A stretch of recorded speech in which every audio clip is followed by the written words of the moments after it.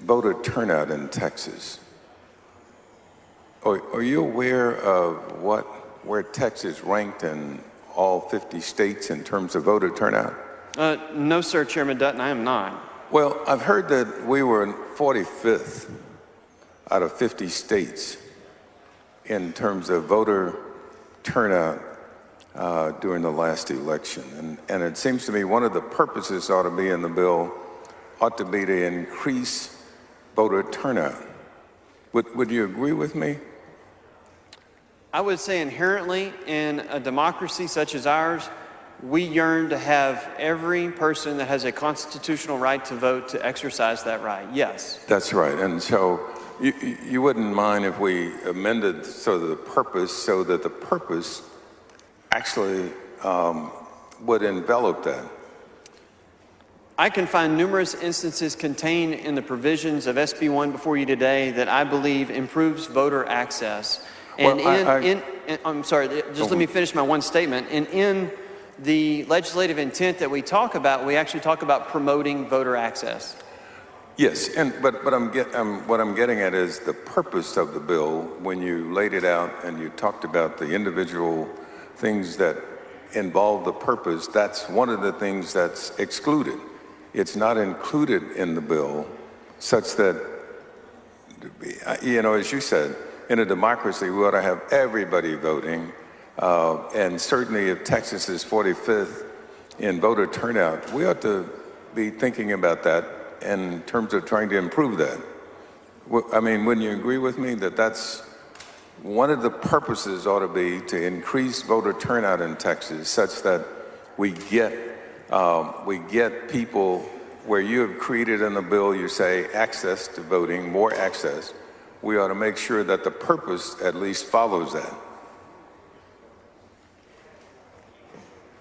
And I think I understand where you're going with it, but I go back to our legislative intent of promoting voter access, and I believe multiple provisions here do that.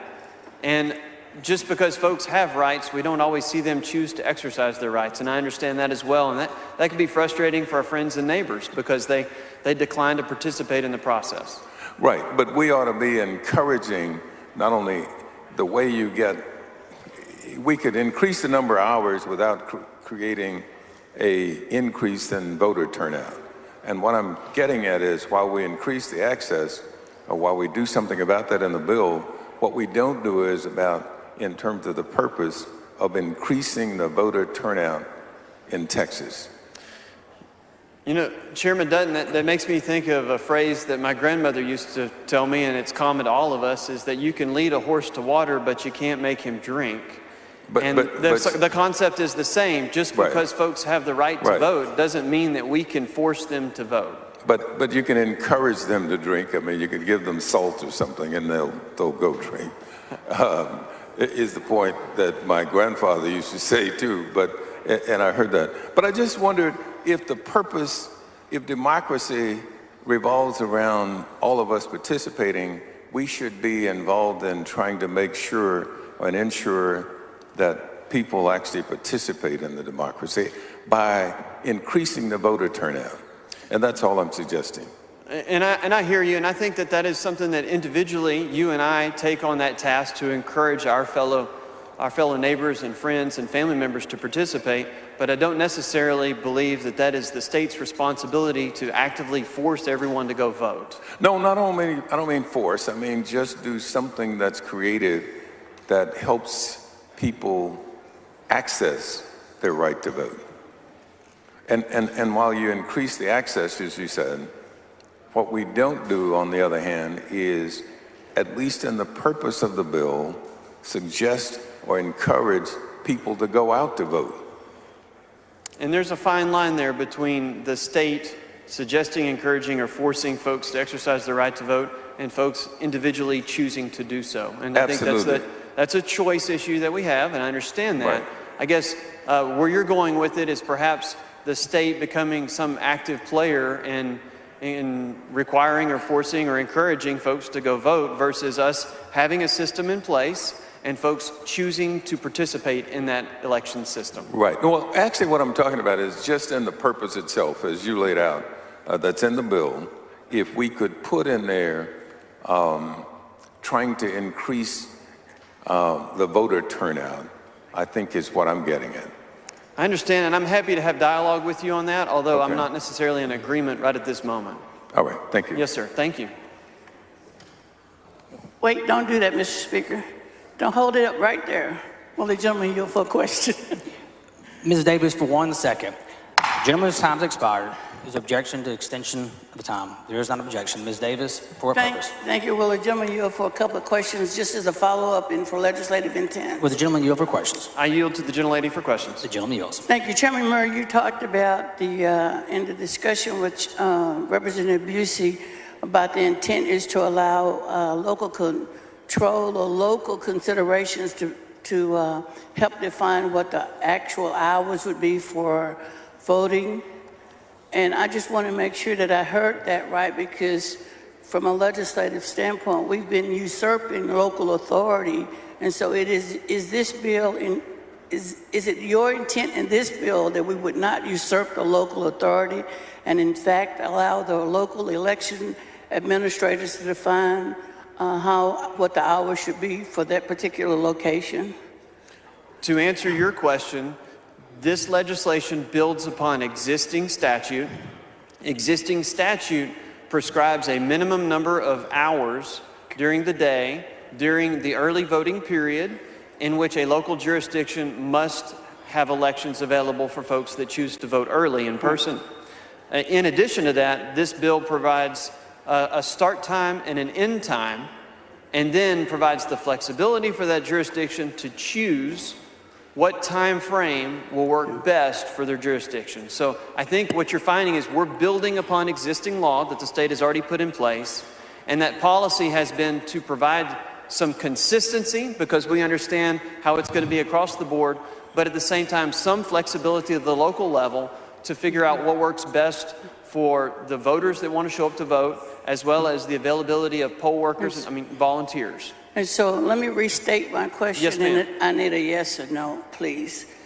Based on your conversation with Representative Busey, you said you're building on existing law, but that you have allowed the local jurisdictions to define what's appropriate for their area. So my question is whether or not it is your intent that this legislation would always allow for local jurisdictions to define the appropriate hours and processes for their jurisdictions as it relates to setting the framework for early vote.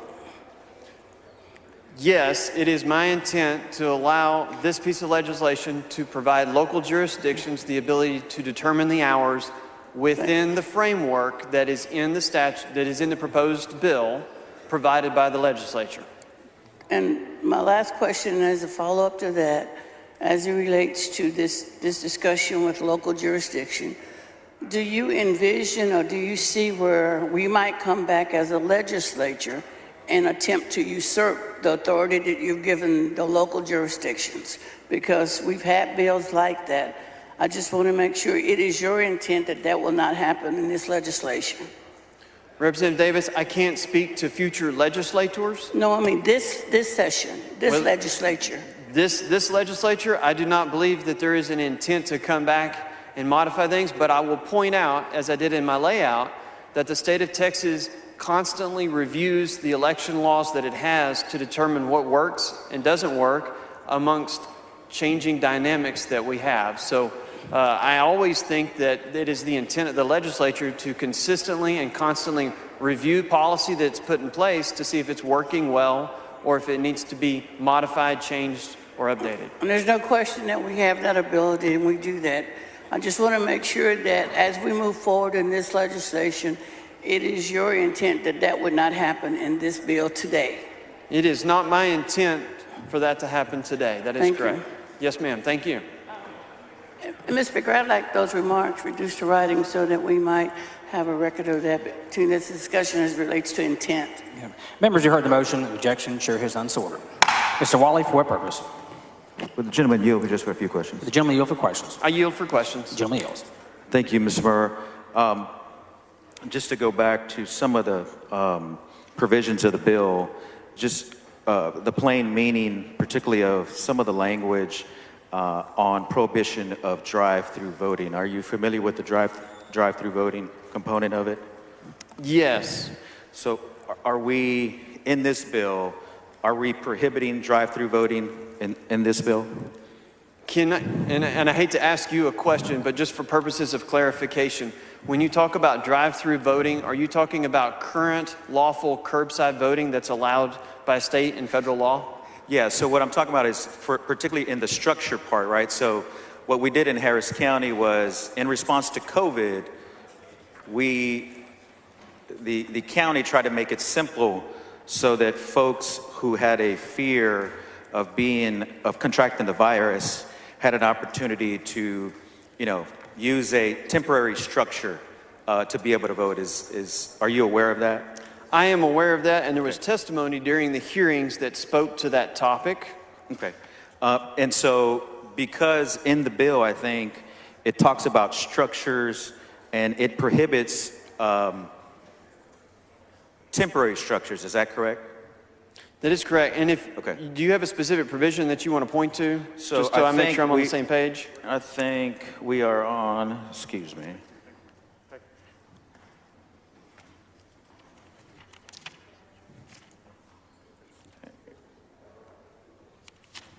There we go. Hold on a second. So on page 20, I think it talks about section 3.11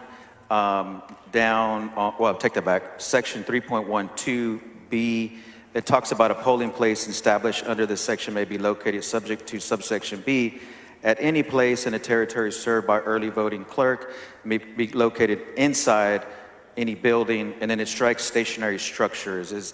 Are we trying to prohibit a particular polling location that may have set up a tent next to the county building? Because I think this is the county building. Is that my understanding? So section 3.11 relates essentially, and if you talk to the Secretary of State, relates to the clerk's office during early voting. Right. Section 3.12 relates to any other voting location during early voting. And the purpose here is to explain that voting needs to occur inside the building. And if you go back to the premise or the policy argument behind it is, we've heard several folks speak about the constitutional right to vote and how we hold that as very important. Protecting the secrecy of your ballot and providing you a place to do that in private is very important. When you locate that process outside of a secure place where it's not necessarily available to you, then there's a potential that your ability to vote is not in private and may be compromised. And so that's the purpose. Okay. So I just to clarify, because I certainly don't want to be coy with you, this bill explains that the right to vote from your voter vehicle exists under the current rights prescribed for curbside voting. And curbside voting is limited to those that are eligible to vote for curbside voting, but it's not provided to all persons. And this bill doesn't expand upon that. Right, but I think the effect of what we did in Harris County with this bill, particularly for folks that had a credible fear of contracting the virus, that they were allowed to vote in their car, very conveniently, vote in their car so that they wouldn't contract the virus. Because part of the impetus for what we did in Harris County was that we were trying to protect public safety. And one of the reasons we, expanded curbside voting, expanded 24-hour voting, and allowed folks to have an opportunity to have, particularly just the mail ballot application be sent to voters, which initially was subsequently backtracked, was to allow folks easier access to the franchise during the pandemic. You're aware of that? Is that your understanding? I'm aware of that, and I think you've got two topics here. If you want me to talk about curbside voting, or if you want me to talk about the application to vote by mail. I mean, no, I'm talking about all of it, but yes, sir. It pertains to curbside voting, because what's happened in Harris County was that we did some, use your term, some novel creative ways to access the ballot, but in this bill now prohibits it by prohibiting drive-through voting and 24-hour voting, and temporarily early voting locations that are not located inside a building. So I'm just trying to make sure that we understand that, and the public understands what's going to happen with this bill once it is implemented.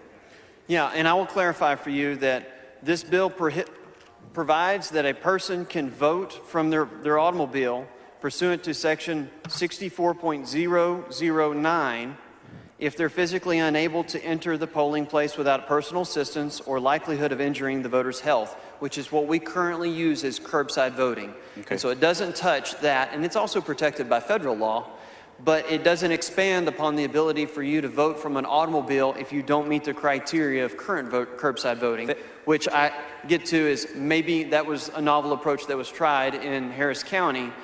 It's not expansive to include that for every person. They still need to meet that criteria of 64.009. Got it. I want to turn to page 37 of the bill as it relates to unlawful solicitation and distribution of an application to vote by mail. Page 37.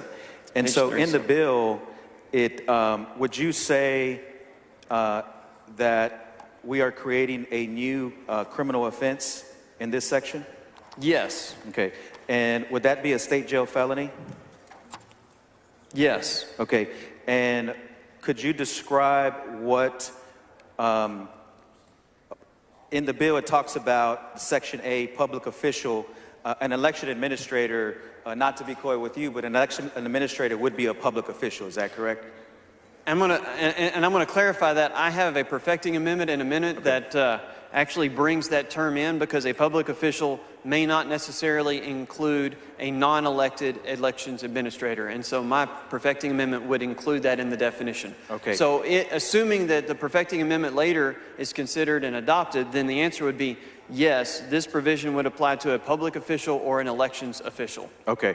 And so with that in mind, just using, without your perfected amendment, a public official now, if they choose to send or solicit the submission of an application to vote by mail from any person that did not request it, if they should choose at their discretion to send just, not the ballot, but just the application to vote by mail, that would be an offense and up to a state jail felony. Is that correct? That is correct. The language here expressly states that they're not supposed to send it to someone who didn't request it.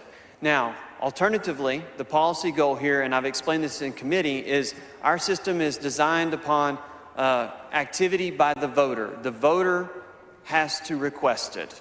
And therefore, the voter is watching for what's coming in the mail and paying attention to that important piece of mail, that application to vote by mail. Okay, so the voter then now has to, without,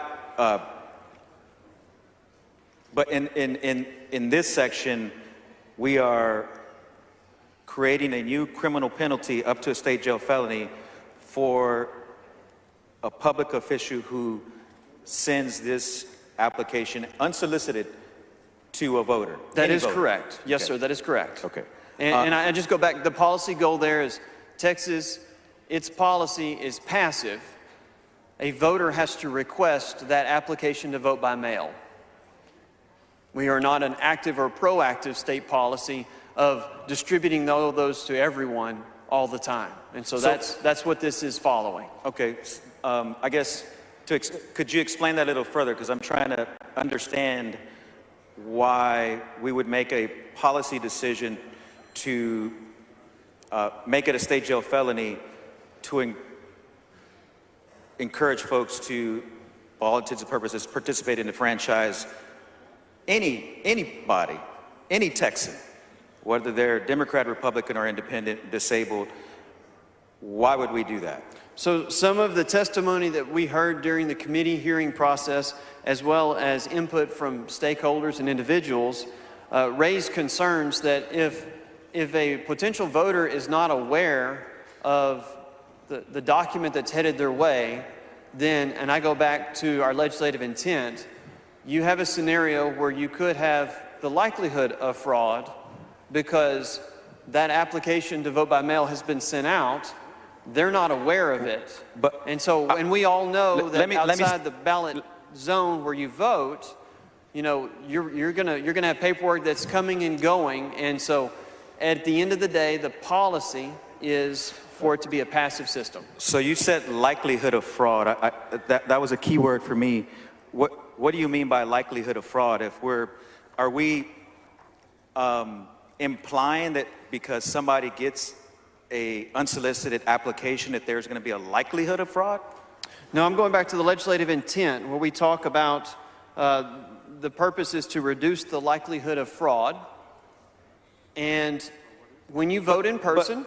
What would be the likelihood of fraud? If I may, when you vote in person and you go in person and you vote, your ballot never leaves the voting location.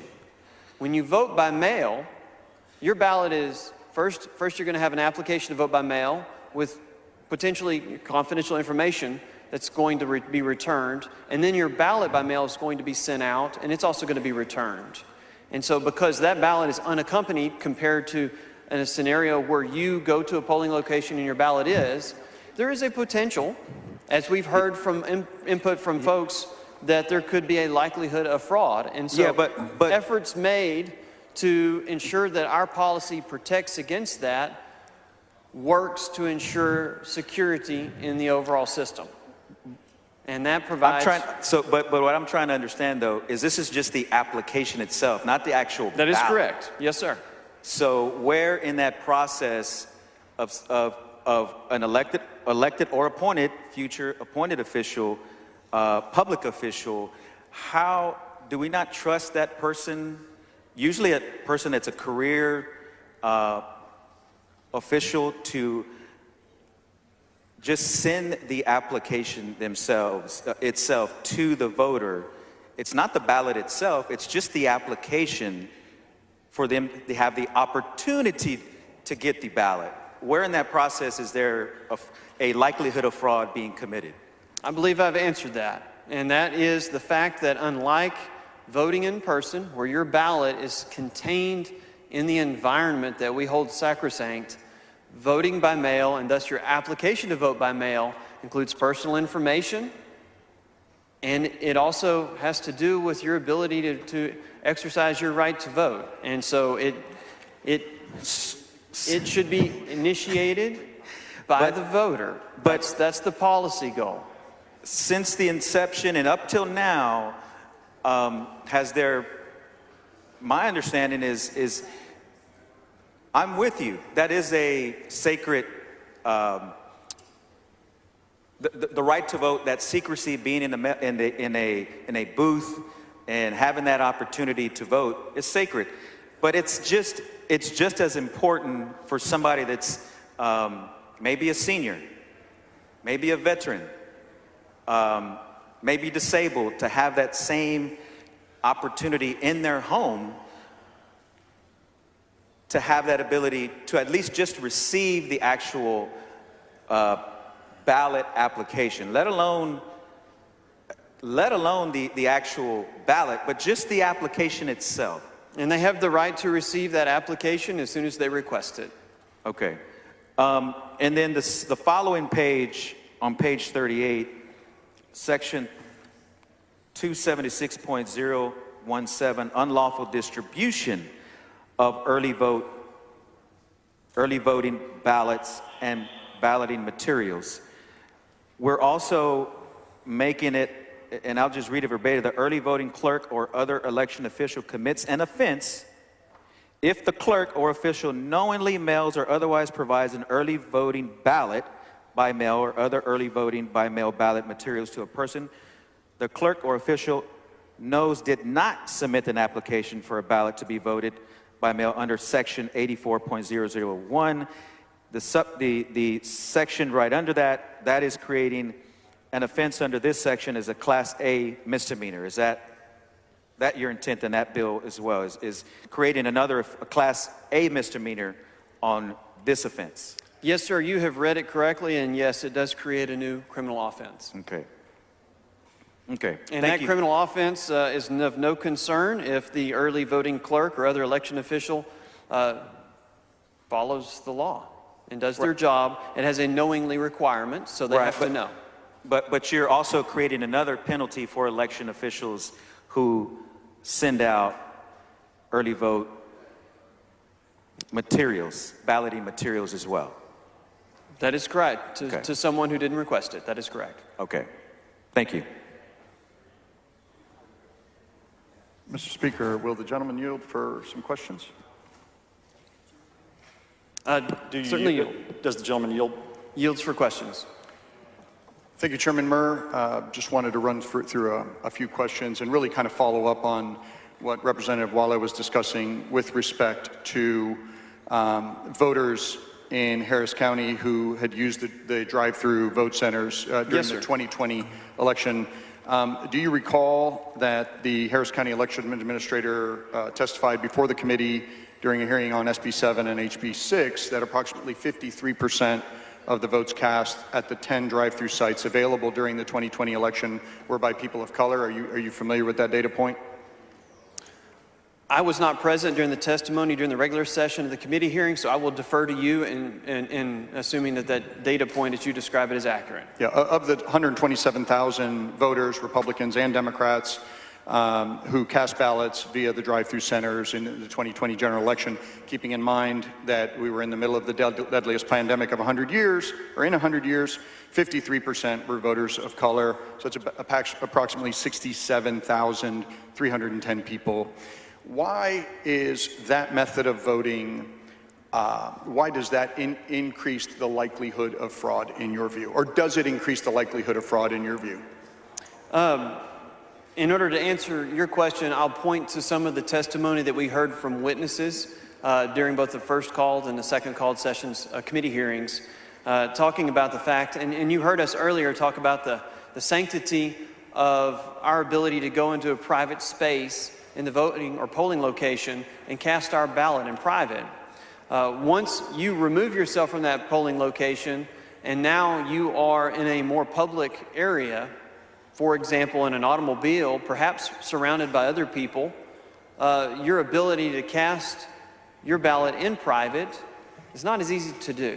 How many voters complained that they were concerned about the secrecy of their ballot when using this process?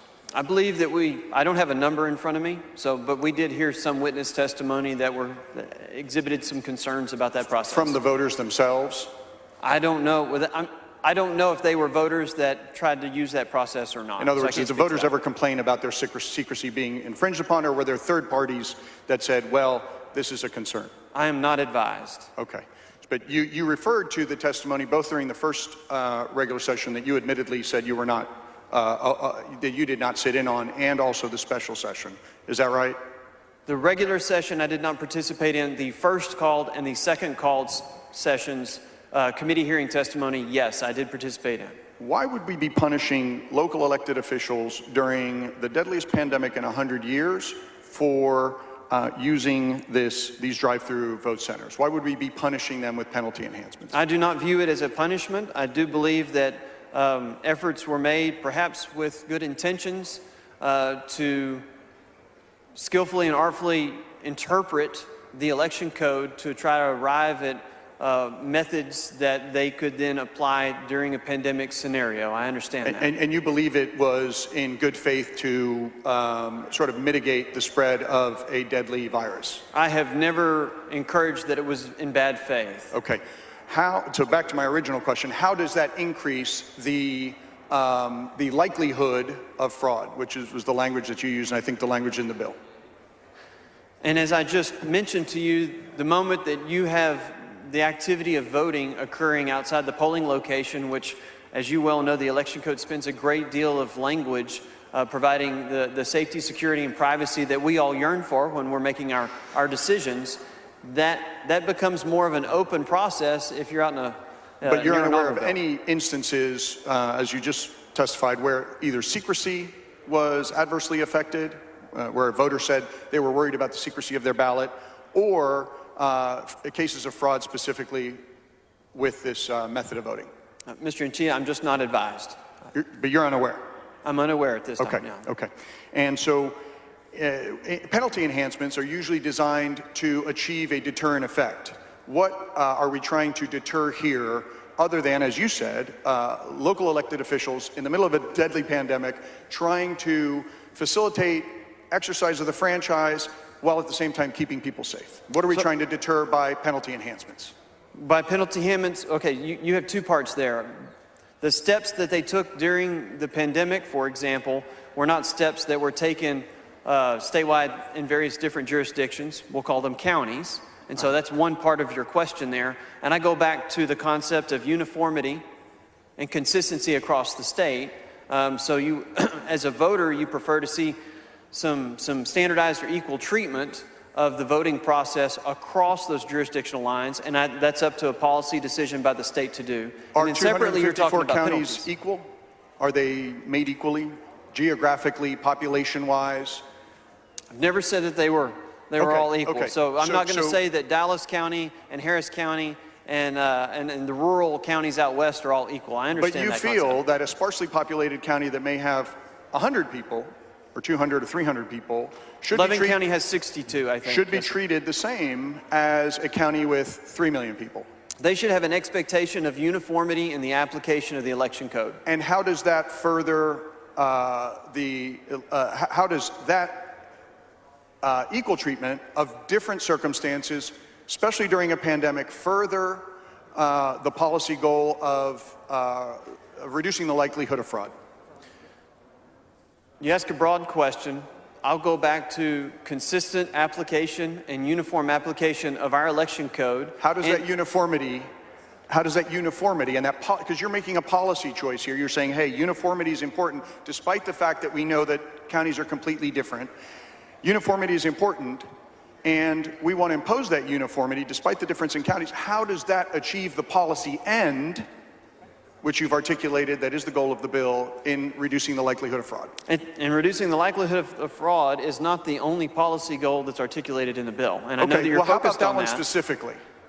So I understand that, but I'm also going to remind you that it also contains language regarding the protection of the secrecy of the ballot and promoting voter access to ensure that all legally cast ballots are counted. So when we talk about... How does it promote voter access? Well, when we talk about voting from vehicles, I think a lot of effort and focus is given to protecting the secrecy of the ballot, which was what I was speaking to earlier. But you also said that there were no instances that you were aware of a voter who said that the secrecy of their ballot was somehow impacted by this mode of voting, right? You said there may have been third parties who suggested that, but never a voter who complained to you or to the committee. I didn't say one way or another. I'm just not aware of that information. Okay, so you're unaware. So how does banning this during a terrible pandemic further either the likelihood of fraud goal, the access to the ballot goal, or the secrecy of the ballot goal?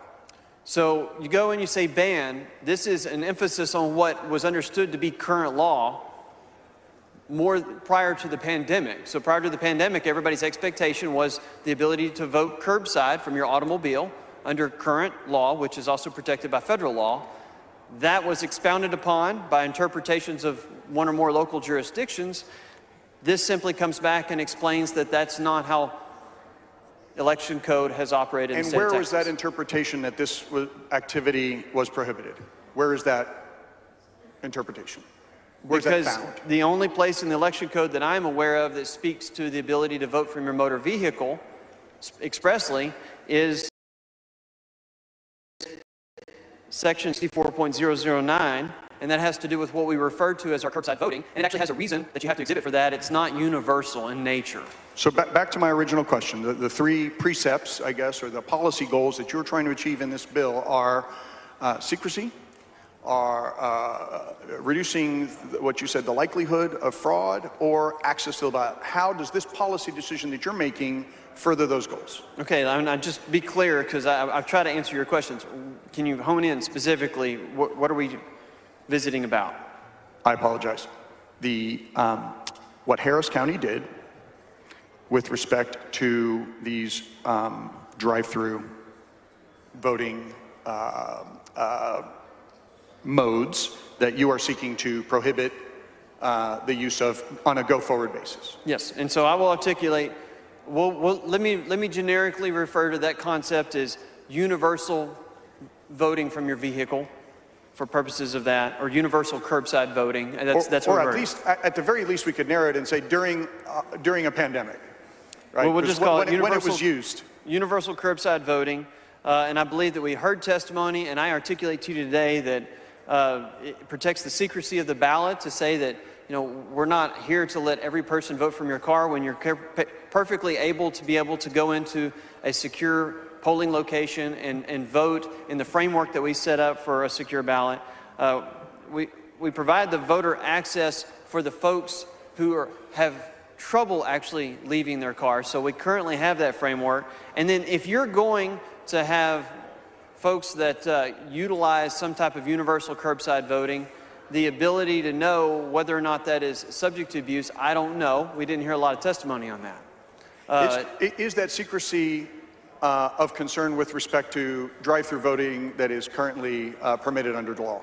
We didn't hear, I wasn't aware, and I didn't hear witness testimony speak directly to that. Typically, it was more on the topic of the universal curbside voting that you have mentioned in your questioning. So you're unaware of any voters who are concerned about the secrecy of their ballot in the Harris County model, what you might call universal, and you haven't heard any concerns about secrecy with respect to traditional drive-through voting. Is that a fair statement? I'm just not advised, so that's a fair statement. Okay, super. You talked about the how Texas has been a leader in access to the franchise in the past. At the beginning of your layout, can you recount the different things that we have in Texas law and the dates when they were adopted? And this is just a snapshot, so please don't think this is all inclusive. I'll stipulate that it's a non-exhaustive list. Thank you. In 1975, Texas passed mail-in voter registration. What was the year? 1975. Okay. In 1987, Texas implemented early voting. And that's what we talk about. 1987. That's what we talk about when we speak of the 2 weeks of early voting that we are accustomed to, along with the weekend of early voting. Okay. Prior to that, it was just election day. Okay. In 1991, Texas passed what it was referred to as a motor voter law, requiring that voter registration be offered at what we now call DMV locations. And in 1997, Texas ensured that voting machines be accessible to voters with disabilities. Disabilities. Yes, sir. Okay. And those are just examples, but they're certainly not an exhaustive list. And they're laudable examples of expanding access to the franchise, right? Pointing to efforts by this body made for the benefit of the voters of the state of Texas. Okay, thank you. Yes, sir.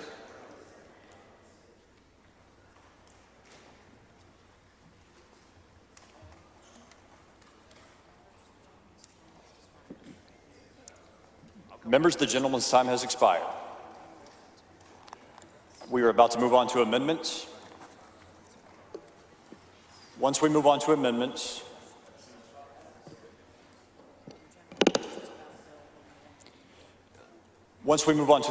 questions in general about the bill will no longer be in order. Mr. Speaker. Mr. Rosenthal, for what purpose? I would move that this entire substantive debate at this section of the bill be reduced to writing and entered in the journal. I thought it was very good. Members, you've heard the motion. Is there any objection? Chair hears none. So ordered.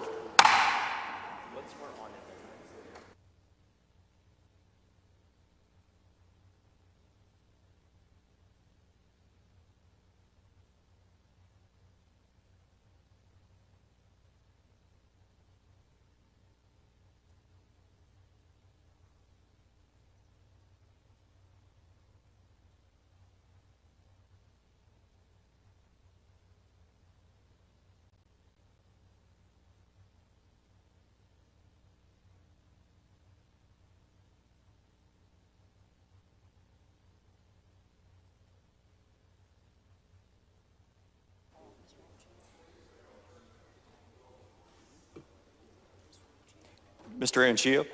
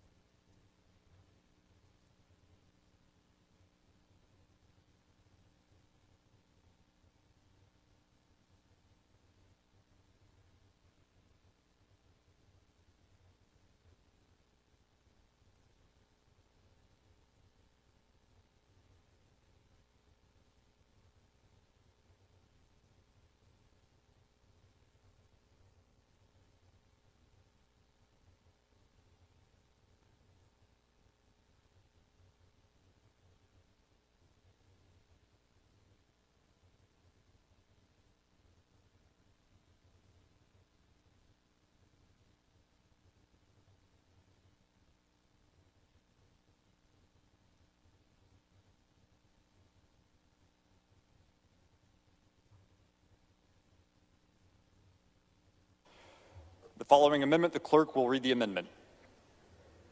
Amendment by Anchia. Chair recognizes Mr. Anchia. Thank you, Mr. Speaker and members. I do appreciate the opportunity to share ideas and experiences about policy goals with Chairman Murr. This amendment is very straightforward. It's very simple. It will preserve the freedom to vote for millions of Texans. It will allow local elections administrators to employ strategies during the deadliest pandemic in 100 years to maintain public health and at the same time protect access to the franchise for people who are worried about contracting COVID. Members, I am convinced that because our elections were safe, secure, and successful, that we are not here really to deal with what I might term the pretext of the policy goals of incidents of fraud or likelihood of fraud. The bill author was unable to point to any. The prior bill authors were unable to point to any.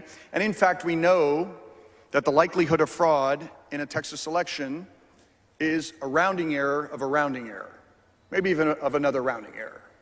It is so infinitesimal, so as to be a lower percentage than even being struck by lightning. Yet, the governor declared it an emergency item. We had a first special session. We've now are in a second special session, and why? And during the regular session, I pointed out and drew a direct line between why we are here today and the big lie that was offered by our ex-president, who said that the election was stolen from him, despite no evidence to the contrary, who suggested that African Americans and Latinos in urban areas had somehow committed fraud so as to not deny him a second term, never taking any personal responsibility for why he actually lost the election. And it was suggested, again, that Republicans need to stop the steal. That language led to an insurrection against the citadel of democracy, our U.S. Capitol, where I got to spend a lot of time with my colleagues trying to defend the very delicate democracy that we have. An insurrection where the vice president was to be lynched, where members of Congress fled for their lives, Republicans and Democrats, and where the peaceful transfer of power that has been a hallmark of our democracy was threatened. And in fact, now we are learning that it was an attempted coup that was only stopped by members of the military who refused to go along with this big lie. Members of our military who were brave patriots, who believed in this country, believed in the sanctity of elections, and believed in the rule of law, who would not bend their knee to any politician who tried to offer the big lie as a pretext for taking away people's voting rights, for overturning an election, for overturning the peaceful transfer of power. And I can draw a straight line from that to the bills that have been filed all over the United States to try to make it harder to vote. And I'm sorry that when we talk about discriminatory impact, it bothers people. Those are not my words. Those are the words of independent federal judges across this country when they've seen what this legislature has done to voting rights over the last 10 years. And I was really happy to hear from the chairman that Texas over and over and over again has tried to expand the franchise, keeping in mind that we have not had a pluralistic democracy for most of our country's history. It was not until 1965, when President Johnson, a Texan, signed the Voting Rights Act, that we had full participation in this democracy. And it is now the same people who were empowered by that Voting Rights Act who are having to stand up for democracy at this moment. Because as much as you might decry our need to go to Washington and really beg for federal protection, I will let you know that while in 1975, as Chairman Murr said, in 1987, in 1991 and 1997, there were expansions of the franchise in Texas. That's what not when the current party in power was in power, was it? And that's just the facts. We had the Voting Rights Act in 1965, and we started to expand the franchise in 1975, 1987, 1991, and 1997. Things don't just happen, people make them happen. And so I want to remind you, since we were reminded of that good history on voting rights, I want to remind you of recent history, since Republicans have been in control. And this is not old-timey sort of Bull Connor, hoses and dogs. This is contemporary. This is digital. Many of you have been in the legislature during these times, like in 2012, where the judges in Texas v. Holder on redistricting said, in rejecting the argument from the state attorneys, the court said the maps adopted by the legislature had the effect of denying, abridging the right to vote on account of race, color, or membership in a language minority group in violation of the Voting Rights Act. In Texas v. Holder, photo ID on August 30th, 2012, the judges said, quote, a law that forces poorer citizens to choose between their wages and their franchise unquestionably denies or abridges their right to vote, the opinion said, adding that the law was intentionally, not accidentally, intentionally discriminatory. So because the author has offered up this history of expanding the franchise in his bill layout, I think it is also important to remind the body of the recent history of restricting the franchise. Like on October 9, 2014, in the V. Perry case, also related to photo ID, the court holds that SB 14 creates an unconstitutional burden on the right to vote. It has an impermissible discriminatory effect. Perez v. Abbott, redistricting, March 10th, 2017, plaintiffs have established a Section 2 violation. And, quote, the desire for partisan advantage leads the legislature to select a course of action, at least in part because of not merely in spite of its adverse effect on identifiable groups. Perez versus Abbott, redistricting, 2017. There was intentional discrimination, and I could go on and on and on. So it is against that backdrop, members, that we find ourselves today, against the backdrop of the big lie and against the backdrop of recent history of this legislature, the record of this legislature. And I know people sort of bristle at certain terms that are used, so I'll just say that have been intentionally discriminatory. Intentionally discriminatory. And so, members, this bill, there's no reason for this bill. And no reason why we had to come back, and no reason why you had to be here. This is all about furtherance of the big lie, and I want you to think for a minute, with no examples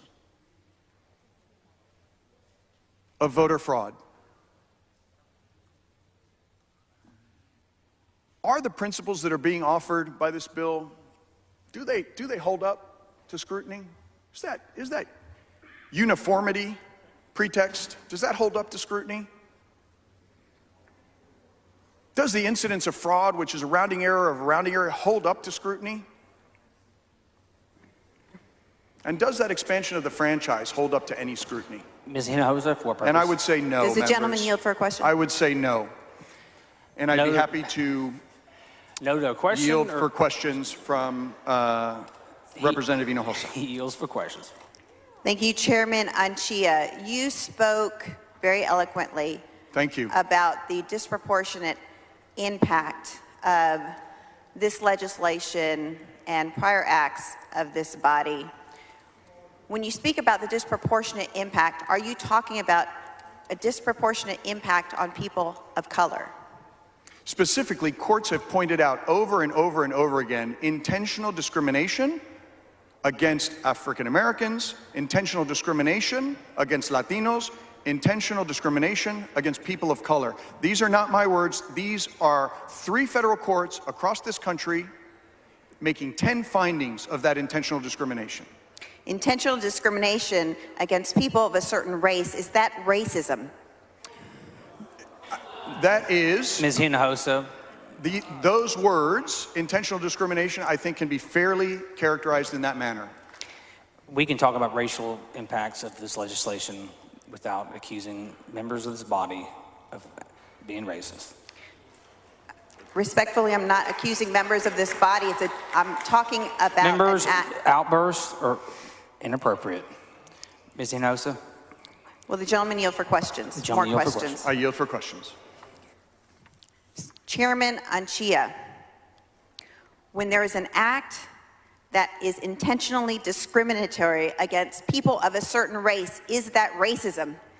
I think when you are acting in a way that is intentionally discriminatory, and I will use the language of courts that have, since I've been a member of the legislature, in VC v. Abbott, with respect to strict photo ID that was ultimately overturned, they said that the legislature knowingly placed additional burdens on a disproportionate number of Hispanic and African American voters. And I think that's pretty clear. The gentleman's time has expired. Mr. Wu, for what purpose? Mr. Speaker, would I move to extend the gentleman's time? Members of objection to extending Ms. Anchia's time?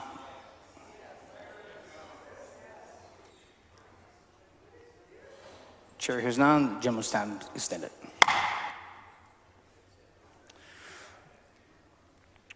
President Chia,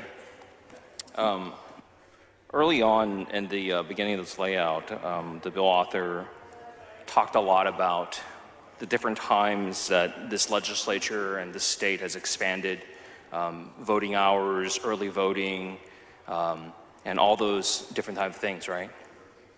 Yeah, I think the bill author talked about expansion of the franchise in 1975, 1987, 1991, and 1997. And what I tried to contrast there was efforts to restrict the franchise during the last decade alone. Those are all things were done under Democratic administrations, right? It is my recollection. There may have been a Republican governor that served, but usually a legislature that was democratically controlled. And the bill author talked a lot about... And can I add one more thing, yes, Representative Wu?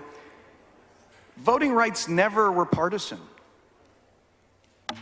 I mean, this is such a recent phenomenon. The last time the Voting Rights Act was reauthorized, it passed 98-0 in the U.S. Senate. It passed with broad bipartisan support, and under a Texan, a Republican Texas president, George W. Bush. It has never been partisan up until the last decade, and I don't understand it. Yeah, I don't understand it either. And the bill author laid out, there's provisions in this bill that were offered by Democrats that would do something to help make this bill better, correct? Yes, that was the chair's layout. I'm unaware of the specific provisions, but I will take his word. I will take his word for it. But just because there are individual provisions in this bill that are good does not mean there are some really bad provisions that it's trying to hide. Of course. And does a piece of legislation, does a law need to specifically outline intentional racial discrimination for it to have a discriminatory effect? It never says in the bill, and I have a copy of the bill with me, it never says in the bill, this bill is designed to discriminate against people of color. It never says that. In none of the bills that have been struck down by federal courts did it ever say that. So when I always find it curious when proponents of the bill say, well, find one place where it says voter suppression in the bill. It never does. That's the point, isn't it? Isn't that the point? That's the whole point. That's the whole point. And when we don't, especially in light of that history that I detailed, when we don't talk about, or when we don't engage in any sort of analysis related to potential discriminatory effect, we leave it to the courts to find those things, and they found it on 10 different occasions. And that's why they overturned the strict photo ID bill. That's why they overturned the gerrymandered lines of 2011. And you know, I think it's a damning record.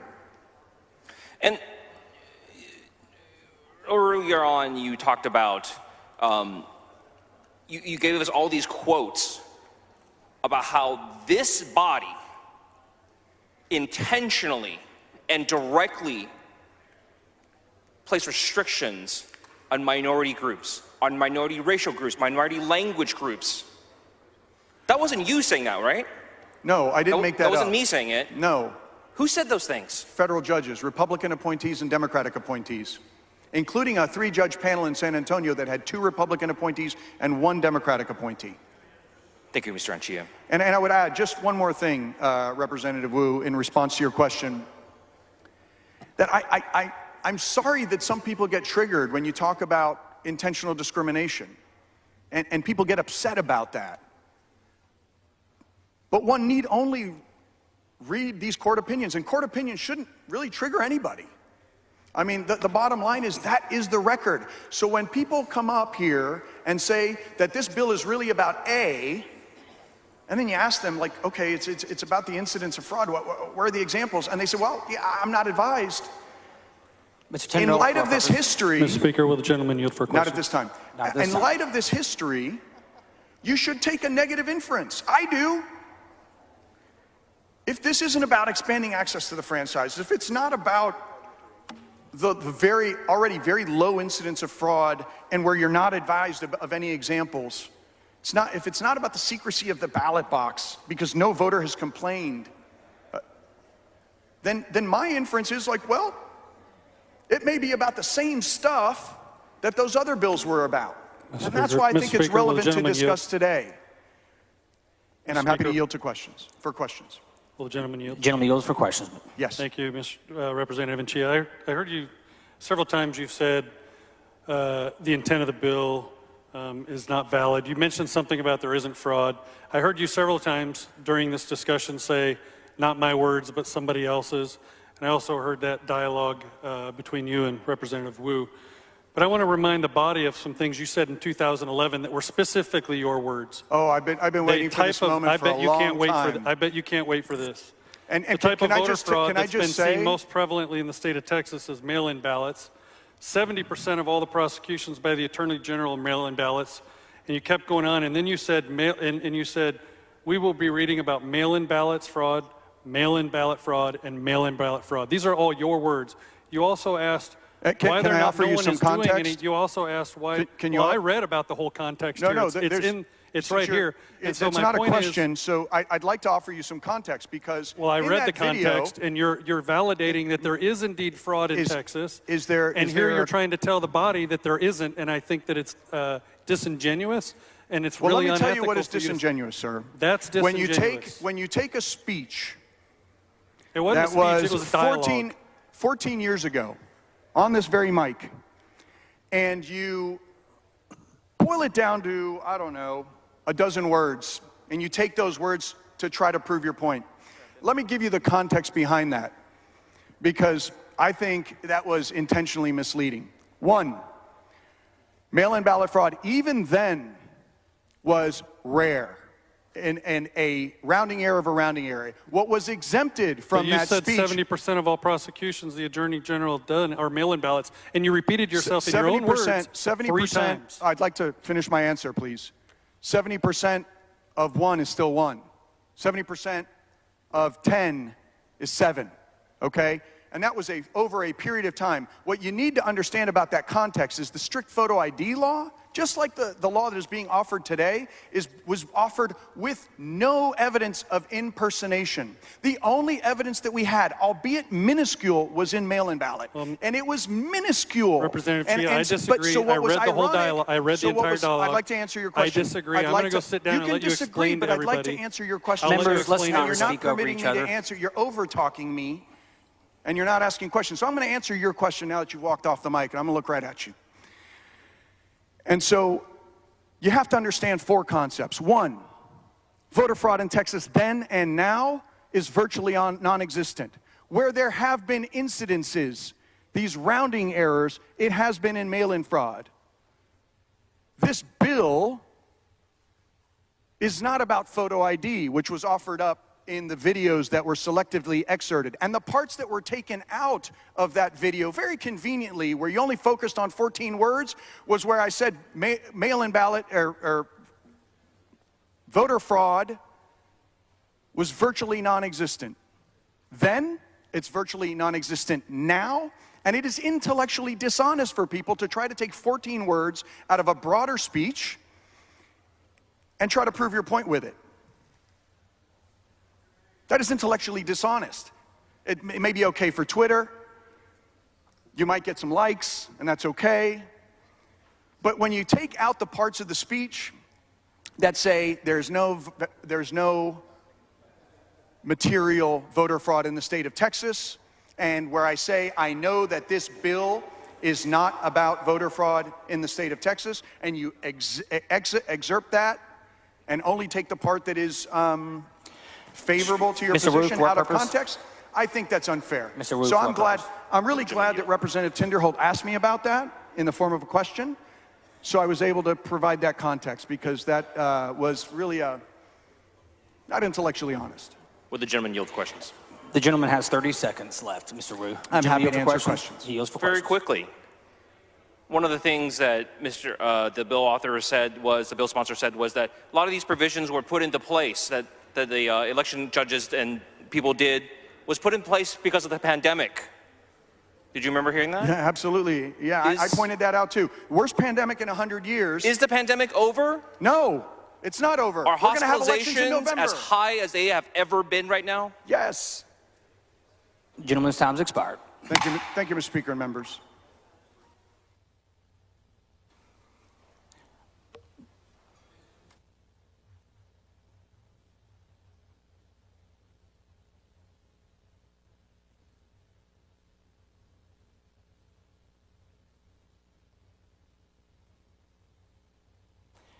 The chair recognizes Mr. Murr to speak against the amendment.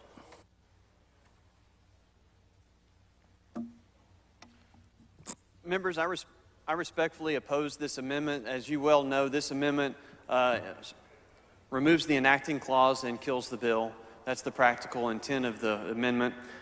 You've heard the layout for over an hour. We've talked about the policy for several months. It has been something that's cognizant on all your minds. And so I'll be succinct because there's a lot of folks talking today, but I simply oppose the amendment.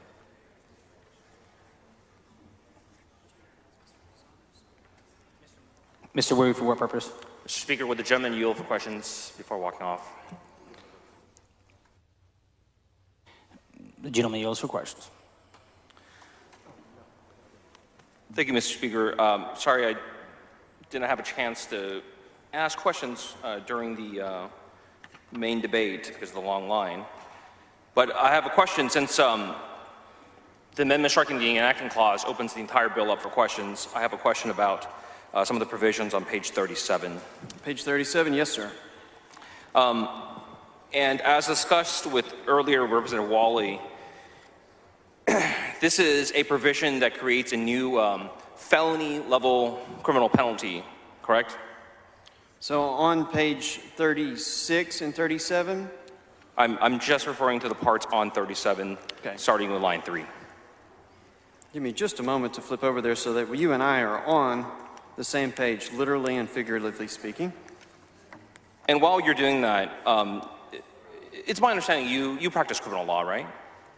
Yes. Okay. So I want to make sure I'm not going to be talking over your head or anything. Well, that remains to be seen. So again, this is the creation of a felony-level criminal penalty, one that did not exist prior to this legislation. That is correct. And you're Right. referring to the section regarding vote harvesting, just for the clarification of the body, right? No, this is the page 37.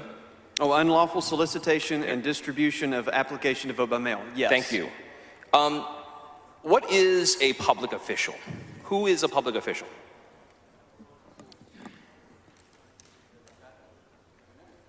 Yeah, it's not a defined term. Am I a public official? I would believe so. Is everybody in this body a public official? Generally speaking, I think the common terminology and the common definition would include an elected official. Okay. Yes. What does it mean when it says, when do I act in official capacity as a state representative? I assume in the service or exercise of your duties on behalf of the state of Texas. Because so like, there's not, I don't punch in a clock or anything. There's not a time when I put on a badge that says state official or not state official. I assume that it would be fair to say, like, when I'm doing a campaign event, I'm not acting in official capacity, but let's say I'm having a town hall. Am I in official capacity then? I don't know that I'm the best person to make that determination. Well, but I will point legislation.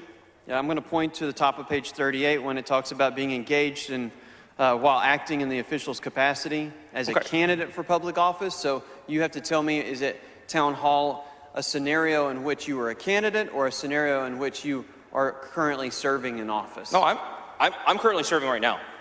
I'm a currently elected state representative. I'm asking you, under the definition of this bill that you're carrying, if I'm having a town hall, am I acting in official capacity? I would believe that to be true. Okay. If I'm walking around town and somebody approaches me and says, hey, you're State Rep Gene Wu, aren't you? And I say, yes, I am. How can I help you? Am I acting in official capacity? Your fact pattern tells me that that's just simply an identification of your person as serving in office, not necessarily acting. So you got to tell me what the conduct is that you're engaged in besides walking around. Sure, the person says, hey, can you help me with my problem? And I said, let me hear about it. And then perhaps you're in your role as a public official. Okay, but you're not sure.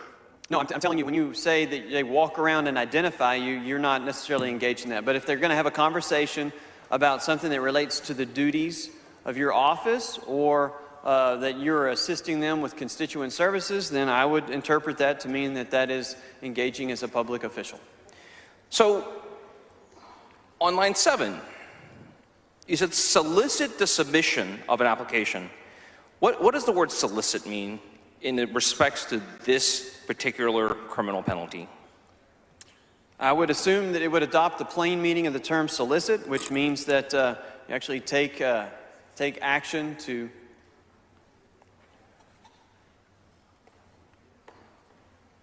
I'm going through a mental dictionary here. Solicit means the act or conduct of actually reaching out to another person versus a passive or non-proactive scenario. So if I am having a state rep town hall and I tell people, hey, don't forget there's a pandemic going on, make sure you apply to vote by mail. That would seem to run in violation of your statute that you're proposing.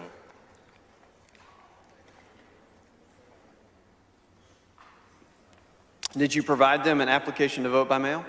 Nope. It says solicit the submission of an application to vote by mail. Now, I don't believe that your fact pattern fits the terms that are provided in line 7 of page 37 of the document. You just told me that the term solicit, by your definition, means a person-to-person engagement to request them do something. And I said, I am going out to my constituents during a town hall where I'm acting as state representative, and I'm asking them, telling them, requesting them, soliciting them to turn in an application to vote by mail. I believe that the act of soliciting involves the presence of the application to vote by mail. I'm sorry? I believe that in your fact pattern, the act of soliciting would need to involve the physical presence of the application to vote by mail. That's not what the word solicit means. I understand, but you're asking me a question and I am giving you a response. So, if I'm at a town hall and I talk about how we voted on a voting bill and how your right to vote is really important, and I have a stack of vote by mail cards sitting on a table, is that a crime? I do not believe that is an offense, a criminal offense, no. And what if I say, hey, there's a stack of vote by mail cards right there on that table. Pick one up right now. Did I just commit a crime?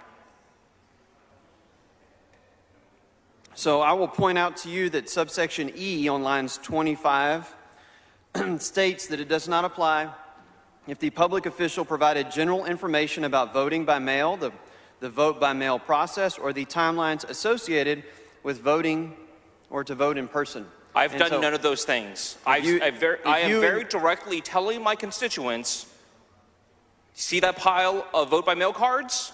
Pick it up right now, fill it out. Is that a crime? I do not think that's a crime, no sir. What if, instead of having the vote by mail cards on a table, what if I am State Representative Gene Wu having a great discussion with my voters, with my constituents, and I say, here, in my hand is a vote by mail card. I want you to take this card out of my hand and fill it out. And I have to many assume, of us in this body have already done in election after election. Is that a crime now? I have to assume that you're running for re-election as a candidate for office. No, sir. And I would say that it's not a crime. No, sir. Under subsection E of this bill, which flows over to the next page. No, sir. This is a state official, state representative town hall. There is no campaigning here. I've not told anyone that I'm up for re-election. I'm not telling anyone I'm even running for re-election. I'm saying, here is a card out of my hand, go vote.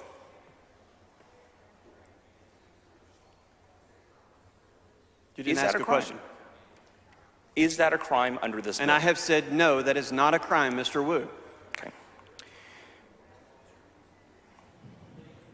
And earlier, I asked you if you were a criminal defense attorney, and you said yes.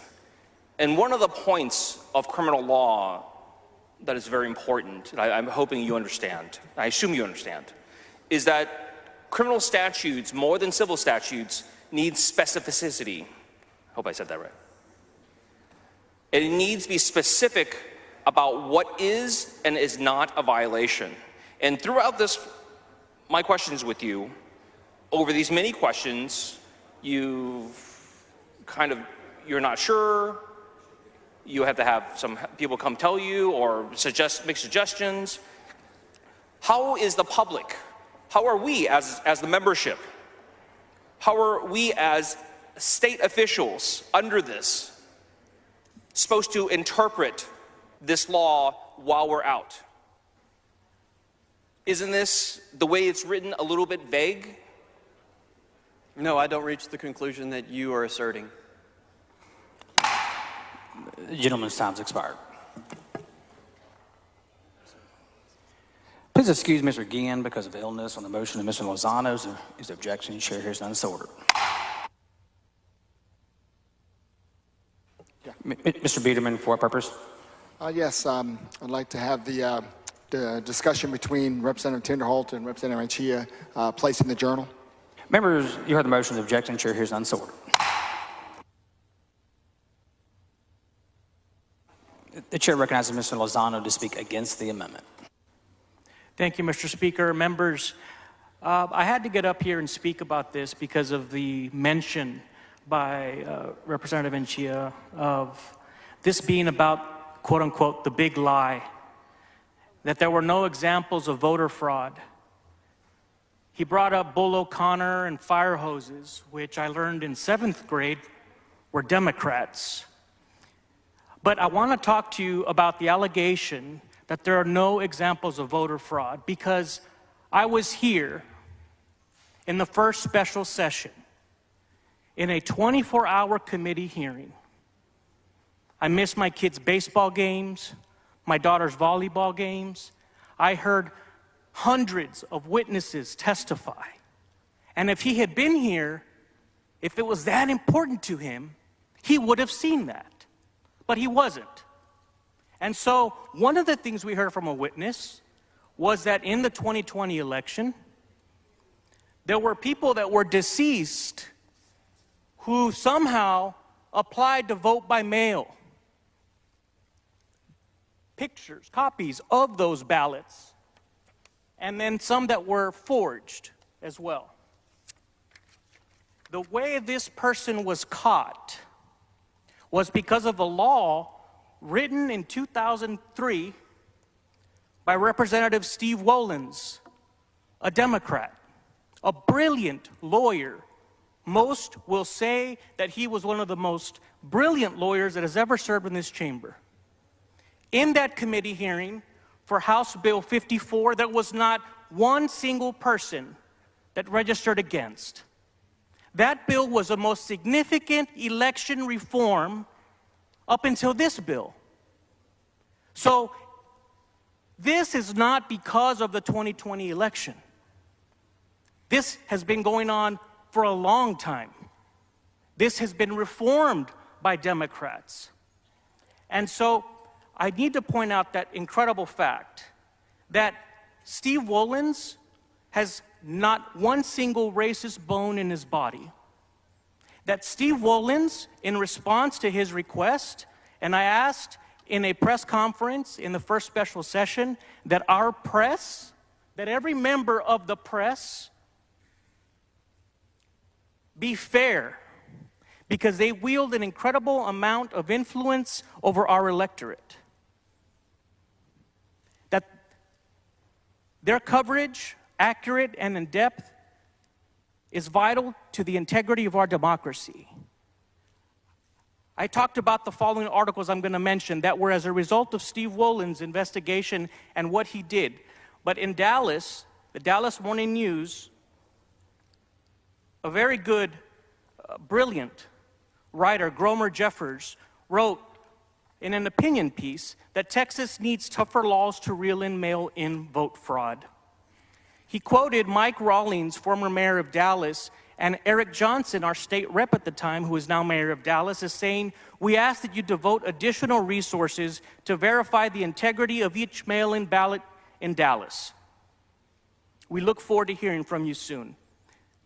Gromer Jeffers said, "A plan is what's needed to root out possible crimes, as well as encourage more voter participation. Lawmakers, election experts, and law enforcement officials, as they did 14 years ago, should develop..." Will the gentleman yield for a few questions? Not until I finish, sir. In 1 moment, sir. Thank you. Yes, sir. That we should do what we did 14 years ago to develop new policies to stamp out corruption, even if it costs money and resources. Voter fraud, even with mail-in ballots, does not occur on a large scale. That's nothing that has ever been proven. But in low turnout elections, stealing just a few votes can be the difference between winning and losing. Steve Wollens was quoted as saying, "You have to have a conversation in order to prevent coercion and fraud. Then you tailor-make a new law that deals with abuse." NPR reported in 2015 on their morning edition, July 7th, 2015, NPR, for the press to hear and to look it up. It's easy on Google. "In the Rio Grande Valley, some campaign workers are paid to harvest votes." NPR is not Fox News. The title of their show was "In the Rio Grande Valley, some campaign workers are paid to harvest votes." A new FBI anti-corruption task force is trying to clean up the Rio Grande Valley of Texas. According to the Justice Department in 2013, which was under President Obama, more public officials were convicted for corruption in South Texas than in any other region of the country. One of the practices the task force is looking at is vote stealing. In recent years, losing candidates in local elections began to challenge vote harvesting by politiqueras in the Rio Grande Valley, and they shared their investigations with authorities. After the 2012 election cycle, the Justice Department and the Texas Attorney General's office filed charges. In Dallas, in the Dallas Observer, June 21st, 2018, press, please hear this. Dallas man pleads guilty in 2017 Dallas voter fraud investigation. The DA, Faith Johnson, said this is the first of many milestones in the ongoing investigation into voter fraud in Dallas County. We must protect the process so that all citizens may have confidence in the system. A Dallas County grand jury indicted Hernandez last spring as part of an investigation into voter fraud in Dallas's May 2017 municipal elections. Investigators in the case believed that Hernandez was responsible for at least one tainted ballot turned into the elections department during the District 6 City Council election between Omar Nevarez and Monica Alonso. The ballot was signed Jose Rodriguez, the alias attached to more than 700 ballots requested by a Dallas County judge in the May 6th election. So the way they knew he was tied to 700 ballots is because of Steve Wollen's law that passed unanimously by bipartisan methods in 2003. And so members, I could tell you about the hearings in 2003 on that bill, which had some pretty incredible quotes by Democrats in committee, which I might hold off. I'm going to hold off on quoting verbatim what the Democrats said in committee, which in my opinion, they should be joint authors on this bill as a result of their statements. But I've done an incredible amount of research. And I just want to be clear and set the record clear that this is not about 2020. This has been going on, being done since the state and the country had voter rights reforms, election reforms. I will yield for questions. Chairman. Gentlemen, yield for questions. Thank you, Mr. Chairman. I want to start off by just asking you about a statement you made at the beginning where you suggested that I might not care about voting rights. Well, you weren't here, Chairman. I'm sorry. You said if you care about voting rights, you would have been here. Because you made a lot of misstatements. Well, hold on. You would have not made those statements. Let me ask you about that intent. Let me just finish my question. Do you believe I don't care about voting rights? Since you called into question, I think you could care a little more, and you should have been here. Do you think my being in Washington Members, D.C. please refrain from outbursts. My being in Washington D.C. I don't even want to go there. And meeting with members of the executive branch and legislative branch on voting rights suggested that I cared any more or less about voting rights than you do? You knew, as everyone in the country knows, that the United States Senate went home and there was going to be nothing accomplished in Washington. Can you tell me the meetings that I had and how Did you know the United States Senate went home? And how you were inferring that somehow suggests that I don't care about voting rights? If you cared more, you would have been here in the special session. Members, let's please confine our remarks to the amendment. Well, I would submit to you just that maybe you don't know. Maybe you don't know how much I care about voting rights. You weren't here. Now, I want to ask you about the statements you made, because you took some isolated instances, and you talked about Steve Wollens. What district does Steve Wollens represent? It was in Dallas. In which district? The number I don't know, sir. Which part of Dallas?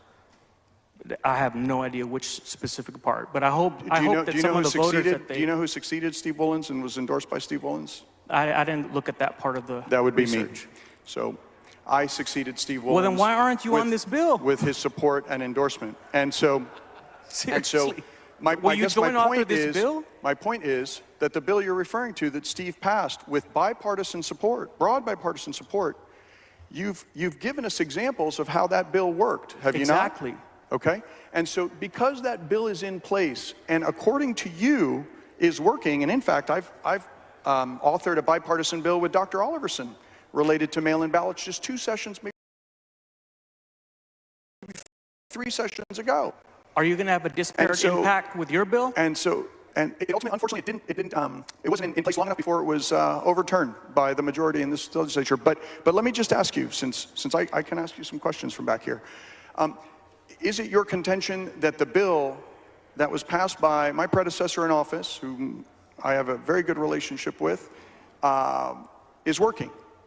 Definitely, and I will add to that. He did not disenfranchise minority voters with it. Correct, because it was a bipartisan bill that was done well. Election integrity reform did not have a disparate impact. I support. In fact, early voting went up. I urged him to deal with that. So early voting went up. All the cases that you are discussing, which were prevented or prosecuted under that bill, right? Absolutely. Okay. Okay. So and you weren't here, but I'm sure you would have bill? voted for it. How does this bill improve that bill? Gentleman's time's expired. Mr. Speaker, I'd like to request an extension of time, please. The gentleman does not object to extension of time. Thank you, Mr. Speaker. Thank you, Chairman Gonzalez. How does this bill, can you point to provisions in this bill that improve Steve Wollens' bill? Absolutely. So Steve Wollens, as you know, I'm sure you know about... I mean code sections in this bill.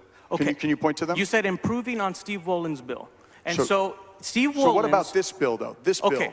One of the things that did not exist before Steve Wollens' bill was that he required people to sign the carrier envelope if they assisted someone to vote. Okay, great. So this bill, signatures are important, right? Yes, no question. Okay, absolutely. Do you agree that we should verify who we are before we vote? Yes. What?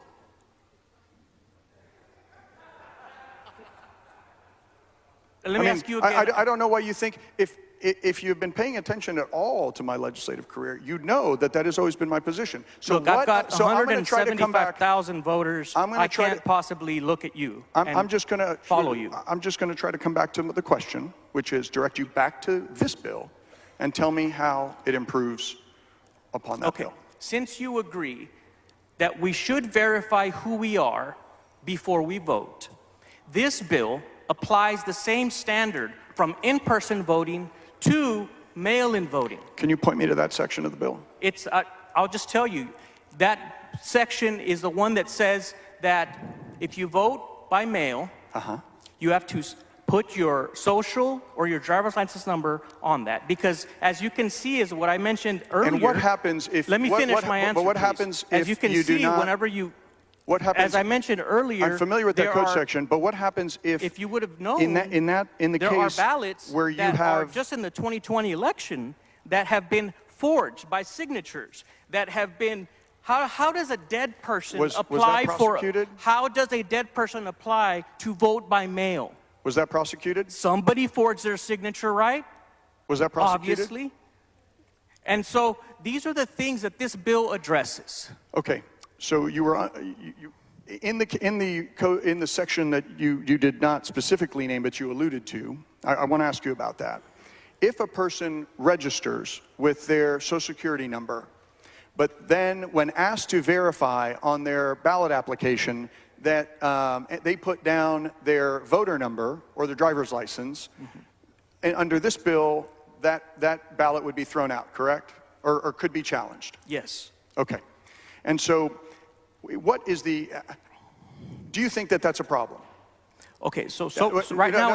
No. Do you think that's a problem that if someone did not remember when they registered to vote, whether they used their driver's license or Social Security number, and they put the other number down on the carrier envelope, that would be thrown out? Either number should work, in my opinion. What's that? Either number should work. Is the bill written that way today? Honestly, I think there might be amendments that address that. Is it written that way today? I support an amendment that fixes that. But as I've seen it now, it does not. Okay, so it does not. And I think that's the correct analysis. So the code section that you actually suggested was an improvement on the prior bill, which I wholeheartedly accept. Hold on. You do think it's an improvement? Please, JM. Please. Chairman Gonzalez. It's Lozano. Oh, sorry, Lozano. It's okay, we all look the same. Certainly do. So, Chairman Lozano, and I apologize for calling you Chairman Gonzalez. It's okay, it's all right. I apologize. I forgive you. Thank you. So, Chairman Lozano, was there an improvement? Do you consider that code section that you alluded to an improvement on the 2003 bill as currently written, when people's votes can be thrown out? You just said it did, and I agree with you. It does improve on that. Okay, so you believe that the current code section that would allow for a person's mail-in ballot to be thrown out improves on the 2003 bill? Chairman Lozano, sorry. You just said it improves on it. I agree with you, it does. I asked.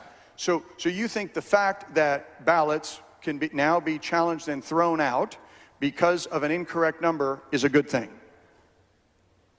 Look, we need to verify that people are who they are before they vote. Stipulated. But do you believe that this part of the bill that you pointed to as an improvement, where hundreds of thousands of Texans who may not have remembered when they registered, if they registered with their driver's license number and Social Security, and they put the wrong number down, even if they are who they say they are, that is an improvement in the bill? Yes. And okay. the thing, yeah. So I will take you at your word that we're going you to fix believe that part. That but if they need to verify who they are with either their driver's license number or the Social Security number, just like you do when you vote in person, you have to verify your identity. And if you use the wrong number, you think it's okay for that ballot to be thrown out? As long as they use a number on their ballot. Now, we need to clean that up, in my opinion, in an amendment. I think you have well stated your intent. Thank you. Thank you. Mr. Speaker? Mr. Schofield, for what purpose? Will the gentleman yield? The gentleman yield for question. Gentleman yields. Mr. Lozano, I'd like to build on your conversation with Mr. Anchia. First of all, let's start at the end. Am I not correct that in this bill, a voter whose mail ballot is rejected would be able to cure under the bill?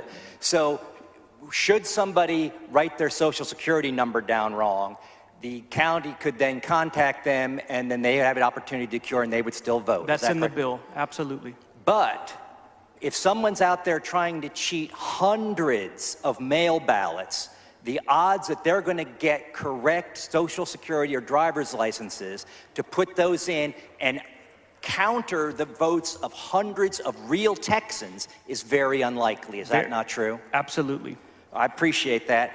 First, it was said earlier, and I think somebody slipped it in, that drive-through voting is currently legal. Are you aware that the only curbside voting that is legal in Texas is for disabled voters who would prefer to use that to get to the polls? That's correct. Are you aware from the testimony during the regular session in the Elections Committee that the drive-through voting that was instituted in Harris County was used repeatedly to when they would hand the tablet to the voter would then turn and hand it to the activist that brought them, and they would vote the ballot? I had not heard of that. And so I just want to make very sure, because a lot of what's being said today is legitimate debate, a lot is political theater, and some of it is for the judges. I want to draw the judges' attention to the testimony that there was a repeated pattern of getting the tablet from the rightful voter and having someone else vote it, and that is the reason why we oppose having drive-through voting, because it is a recipe for fraud. Is that your understanding? Yes. Secondly, we heard, I'm trying to remember if you were at the hearing, but do you recall the testimony from the regular session about the persistent misuse of provisions in Texas election law that are designed to protect the disabled, and people were using those for vote harvesting? Did you hear any of that? Yes. Do you remember the testimony that a woman went to vote, she gets glommed onto by somebody who's been doing this all day in the parking lot, takes her in to vote, takes her into the machine, casts a vote, and then, if you remember the testimony, she said, "When do I get to vote?" And the answer is, "You just did."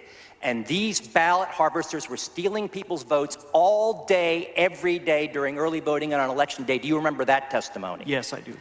Do you also remember the testimony from Harris County that when people say, well, what's wrong with just sending out lots of mail ballot applications? Well, first of all, are you aware that there are only 3 categories of people that can vote by mail in Texas?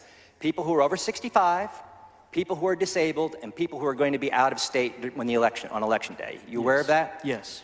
And are you aware that in Harris County, they wanted to just mail out applications to everybody, including people who could not legally vote and would be enticed to vote illegally if they cast those ballots? Do you recall that? Yes.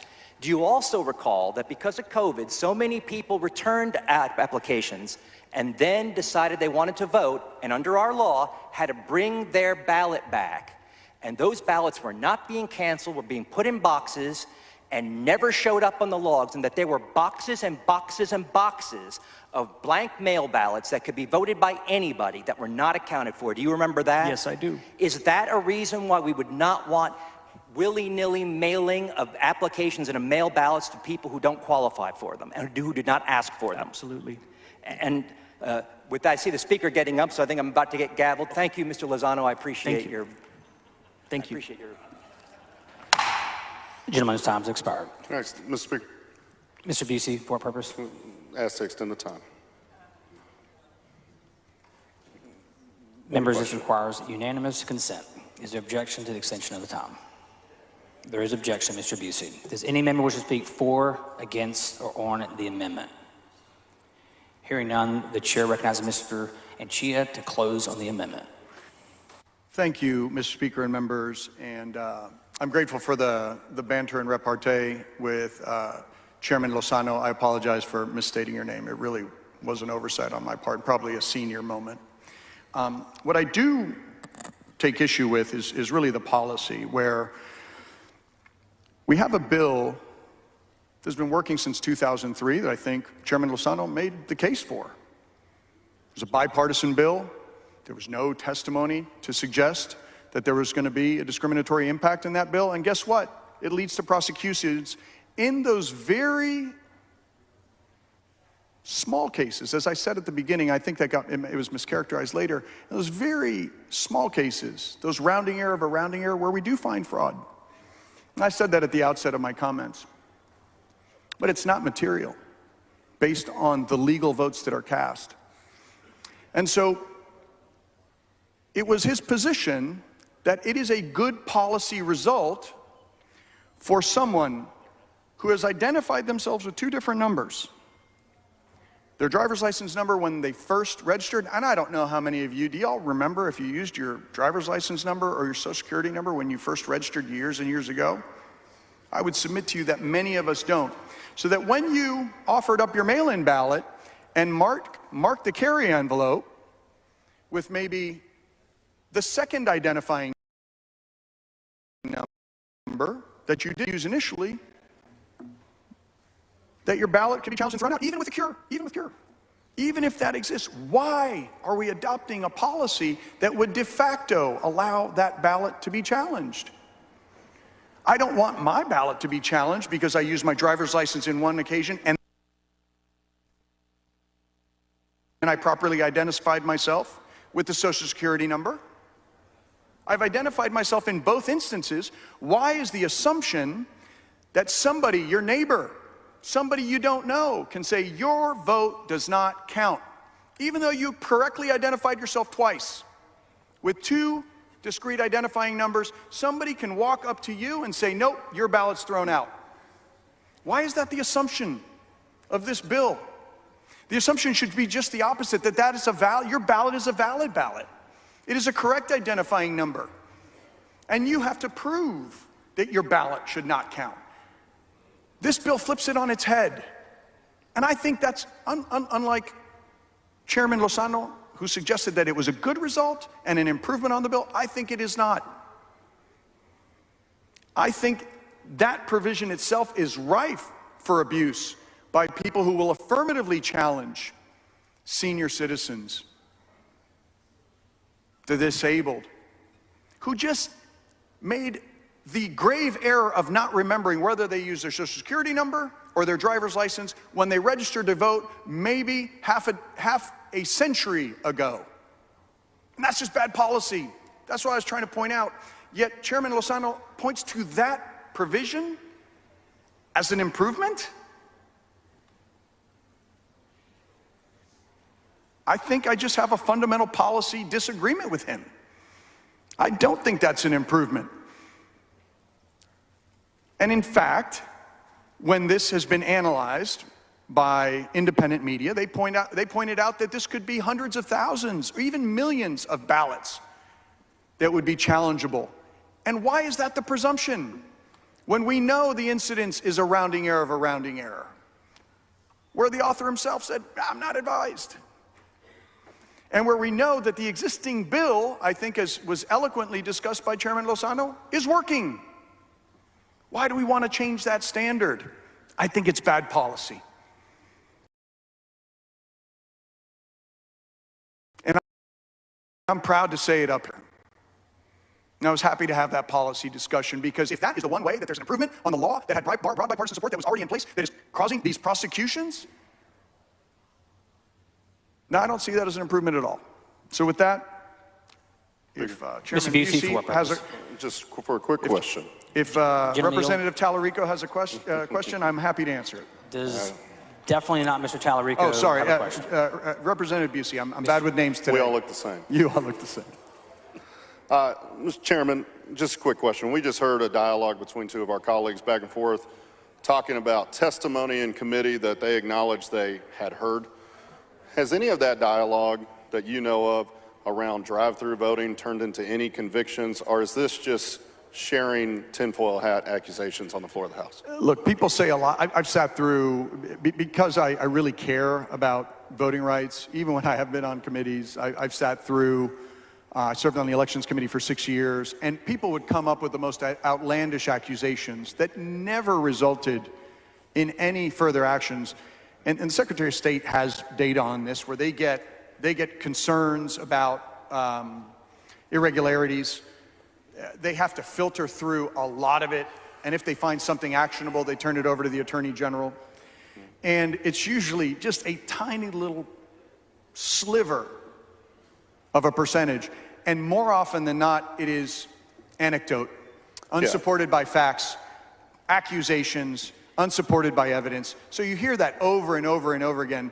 And I am unaware that any of the information that was offered up by, from the back mic was offered up with any facts at all. I think it was not, and I would have loved to ask for any proof of it, but I guess our time has expired. Thank you, sir. Proof is pretty thin, I would say.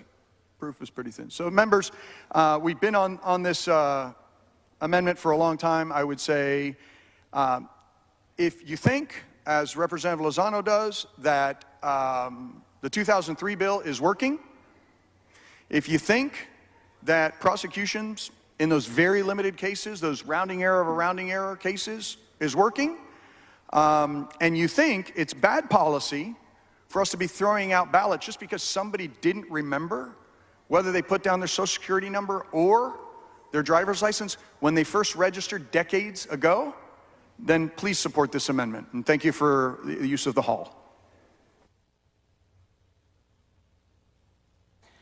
The question occurs on adoption of the amendment. A record of vote has been requested by Mr. Anchia. The clerk will ring the bell.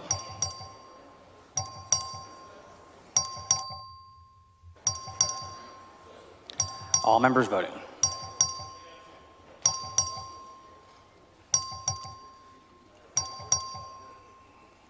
All members voting.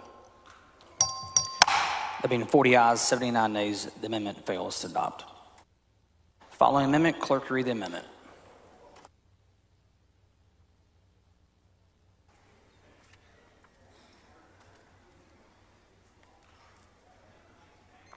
Amendment by Murr.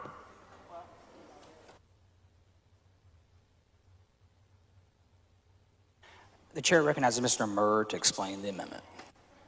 Mr. Speaker, members, thank you for the opportunity. This is a perfecting amendment that I actually filed yesterday evening, and I also sent out a memorandum that I typed up to try to give you some in-depth explanation.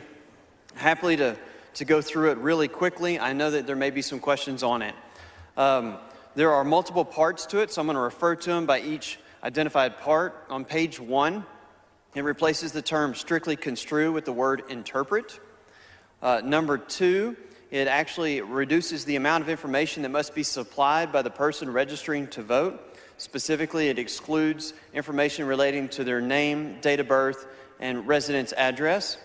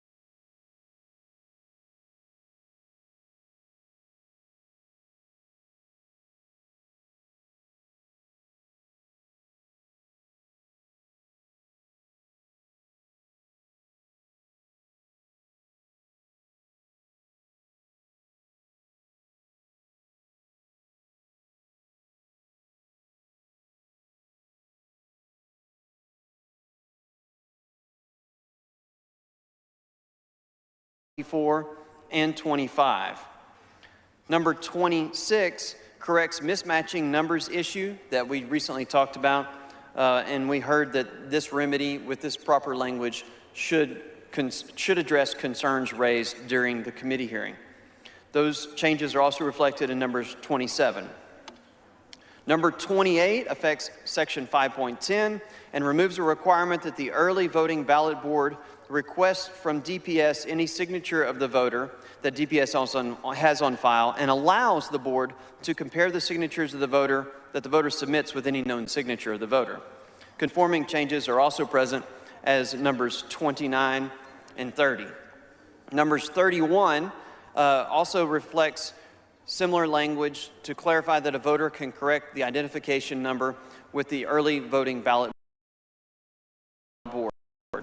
And you conforming changes with numbers 32 and 33.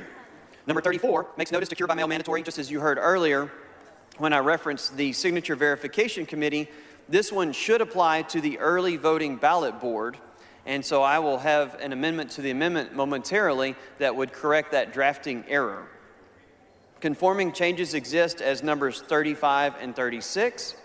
Number 37 applies to section 6.03 and removes certain language regarding physical disability from the oath required of those providing assistance to voters. And I understand that that is a change that was requested by disability advocates. Number 38 applies to Article 6, an amendment that would add a requirement that the Secretary of State conduct a study regarding the implementation of education programs to help voters with disabilities understand how to use voting systems used in this state. And you will find that language to be in the SB 1 engrossed version as section 5.07 offered by Senator Zaffarini.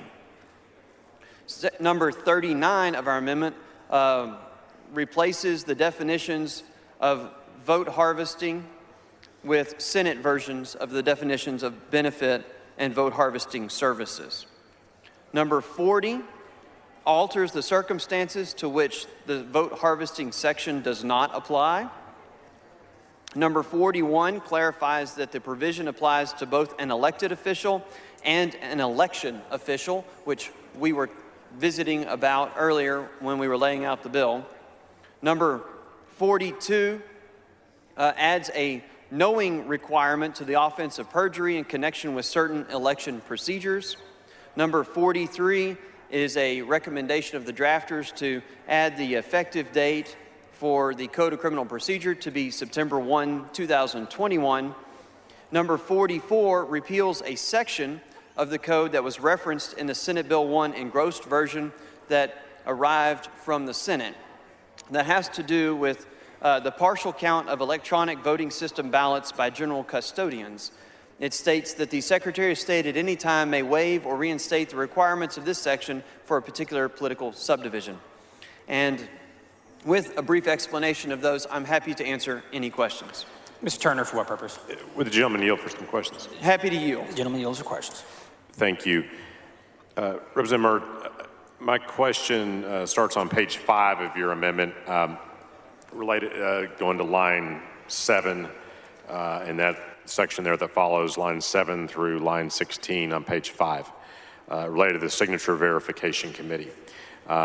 And on line 10, it says the committee may notify the voter of the defect by telephone or email and inform the voter that the voter may request to have the voter's application to vote by mail canceled in the manner described by section 84.032, or come to the early voting clerk's office in person not later than the 6th day after election day to correct the defect. So my question is, why is the committee not required to notify the voter, and the language simply is permissive and says the committee may notify the voter? Yes, sir. So, Mr. Turner, if you will, in your review of SB 1 as it's on the floor of the House, and you compare it to SB 1, the engrossed version that left the Senate, you will see that one version of the bill, the House version, contained mandatory language, and the Senate version contained permissive language. And there were concerns that were raised by stakeholders and other interested parties that said, if the language is permissive across the board, will there be a uniform and consistent application of this process county by county, or essentially committee by committee, to ensure that there's an opportunity to cure. And so consequently, the language you're looking at here, I'll call it a hybrid, which creates a mandatory requirement of notice if it's determined that there is a reasonable opportunity to cure it, with a permissive opportunity so that it's in the code that if they think there's not enough time to mail it to them and for it to be returned in time to be counted for the election, that the committee could contact them and let them know that, and that gives that voter the opportunity to come in person and make the correction or take other action to cancel their application to vote by mail. And so the goal here is to see that there's consistency across the board with that, and at the same time, we wanted to be deferential to their the ability to contact folks and let them know of a defect they could cure. Okay, so I think your explanation leads exactly to my concern, is that the language leads to inconsistency, or potential inconsistency.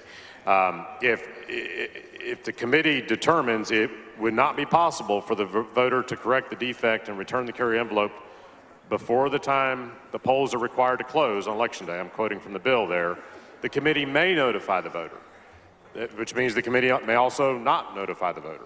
So what happens under this language if this becomes law? Could you see a scenario where in Tarrant County, where I live, that the committee may decide not to notify voters in that situation, but a few miles next door in Dallas County, the committee does decide to notify the voter? Is that possible under this language of this bill? And I want to answer your question, and I'm not going to deflect, but I'm also going to state we have a mandatory requirement if it's determined that they have sufficient time to correct it by mail. But absent us speaking to it in the legislation for the ability to contact them by other means, specifically by telephone or email, one would interpret the election code to say the committee can't reach out to those individual voters to say, you've run out of time for us to mail it to you, you correct it, and mail it back. And instead, we want to make sure your vote gets counted. There's a defect, you can come in and correct it in person, or you could cancel your application to vote by mail and come in and vote in person. And so here, we're actually allowing the opportunity, but with permission, for them to make that contact with that voter, especially whenever time is of the essence. So right. It's permissive for that purpose, because the second part, we heard some witness testimony, and their concerns were the ability and manpower, if it was mandatory when you ran out of time, to try to hunt down everyone with a telephone number or an email and let them know. Since it's permissive and they have that discretion, isn't that inevitably going to lead to situations where two voters could be in an identical situation where they send in a ballot with a defect, but in one county, the voter is afforded the courtesy of being notified of the defect by phone or email and is given the opportunity to correct it because they've been given knowledge of the defect. But in another county, the voter in the exact same situation is not giving notice of the defect. They think their vote counts or will count, and in fact their vote will not count. Isn't that exact scenario possible under the plain language of this amendment? And you have to view that in the light of these counties depend upon election workers, many of which are volunteers, and it has to do with available manpower, either hired or volunteer, in order to affect the ability of this to happen. So if you're looking at notice provisions, in a scenario such as this, you want to make it mandatory when you know there's time for them to do it by mail, because the intent was always to vote by mail. That was always the voter's intent when they submitted an application to vote by mail. Giving them a mandatory provision to correct it by mail when there's time to do so is appropriate. And when they're out of time, giving the committee permission to contact them by other means and let them know there's a defect and they can either cancel their application or come in person and correct it, that actually speaks to improved opportunities for that voter to make sure their vote gets cast. But they're uneven and unequal improved opportunities. If one county does it and another county doesn't do it, then voters are being treated unequally. And they're not being given the same access to the freedom to vote if one voter has knowledge of a defect of their ballot in their ballot and another voter does not have that same knowledge. But they are You would being agree treated- that's unequal, right? Sorry. They are being treated equally if there's actually time to cure it by But mail. if there's not time, And so if we're they're in this window where there's not time, they There's would be not time. So treated- right now, under the law, there's not time. There's not necessarily a mechanism for them with permission to contact the voter and let them know of a defect. And so if you don't look into the code for that authority to make contact, then is it really appropriate for them to contact them now? So this actually is a step in the right direction.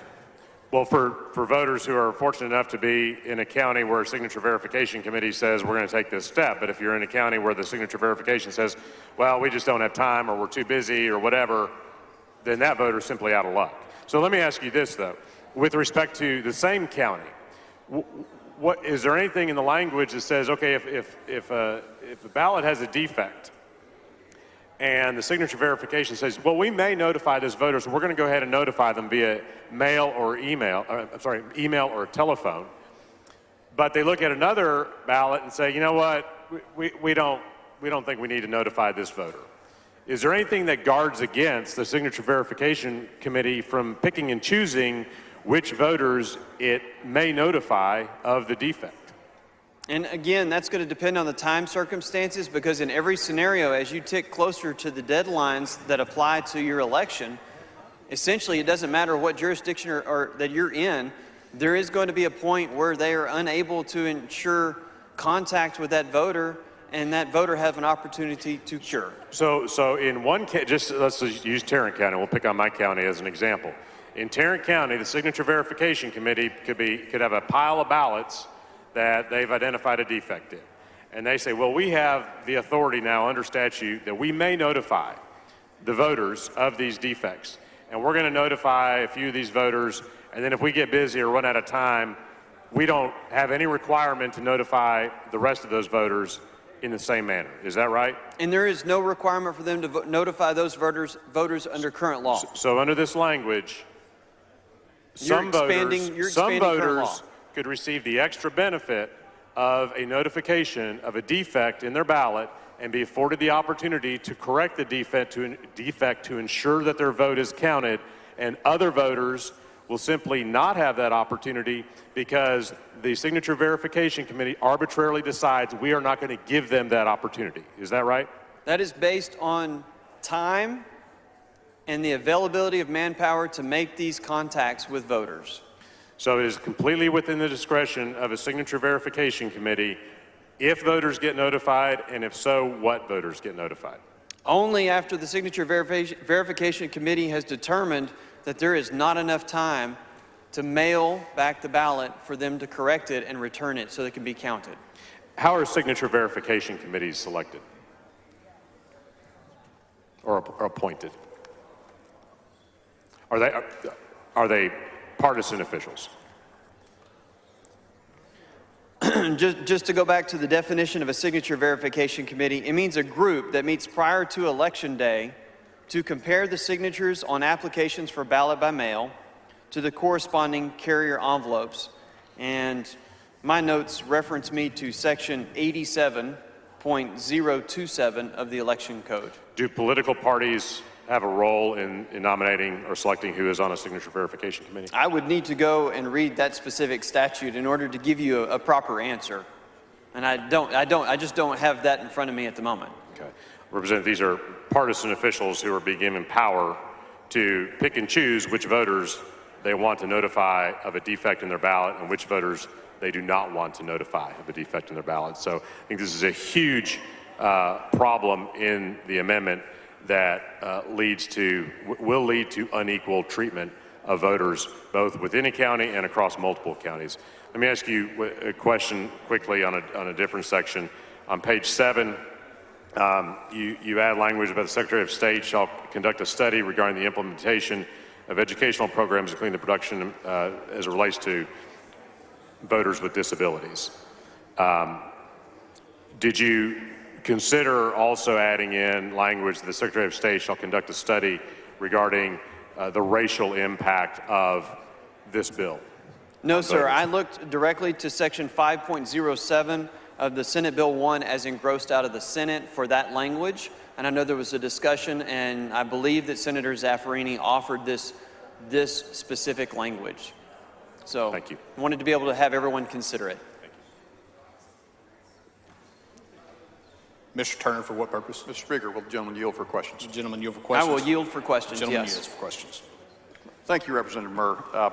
As we look at your amendment here, it seems that a pretty significant part of it relates to the issue of requiring voters who vote by mail to provide the numerical identification, either driver's license number, or last 4 digits of social security number, or election certification number when they send in their ballot or when they apply for a ballot by mail, correct? Yes. And just for some background here, Texas, I understand, is one of a fairly small minority of states that actually requires you to have some kind of excuse in order to vote by mail in the first place. Is that your understanding also? Yes, and in fact, earlier today I detailed out what the list of eligible requirements were in order to vote by mail. So we as a state are in the minority with respect to that. Now, how many states, to your knowledge, require that if you have a mail-in ballot or vote by mail that you have to provide some kind of identification number when you do it? I am not advised of that information. Well, to the best of my understanding and research, it's 2 other states. So Texas would only be the 3rd. You're not aware of anything different from that? I'm not advised, so I would defer to you on the content of that. And my understanding is at least one of those states, of those other 2, would still allow the acceptance of the ballot despite having the number be mistakenly written, as long as the signatures do match. So the amendment language that you have here, though, would not allow that, correct? If there is a number that is a mismatch, the ballot is going to be rejected, subject to the cure provisions, Well, correct? that's what I was going to get to, is we've gone to great lengths to provide opportunities to cure, and those opportunities to cure would include making errors or mistakes with the numbers themselves. And if I will point out, that was actually omitted in SB 1's language that we brought to the floor, and these changes here would expand that to include errors with the numbers themselves. And we saw that in the engrossed version out of the Senate.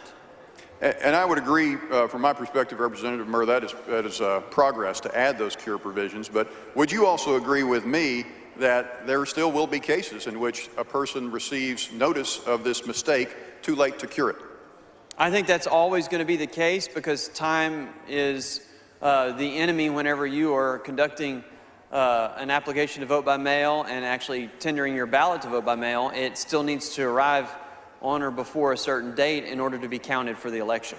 So if someone either made a mistake and recorded a number incorrectly, or they just weren't aware of this new requirement and inadvertently didn't write the number on the carrier envelope, and they sort of voted maybe the same time they generally do, it's possible that they're going to be notified too late of that mistake, and they will just have missed voting potentially in that election by having their ballot rejected. That's correct, isn't it? And it's possible that someone didn't put postage on the envelope, or put the wrong address, or forgot to check the mail for several days. So yes, there's a lot of moving parts to the process of voting by mail. Yes. Right. And we've added a significant new one here by becoming one of 3 states potentially to require this numerical identification. Let me ask you another question.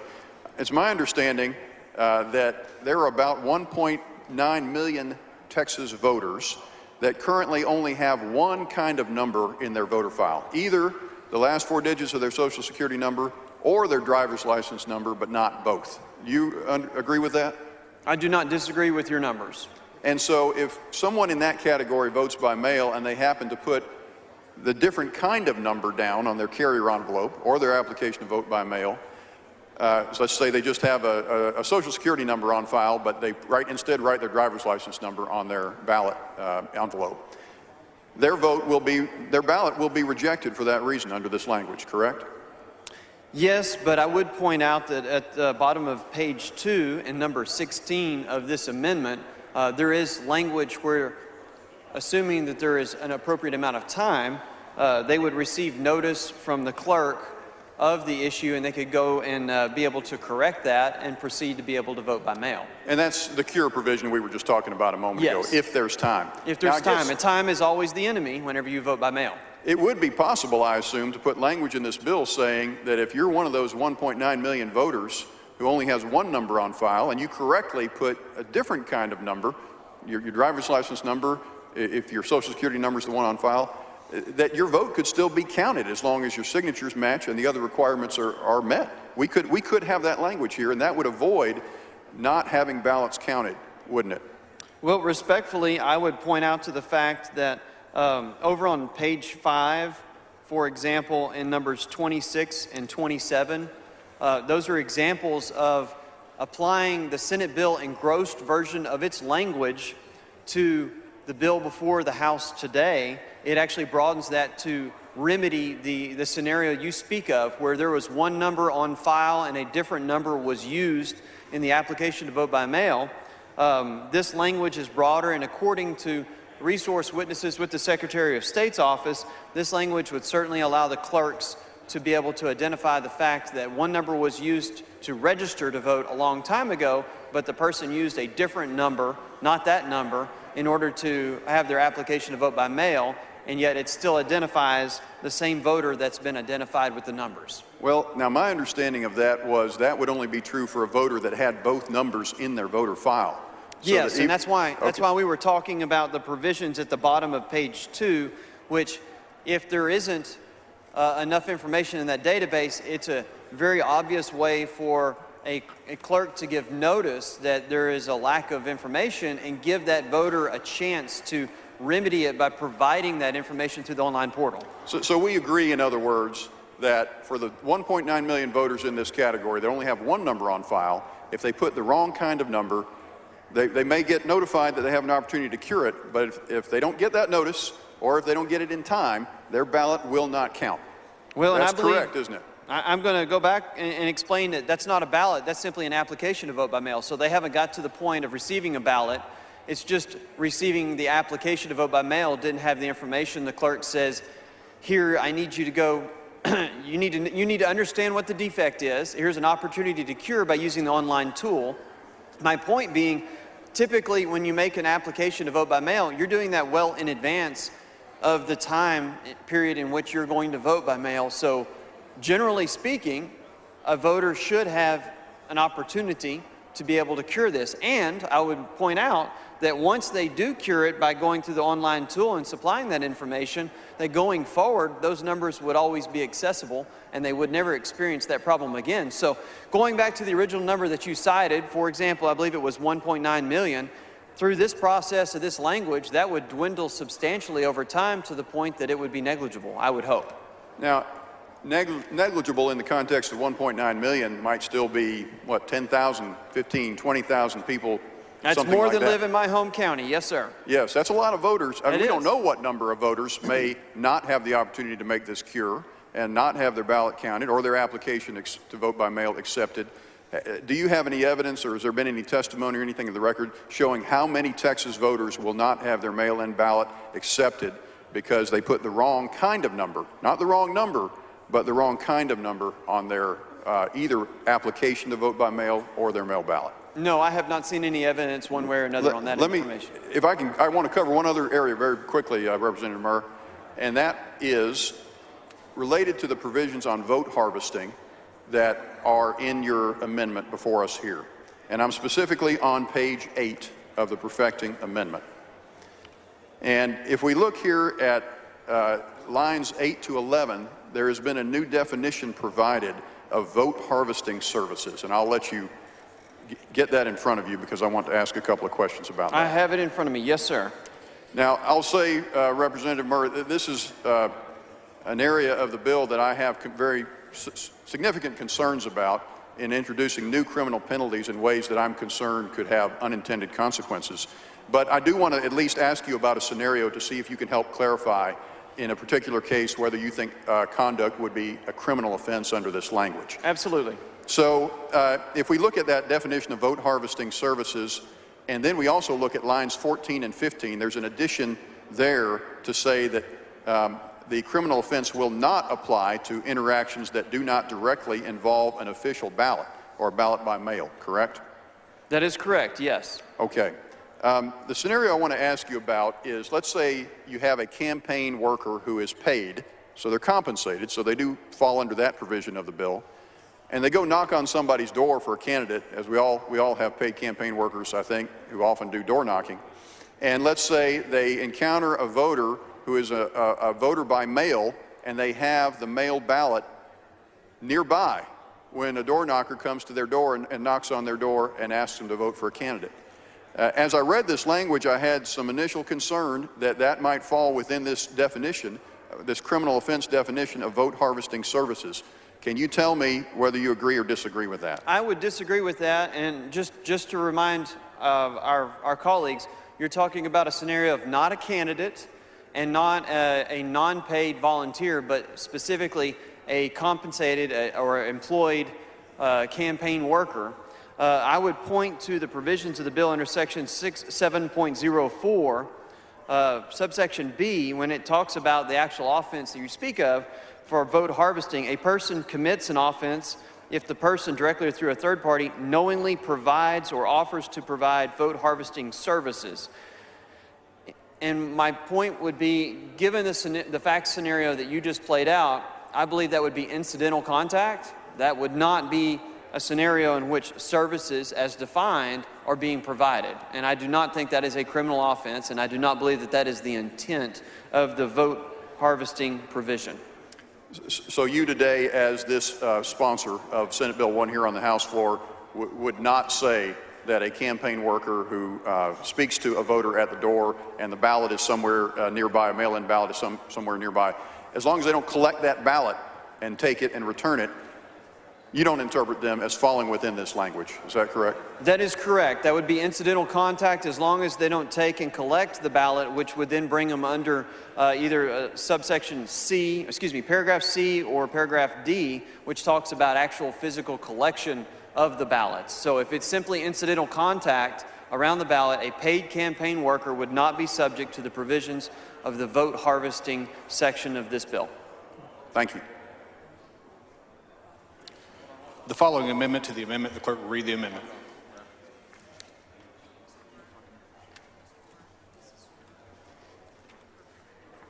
Amendment to the amendment by Murr.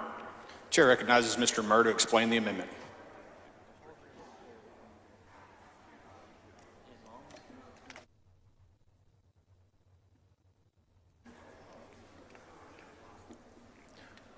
Members, this is simply a correction. I spoke about it earlier, that the term signature verification committee was inappropriately used twice, and it replaces it in the correct section with early voting ballot board.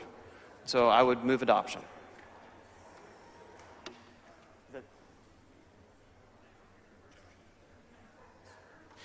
Mr. Murr sends up an amendment. The amendment is acceptable to the author. Is there objection to the adoption of the amendment to the amendment? The chair hears none, and the amendment is adopted.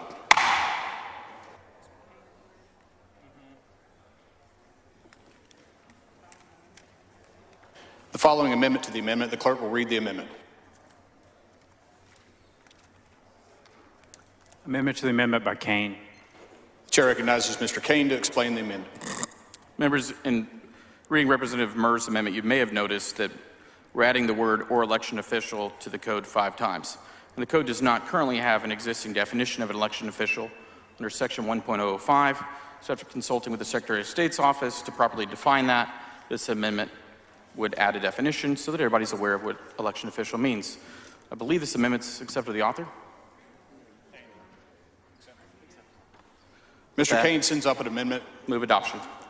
The amendment is acceptable to the author. Is there objection to the adoption of the amendment to the amendment? The chair hears none, and the amendment is adopted.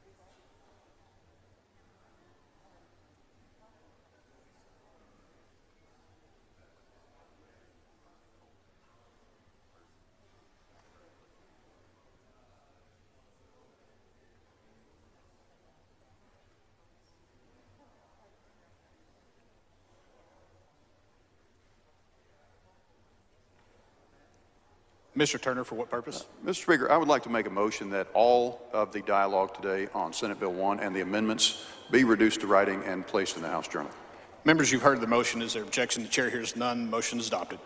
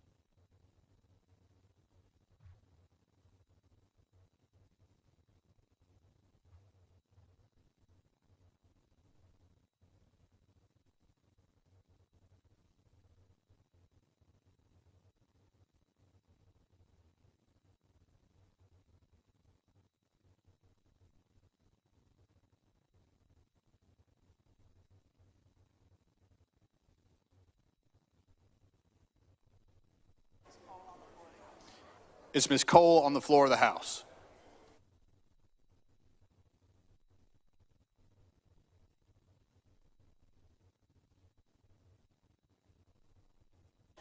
Is Ms. Cole on the floor of the House?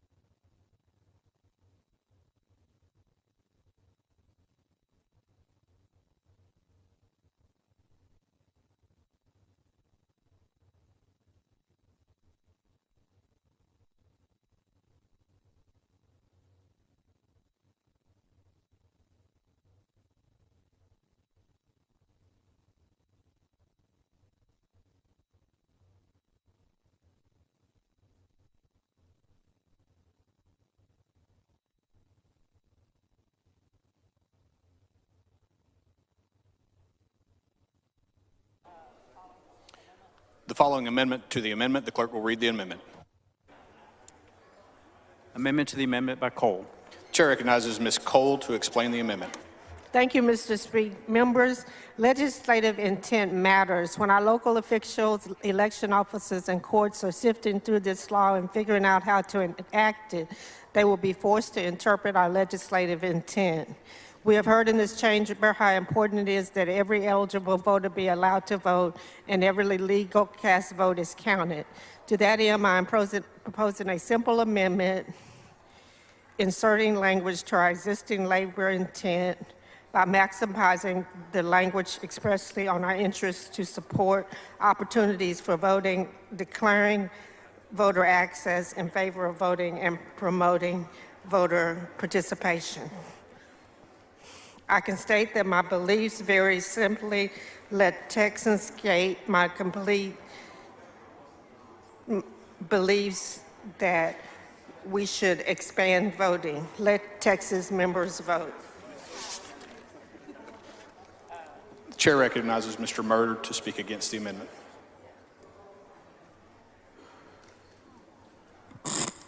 Members, while I certainly respect Representative Cole's points of view and her interest in speaking to make changes to the bill, I respectfully oppose the amendment to the amendment. Chair recognizes Ms. Cole to close on the amendment. Members, let voters vote. Question occurs on adoption of the amendment to the amendment. A record vote has been requested by Mr. Cook. A record vote is granted. The clerk will read the bill. Show Mr. Hunter voting nay. Show Mr. Murr voting nay. Show Mr. Cook voting nay. Show Ms. Cole voting aye. Show Ms. Rose voting aye. Show Mr. Buckley voting nay. Show Ms. Click voting nay. Show Mr. Smith voting nay. Show Mr. Rogers voting nay. Have all voted? There being 36 ayes, 80 nays, the amendment fails.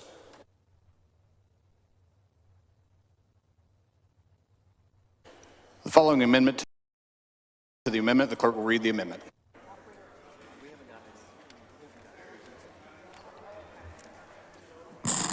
Amendment to the amendment by Cook. The chair recognizes Mr. Cook to explain the amendment. Thank you, Mr. Speaker. Members, I believe that Chairman Murr hit the correct language in his original bill, and therefore I'm asking that the language on page 2, line 22 be struck, lines 2 and 3 be struck.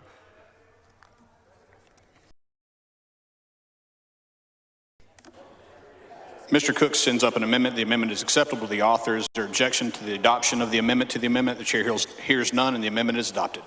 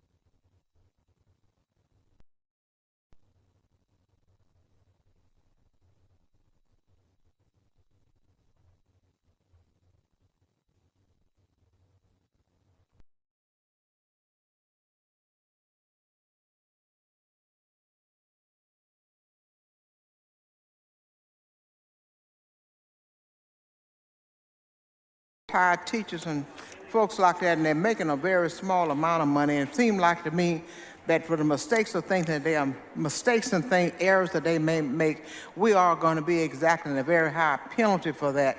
And I just think that if we have people coming doing hourly work to run our elections and make sure that they are safe and secure, that they shouldn't be penalized to the nth degree. So I am moving to lower the penalty from a Class A to a Class C, and I move adoption. Ms. Howard, for purpose. I know that, Mr. Chairman, I believe the committee, you're accepting this one, aren't you? Ms. Howard, for purpose. Would the gentlelady yield? Would the lady yield for questions? I do. Yields for questions. Thank you, Ms. Thompson. So do you know, is it currently somewhat difficult to get enough election volunteers as it is? To work the hours, to be there, the low pay, if they get any pay at all, or they're volunteers. As you said, it's a lot of retired people who are doing this. Is that not correct? Yes, yes. So do you think this would discourage some from actually doing this work? Absolutely, and then what you're paying them for and what you want to charge them with is far going to exceed for them to be able to have money to even defend themselves against these errors that they may make. So this might make it more difficult to staff polling sites, which might, again, make it more difficult to have opportunities for Texans to vote. Is that correct? Absolutely.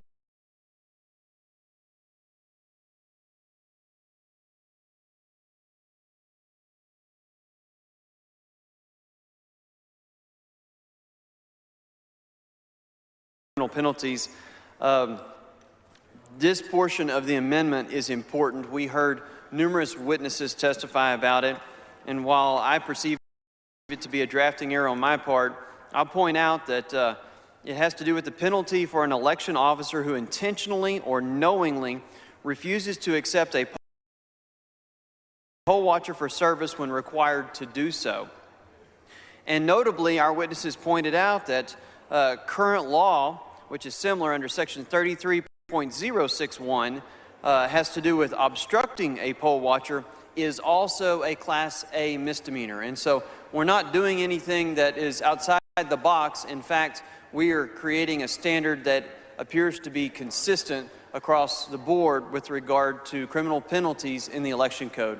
And so respectfully, I oppose the amendment to the amendment. The chair recognizes Ms. Thompson to close on the amendment. And I respectfully disagree with my colleague. You know, we have spent the last two sessions lowering penalties on various offenses within this state. And those offenses were far more serious in the eyes of many people than what this penalty of poll watchers in the area of poll watchers within this bill. And I think that if we were interested in being able to give second chances to people in other penal crimes by lowering the penalty, I don't see any reason why that we shouldn't be doing that for persons who are doing a civil action. These are civil actions that they are doing, holding the election. So I respectfully ask that we adopt this amendment. The question occurs on adoption of the amendment. This is a record vote requested by Mr. Murr. The clerk ring the bell. Show Mr. Murr voting nay. So Ms. Thompson voting aye.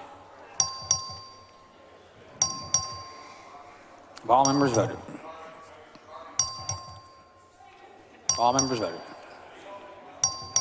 Show Ms. Slauson voting nay. Bowers voting aye. All members voted. There being 38 ayes and 80 nays, the amendment fails to adopt. The amendment to the amendment fails to adopt.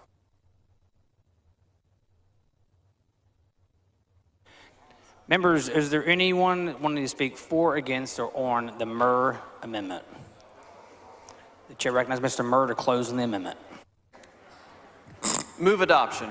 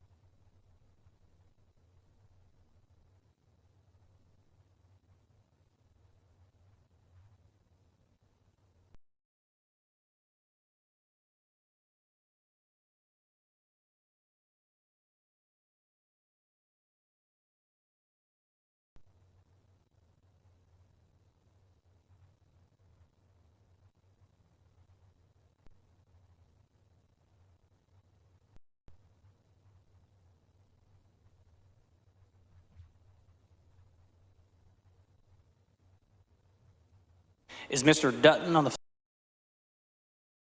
floor of the House?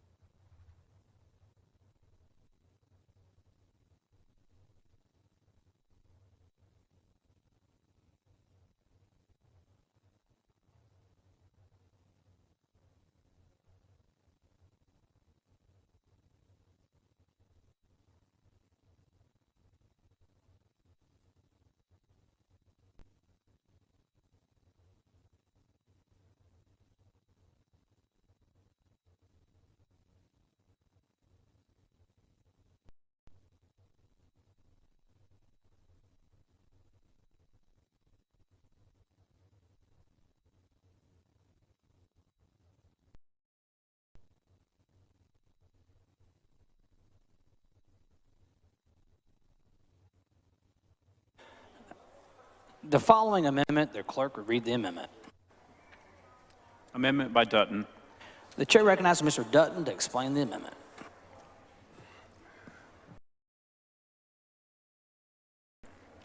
Mr. Speaker and members,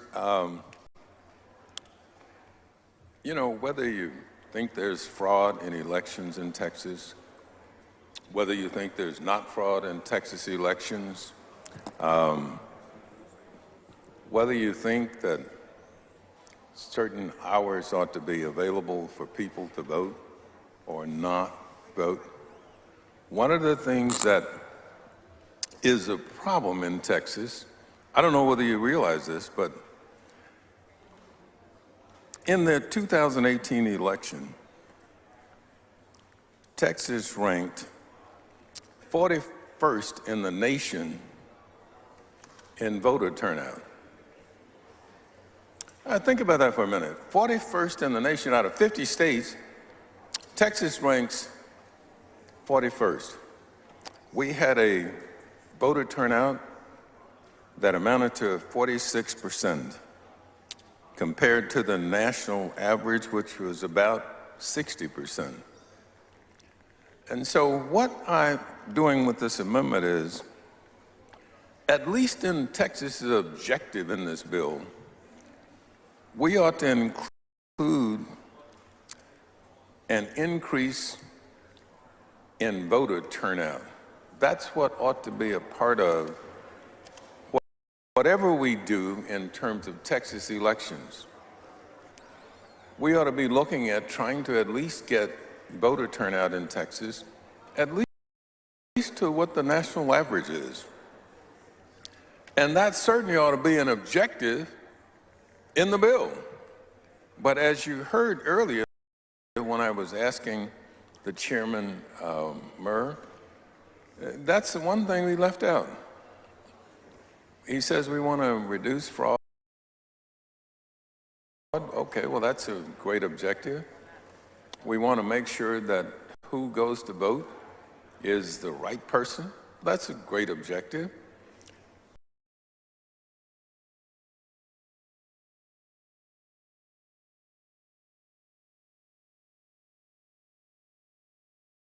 As in it, one of those objectives will be to increase voter turnout. And so I offer this amendment in the spirit that I believe, I hope the author offers the whole bill. Ms. Weiner, for what purpose? Will the gentleman yield for some questions? The gentleman yield for questions. Yes, I'll yield. The gentleman yields for questions. Thank you so much, Representative Dutton, for bringing this amendment. I wanted to ask you, why is it so important to have more Texans participate in our elections?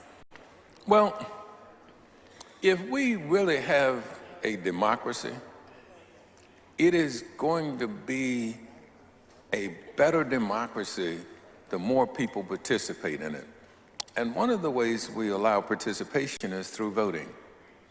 And so increasing the voter turnout means we have more people participate in our democracy, and our country is going to be better, stronger for that. So the more people who participate in our elections, the closer the work we do here in the Capitol hews to what's important to the people of Texas. Is that correct? Absolutely. I think that the more people participate, the more we can be in touch. The legislature will be in touch with what makes Texas a better place to live and work and raise a family. Are you aware of how much voter turnout increased between 2016 and 2020? I think it wasn't very much, though. I don't remember the exact numbers, but it wasn't all that much. Now, I have here that it increased about 6.6 percentage points. Right. That's what I mean. It only increased. And that increase was high in terms of all of the increases in voting in America. But we were already behind, and so even that increase didn't get us to where we had something close to even 50% of the people voting. Yeah, I absolutely agree with you that the numbers of folks turning out is too low. I'm also concerned that this bill may halt that growth we're starting to see. Do you share that concern? Well, if the bill does anything, certainly in terms of what this amendment tries to do, is say in our reason for having this bill, we ought to be addressing the issue of voter turnout. And if we don't do that, then I think we.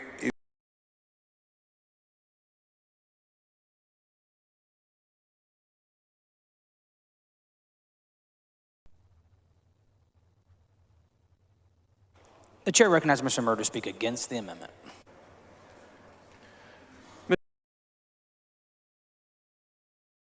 Mr. Speaker, members, while I certainly respect my colleague's point of view and the passion in which he approaches the concept of trying to increase voter turnout, I don't think that placing that concept in the legislative intent provision of the bill is appropriate. And as he and I also visited about on the floor of the House a little earlier today, I believe that the right to vote, while it is passionate and personal for each person, it's not necessarily something that the state proactively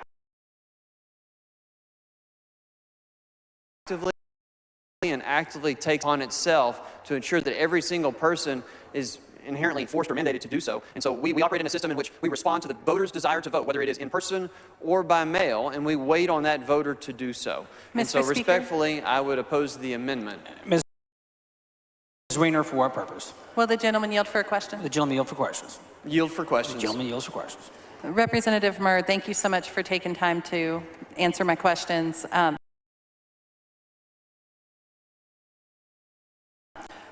You just heard Representative Dutton outline why voter turnout is healthy and important for our democracy. Do you share that view? I would never have a different view. I do think, and I would say all of us as elected officials, that's something that we personally strive for. Voter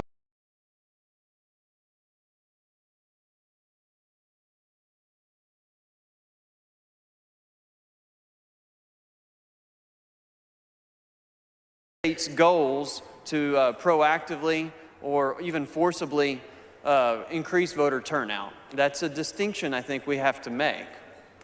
I'm not certain anyone is proposing forcible voter turnout.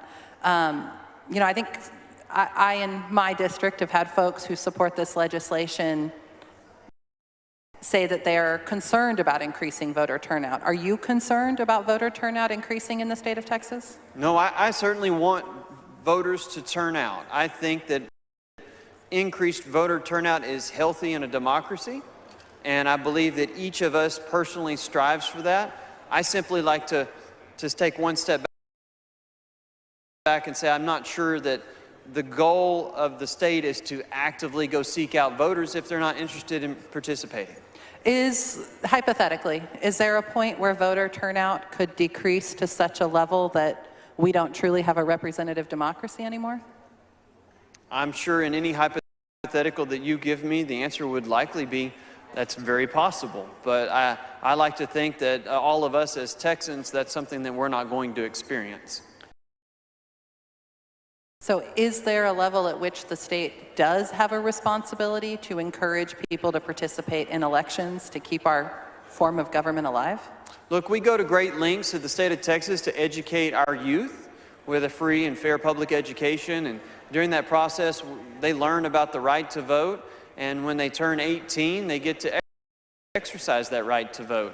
And along the way, through the election code, there are opportunities to inform voters of their rights. And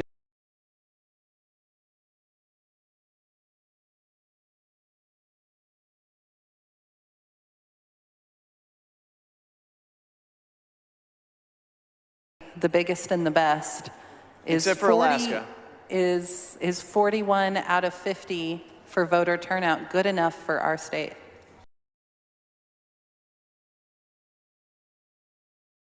I think we can always strive to do a little better in each and everything we do every day. So why not strive to do a little better and include some of this intent so that our election officials can think about this factor of increasing voter turnout as well as they're moving forward with this legislation and implementing it on the ground?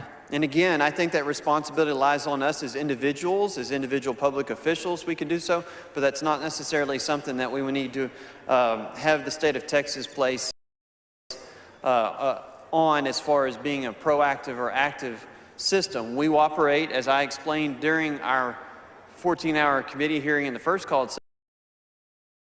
session, we operate in a system of a passive response to voters. We wait for the voters to say, I want to vote by mail, or I'm going to go vote in person. That's the system that we have. That right lies with the voter, and inherently someone has argued to me, I've had a constituent explain, I also have a right not to vote. And so we operate in a world where we want to encourage folks to exercise their constitutional rights to vote, but we don't necessarily need that in the legislative intent of this bill to do so.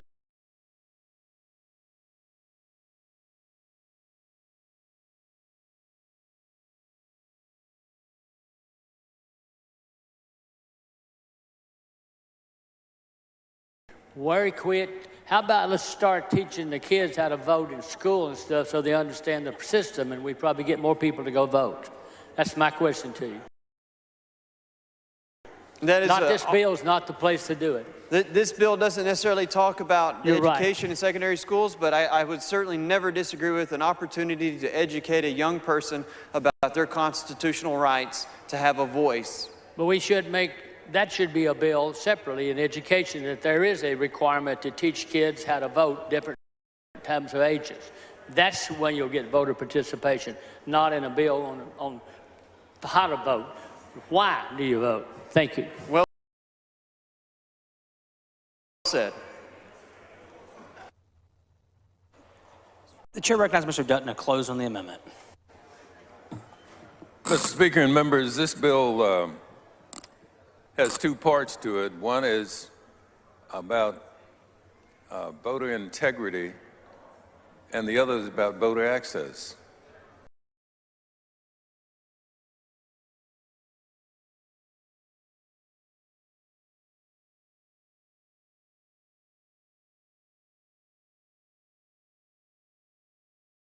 Think about that, fifth from the bottom. And so, if we're going to have a bill on elections, shouldn't the focus be to increase the number of people who turn out for elections in Texas? What would be wrong with that? I mean, and again, think about this now. I'm not saying in the bill, I'm not trying to offer an amendment in the bill that actually does anything to increase voter turnout. I'm just trying to add this amendment to say one of the objectives we have in elections ought to be an increase in voter turnout. And that's all it does. I mean, and so if you think about it for a minute, to be against that, what you're almost saying is that while we agree or disagree about integrity of elections, We can agree or disagree about access to elections.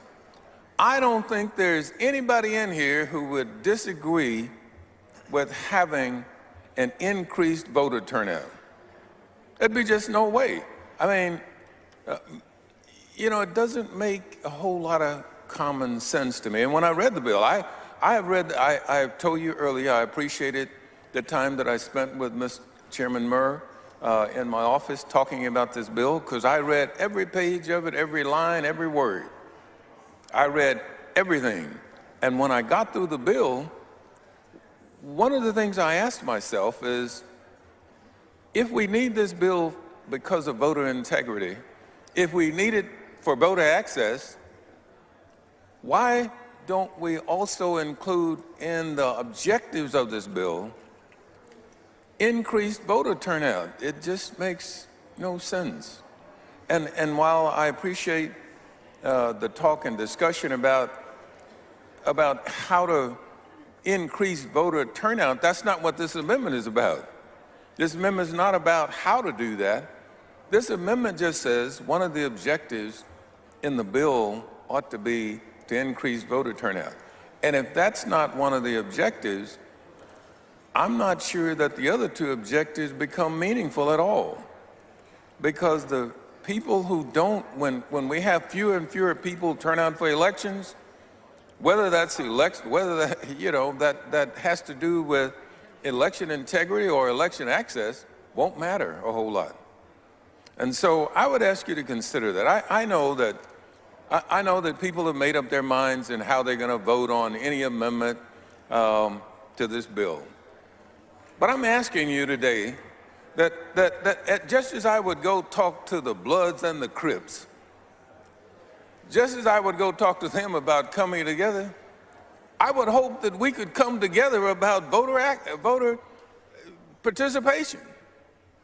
I mean, if we can't come together about voter participation, members, God help us, and God help Texas. And I would ask you to vote for this amendment, which doesn't do any violence to the bill at all.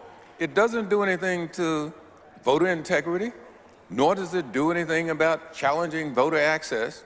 What it simply does is says that as one of the objectives in the bill, we're going to hopefully increase voter turnout. And that's all it does. And I would ask you to vote aye on the, I don't know, did he move the table? No, he didn't. He didn't move the table, so he's leaving it up to us. I'd ask you to vote aye on the amendment. The question occurs on adoption of the amendment. Is a record vote requested by Mr. Turner of Tarrant? The clerk to ring the bell. Show Mr. Dutton voting aye. Show Mr. Murr voting nay. Show Ms. Bowers voting aye. Mr. Wilson voting nay.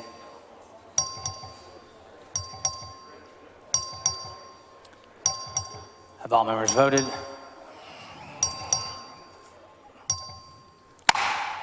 There being 41 ayes and 80 nays,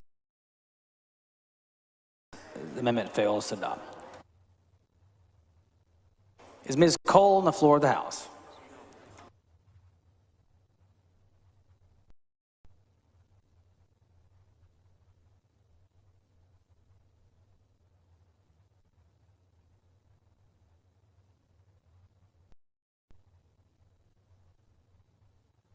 The following amendment, the clerk will read the amendment.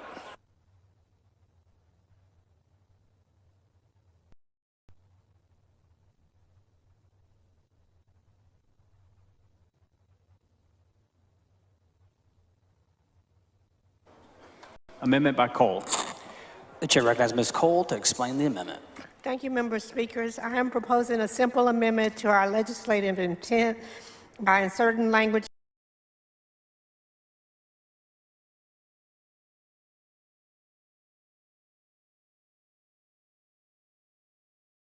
Speak against the amendment. Mr. Speaker, members, while I certainly respect, again, my colleague, Representative Cole, I believe that the bill that you have before us properly addresses the goals that we have, which are identified in the legislative intent, and I would certainly respect her wishes, but I oppose the amendment. The chair recognizes Ms. Cole to close on her amendment. Members, again, let Texas voters vote. The question occurs on adoption of the amendment. The record of vote has been requested by Mr. Turner of Tarrant. The clerk will ring the bell.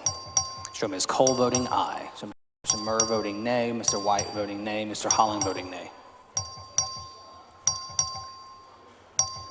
Have all members voted? So Mr. Lucio voting aye. All members voting. There being 40 ayes, 81 nays, the amendment fails to adopt. Mr. Shea from the floor of the House.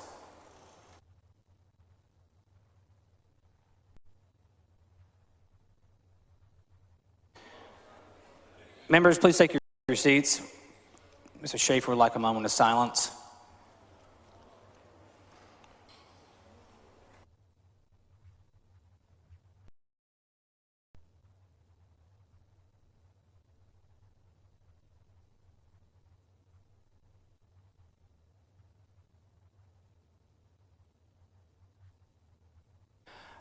The chair recognizes Mr. Schaefer for a moment of silence. Mr. Speaker, members, and those in the gallery, if you're following the news, you will see that some very tragic events are unfolding in Kabul right now. We've had the loss of reportedly a dozen Marines and one Navy medic with a complex attack on the airport in Kabul. And I will tell you, you only need to see an American flag draped over the body of a U.S. soldier one time in your life to know that your heart gets heavy when this happens. And as a parent,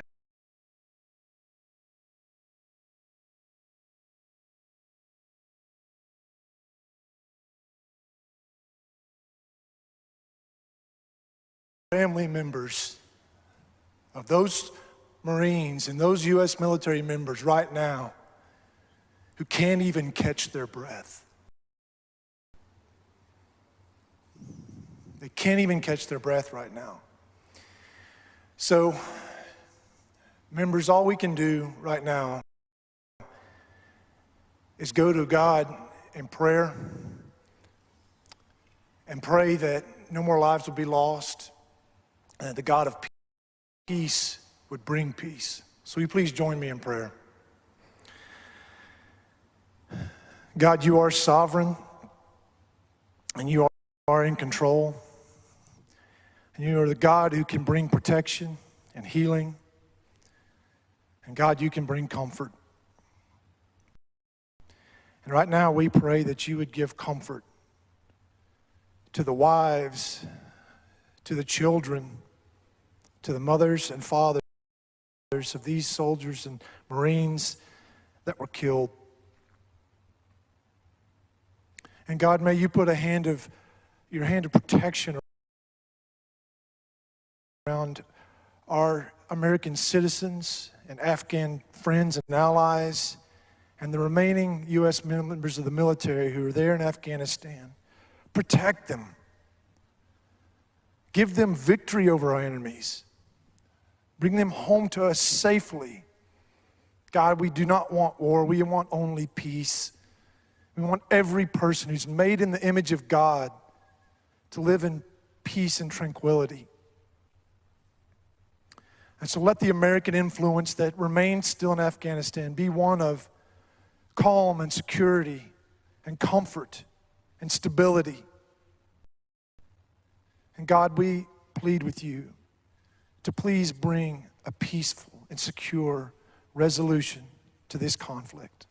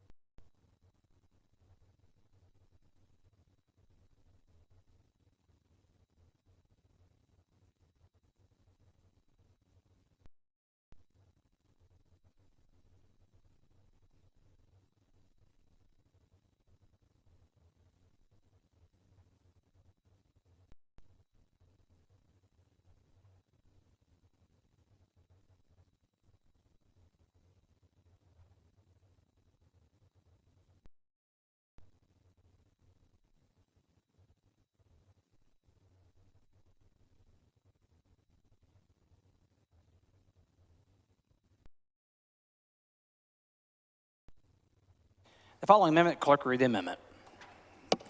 Amendment by White. The chair recognizes Mr. White to explain the amendment. Thank you very much, Mr. Speaker. This is a very simple amendment that exempts nonprofit agricultural organizations such as the Texas Farm Bureau from reporting small electronic contributions.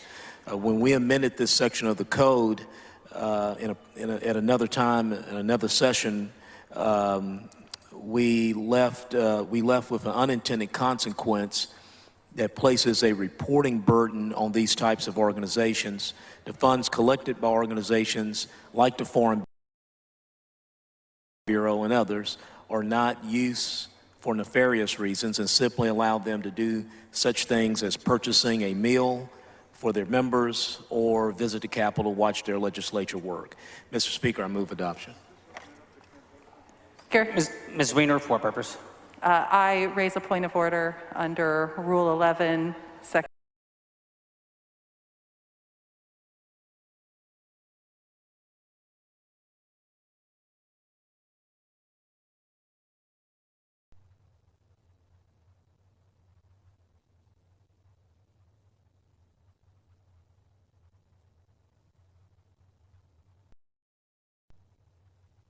The point of order has been withdrawn. The amendment has been withdrawn.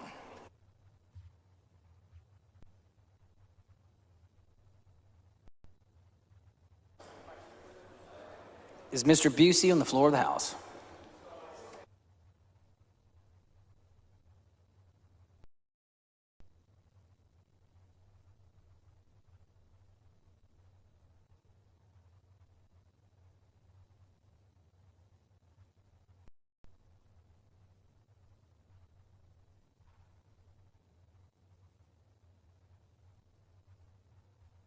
The following amendment, the clerk will read the amendment. Amendment by Busey. The chair recognizes Mr. Busey to explain the amendment.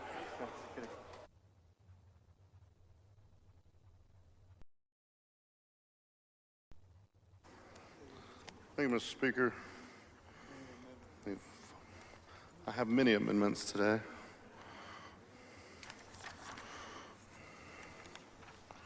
All right. Mr. Speaker, members, this amendment simply would add a section of the election code that clarifies once and for all that a provision of this code may not be interpreted to prohibit or limit the right of a qualified individual with a disability from requesting a reasonable accommodation or modification to any election standard, practice, or procedure mandated by law or rule that the individual is entitled to request under federal or state law. Under state and federal law, voters with disabilities have a right to a reasonable accommodation. This provision makes that explicitly clear and ensures we are not erecting barriers to voting for voters with disability. What we're trying to do here after hours of testimony from our disability community is ensure that we do nothing that would make it harder for them to vote. We've heard bipartisan support to make sure we're not infringing on the disability community.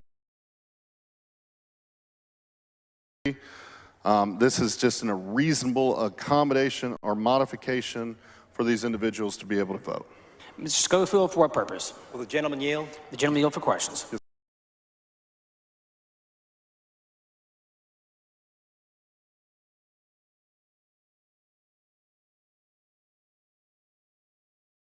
To vote. And I think you and I have the same mindset on that. But we also heard testimony about people using measures that we passed to make sure members of the disability community can vote to cheat. And that included folks who were glomming on to people in the parking lot and then assisting them when they got in. What can we do to make sure that this provision can go on the bill and can allow members of the disability community to get this reasonable accommodation, but doesn't open a door to everybody claiming that they're disabled in order to get to do this and not having the ability to verify whether they meet it or not. I am very concerned that we don't do anything that limits the ability of our disabled voters in Texas to vote. But again, we heard enough testimony that I don't want to open the door to other people going, oh good, this is a get out of jail free card for all of the reforms you put in.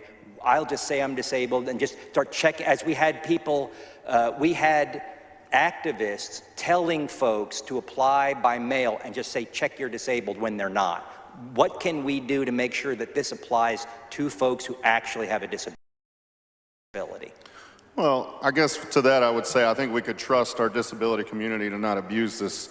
It's this not them that rule. we're worried about abusing it. It's the other folks. I think to that point, I agree with you. We heard that testimony, but what we didn't hear were, real convictions of these issues from Secretary of State.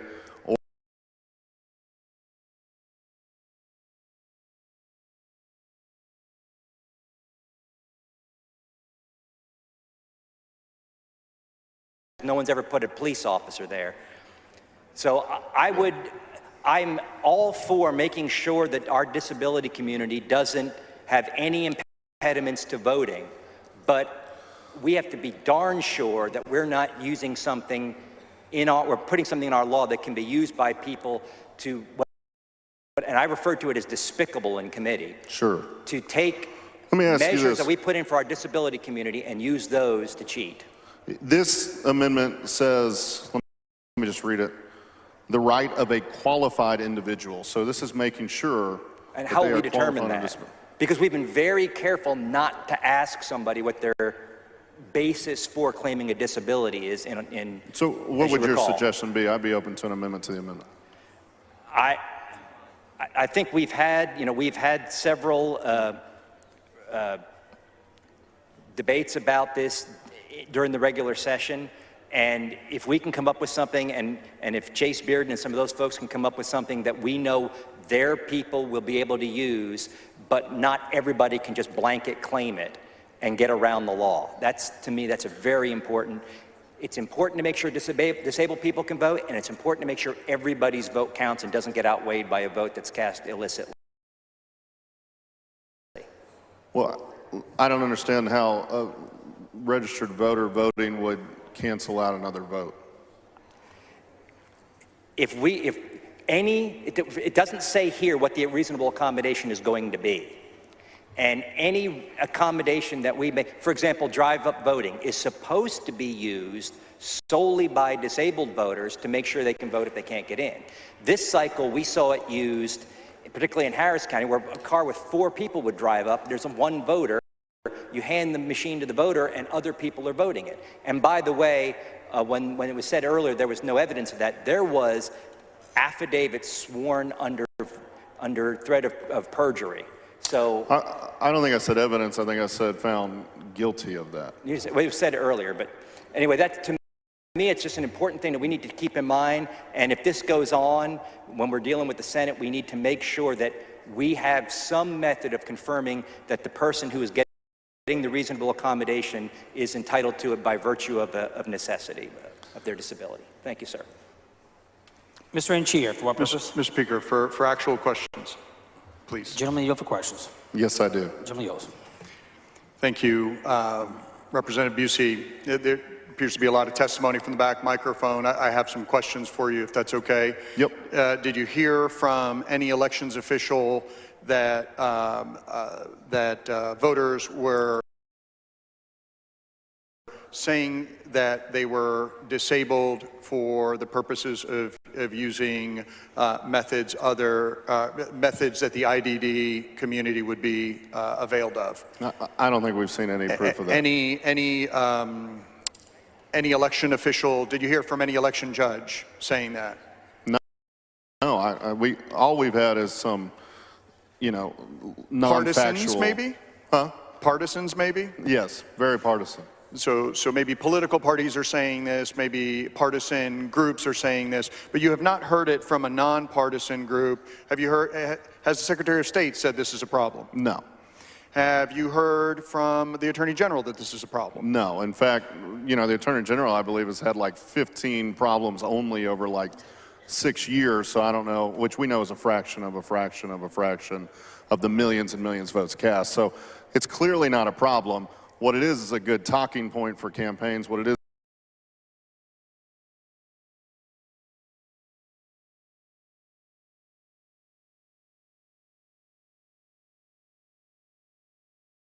to my knowledge, and after 5 hearings and 100 hours on this, you think that would have come forward in facts if that was true. Okay.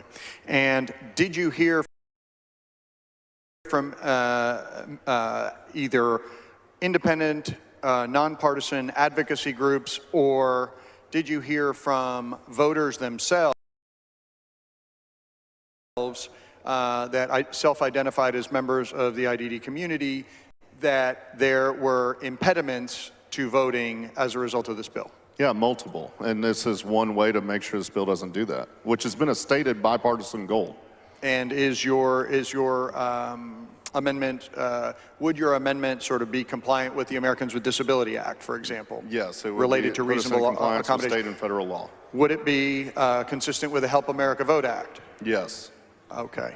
And so the sort of narrative from the back microphone, rather than the questions, was that this is ripe for abuse, but in fact, we have not seen any cases of abuse that have been documented by an independent party. Is that correct? That's correct. Okay, thank you.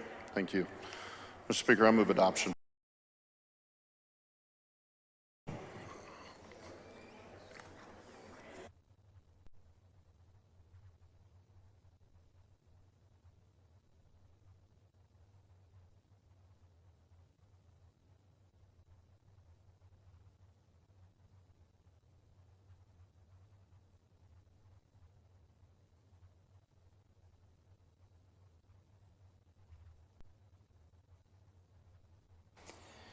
The chair recognizes Mr. Murr to speak on the amendment.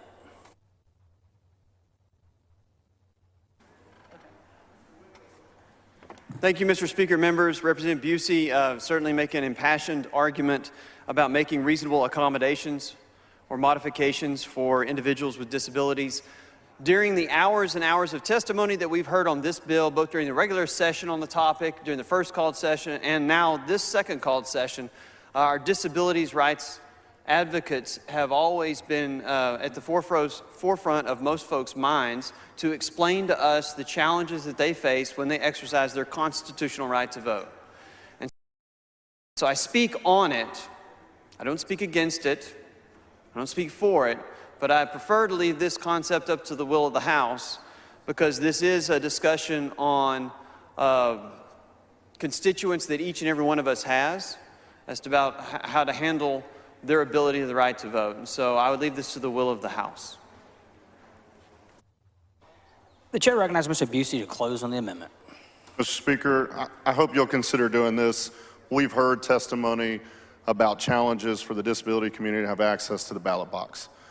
We have heard our colleagues, Republican and Democrat on committee, state their goal to make sure this bill does not do that. This will guarantee that. So please consider your voters, consider your constituents, and vote to move this adoption and make sure we do not do anything that would make it harder for the disability community to vote. I move adoption. The question occurs on the adoption amendment. A record of voters has been requested by Mr. Turner of Tarrant. The clerk will ring the bell. Show Mr. Busey voting aye. Mr. Murr voting nay. Holland voting nay. All members voting.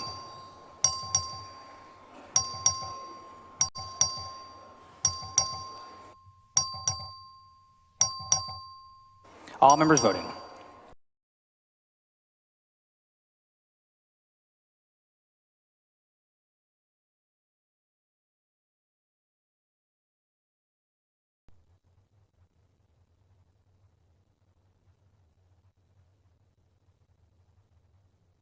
The following amendment, the clerk will read the amendment. Amendment by Slayton. The chair recognizes Mr. Slayton to explain the amendment.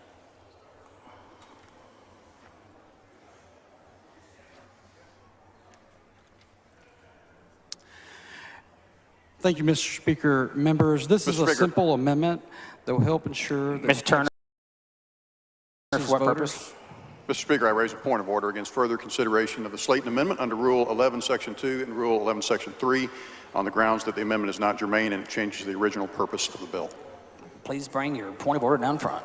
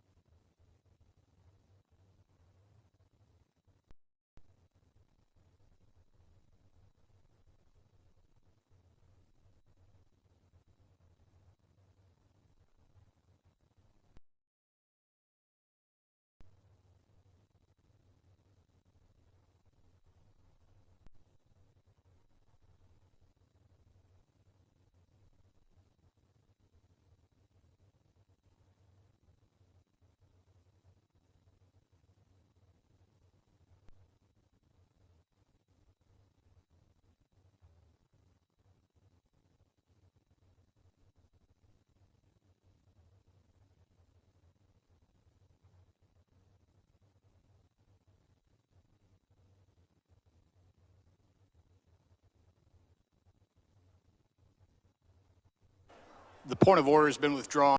The amendment has been withdrawn.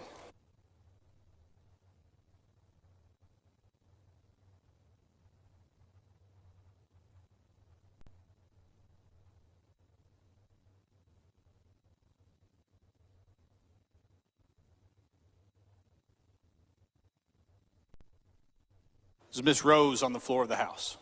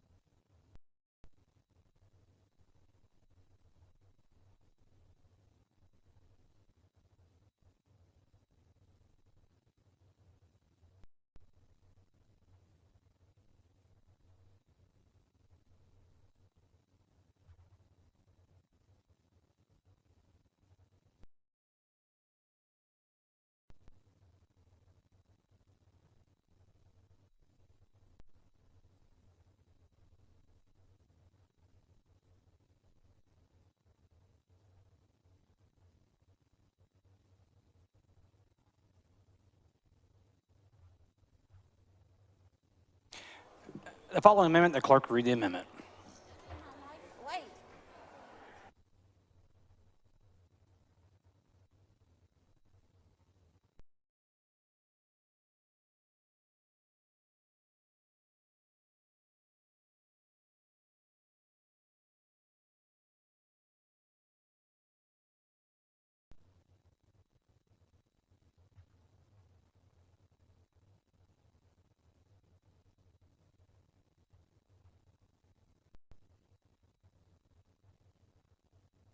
The following amendment, the clerk read the amendment.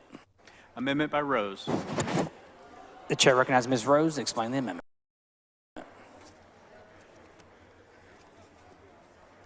Thank you, Mr. Speaker. Members, we've talked a lot about disproportionate negative impact and the changes that voter suppression measures have on our state's minority communities. So I think it's important that we track how these communities are affected by the decisions that we make in this body.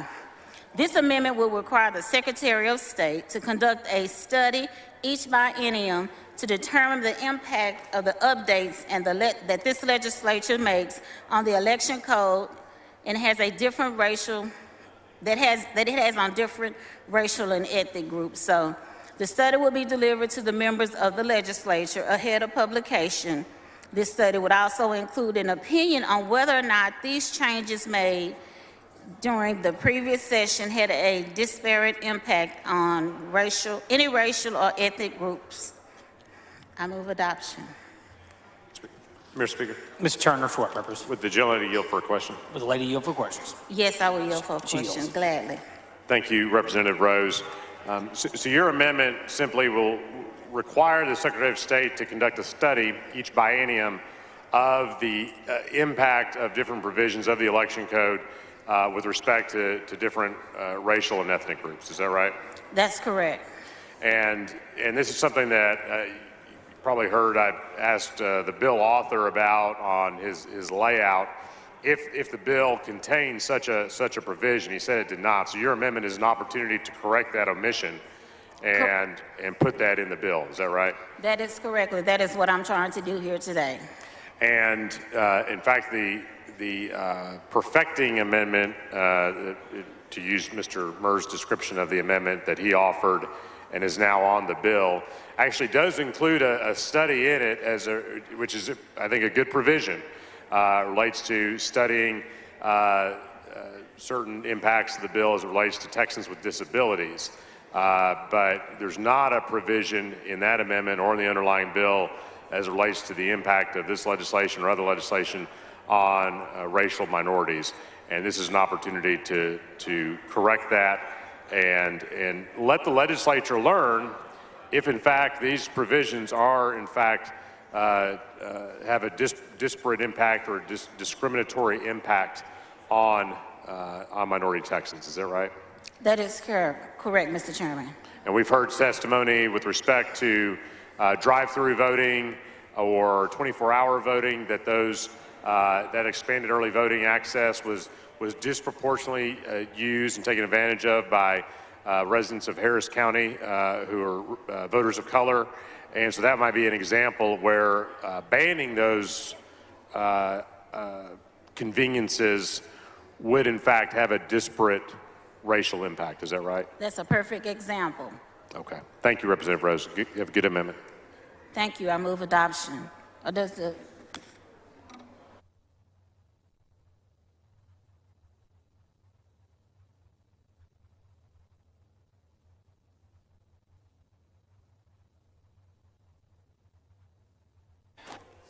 The chair recognizes Mr. Murr to speak in opposition to the amendment.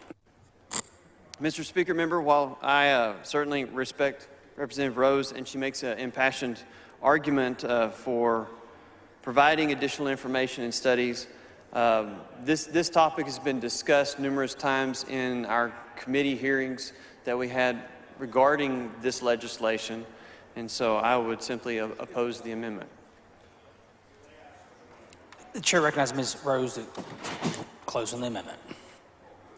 Thank you, Mr. Chairman. You know, I think on every issue that we talk about in this chamber, you know, it's easy to say what may not need to be happening if you've never been impacted by it. And that's what's wrong with this chamber. We all Texas is not a one-size-fits-all state. And a lot of times things happen in certain communities that just because it doesn't happen in your community doesn't mean it will not happen in another community. And one of the things that I'm really concerned about, when this bill was first laid out during the first special session, what was stated was the fact that we're not going to accept any amendments in the committee hearing, but when we get to the floor, we will allow amendments. And I just think it's so disingenuous that every amendment that a Democrat has brought to this table today, now I know you all just accepted Representative Busey's amendment, but the fact that you all have just already made a clear choice is so disingenuous to me for you to make those comments and you have no intentions on trying to work with your colleagues, and then you wonder why someone takes the position that they take. So with that, Mr. Speaker, I move adoption. Ms. Gonzalez, for what purpose? Does the gentlelady yield? Yes, I will yield. She yields for questions. Thank you, Representative Rose. There was hundreds of hours of testimony, correct? Hundreds. And multiple communities came out and said there will be a negative impact, correct? Yes. And so all you're trying to say is that if we hear those voices and we still want to move forward with this legislation, let's at least study it. So if we are genuine and sincere about wanting to say we don't want to impact these communities, the least we could do is do a study. Exactly. When we say God bless Texas, that we're talking about everyone in Texas, but apparently when they say God bless Texas, I don't know if they mean every Texan, because it's only certain groups that always get to have get to provide the needs that they need for their communities, and not all communities. Because if we were sincere, we would want to know if there were any negative implications so we could fix it if that's really what we are saying on the floor today. As you stated, folks stood in line, folks stayed in the committee hearing for over 24 hours to let their voices be heard. And what we're saying in this body, your voice does not matter. Thank you so much, Representative Rose. You have a great amendment. Thank you. The question occurs on adoption of the amendment. There's a record vote requested by Mr. Turner of Tarrant. The clerk will ring the bell. Show Ms. Rose voting aye. Show Ms. Click voting nay.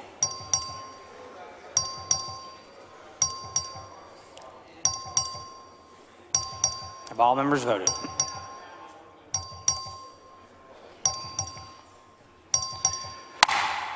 There being 41 ayes and 78 nays, the amendment fails to adopt.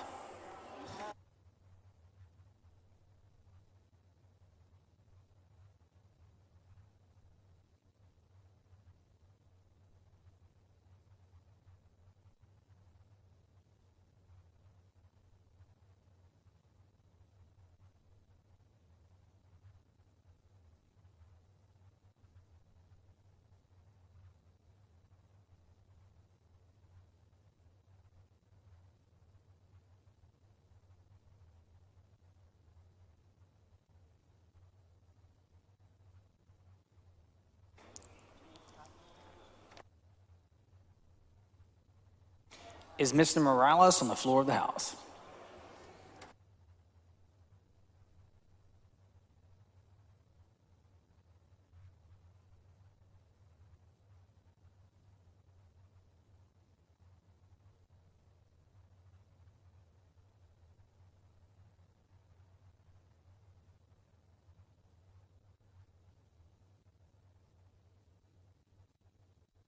The following amendment, the clerk will read the amendment. Amendment by Morales of Maverick. The chair recognizes Mr. Morales of Maverick to explain the bill. That amendment. Thank you, Mr. Speaker. Mr. Speaker, members, I understand this has been a contentious issue, and I'd like to thank you for your time to consider this amendment. You know, I keep hearing over and over the purpose of this bill is to make it easier to vote. As we know, and as I've gone on social media, Texas is notorious for having the distinction of being the worst state with access to our Texans to the voter polls. And because of that, I think we have the opportunity to do so, something that will be positive and allow Texans to register to vote at any time, including in person, the day of the election, and still be eligible to vote in that election. This amendment would have at least one election officer at each polling location be deputized as a regular voter deputy registrar. If our goal really is to make it easier to vote, then I think this amendment would help accomplish that. Members, thank you for the opportunity to bring this amendment to the House floor, and I ask for you to vote in favor of it. Sorry, Mr. Ranchia, for what purpose? Thank you, Mr. Speaker. Will Representative Morales yield for some questions?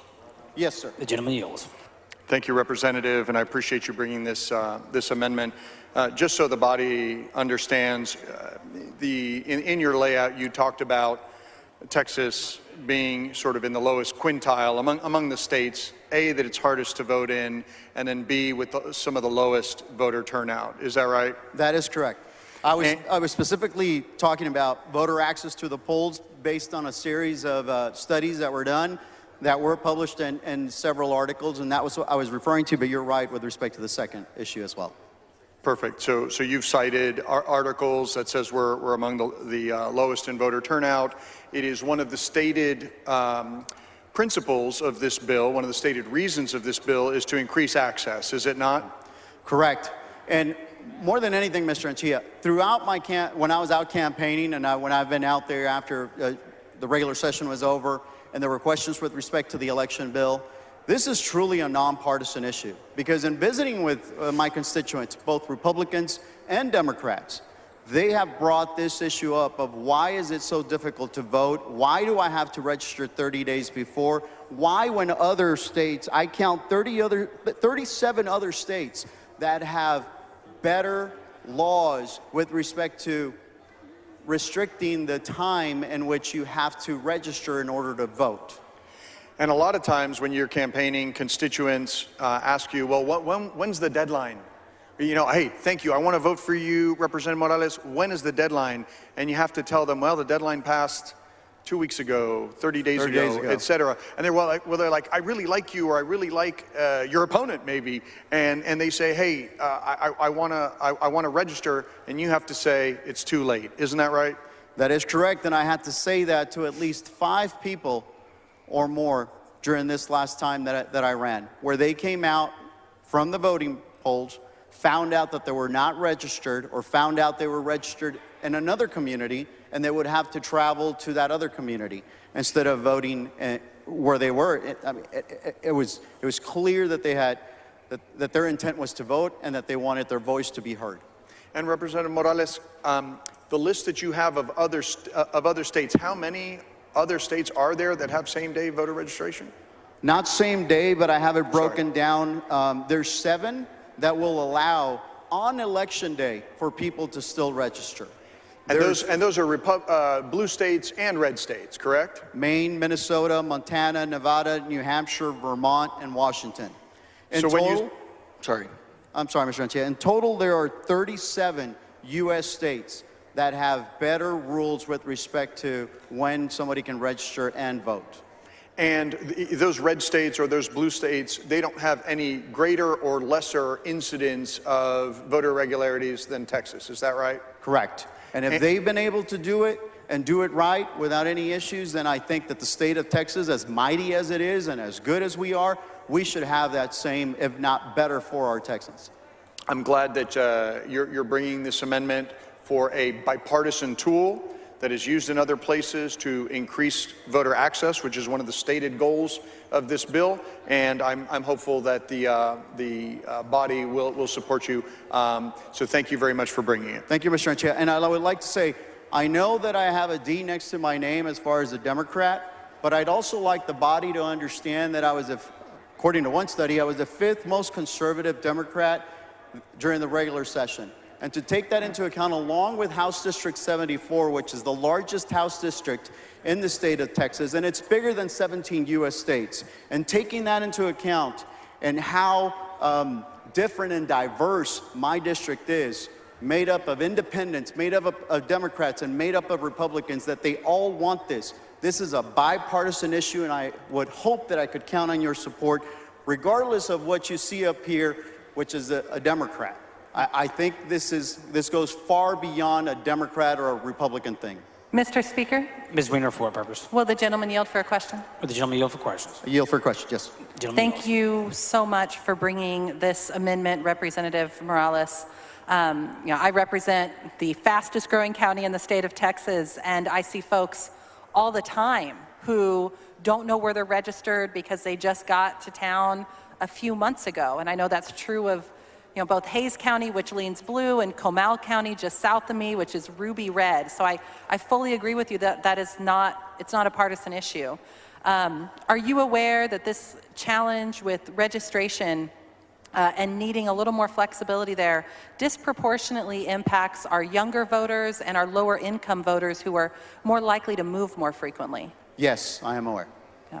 And are you aware that I actually, as a younger person, used same-day voter registration to vote myself when I lived in the liberal bastion of Montana?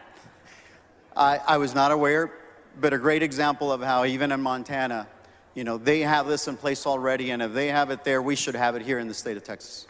I absolutely agree. It is a great tool for someone where an error has happened, whether their own or someone else's, as it was in my case, to have that opportunity. So thank you for bringing this. 22-year-old Aaron, who was able to vote with same-day voter registration, thanks you and hopes that we can do something similar here in the state of Texas. Thank you, Representative Zwiener.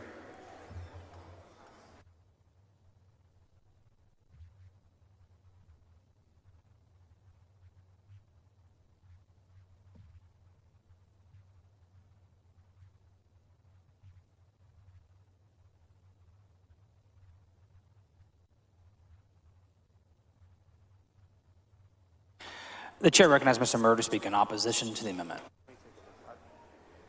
Mr. Speaker, members, I appreciate the optimism that Mr. Morales has on the concept of same-day voter registration. I think you heard during his presentation to the body that this is not occurring in a majority of the states yet, and so I don't know that this piece of legislation before us today is the right vehicle to properly consider that. In fact, I would advocate that that's something that may need to be a standalone bill in which you have good committee hearing discussion, you have witness input, have state agency input, and et cetera. So respectfully, I would oppose the amendment. The chair recognizes Mr. Morales and Maverick to close on the amendment. Well, I respect Chairman Murr's position. I think Texans are expecting this, and they're expecting this now. This is truly a bipartisan issue, and he may not have heard the numbers, so let me reiterate. There are over 37 states already out of 50, so that's the majority, that have already promulgated some sort of rule that is better with respect to allowing folks to register and vote. In those states, the states have better rules than here in Texas.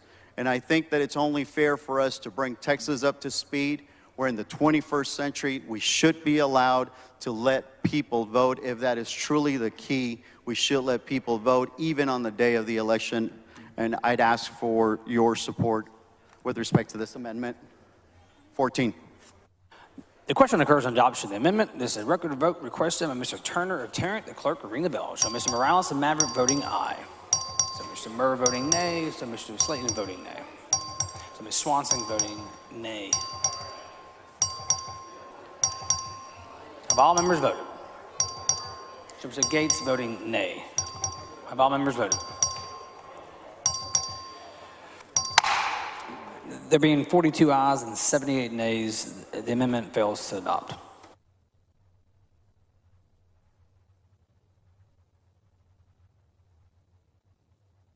The following amendment, the clerk will read the amendment.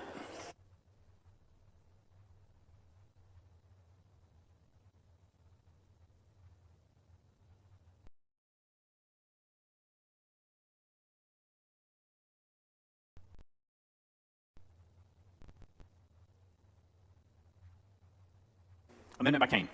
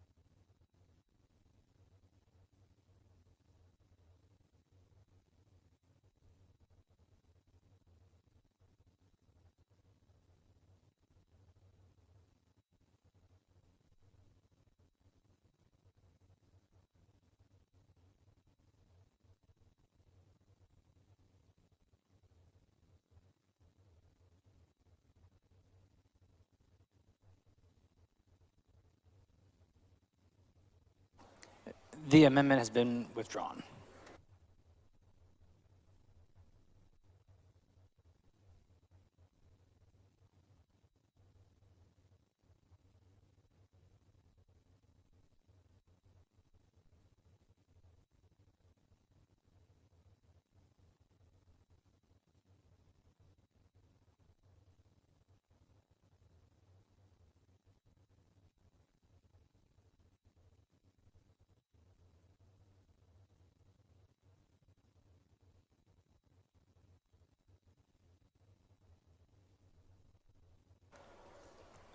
Mr. Morales.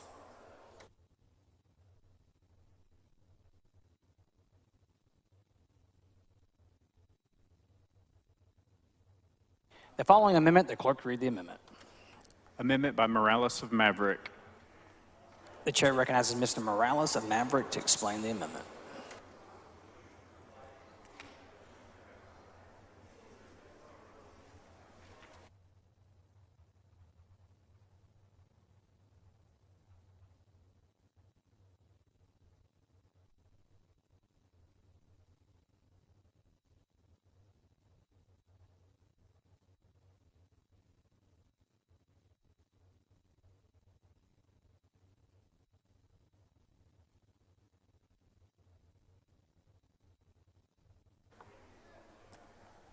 Thank you, Mr. Speaker. Members, I'm here with respect to amendment number 16.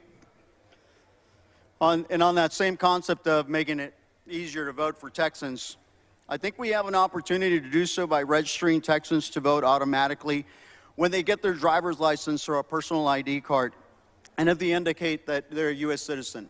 So once they turn 18 or whenever they get their driver's license or a state ID, they should be automatically registered.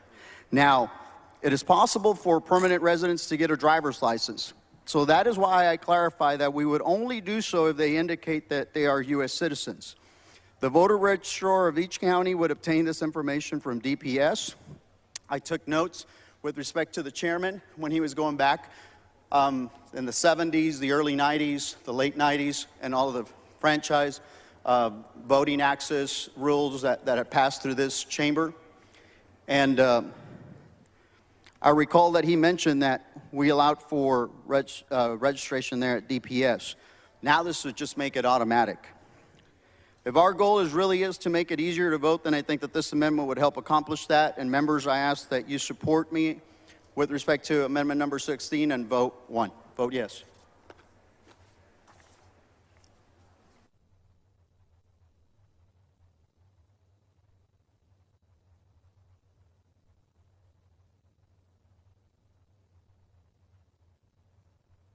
The chair recognizes Mr. Murr to speak in opposition to the amendment.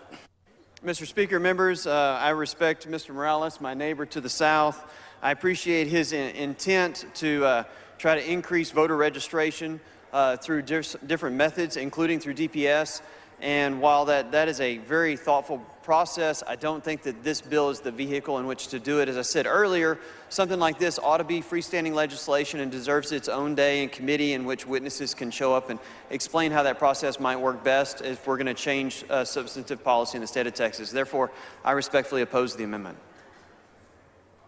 The chair recognizes Mr. Morales to close on the amendment. You've heard my position on this. I truly think that we should make it easier for all Texans to get to the voting booth. We should make it easier for them to be able to register. This is the 21st century. Just because we've been doing things for a number of years different doesn't mean that we can't do them better. And I think that Texans have voted for us to be in this chamber to effectuate that change. And with that, I'd ask that you support amendment number 16 and vote in favor of it. Thank you, Mr. Speaker. Thank you, members. The question concurs on adoption of the amendment. This is a record vote requested by Mr. Turner or Tarrant. The clerk ring the bell. Show Mr. Morales of Maverick voting aye. So Mr. Murr voting nay, Mr. Harris voting nay. Show Mr. Turner of Dallas voting aye. Mr. Lucio voting aye. All members voting. There being 38 ayes and 81 nays, the amendment fails to adopt.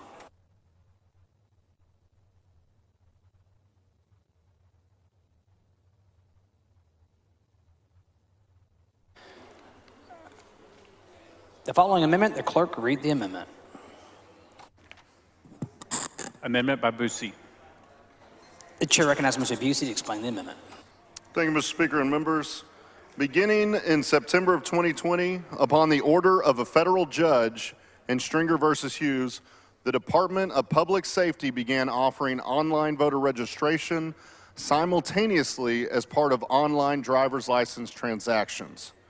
When the Department of Public Safety came before the House Committee on Elections back in March, They affirmed that the system was working well and without complication.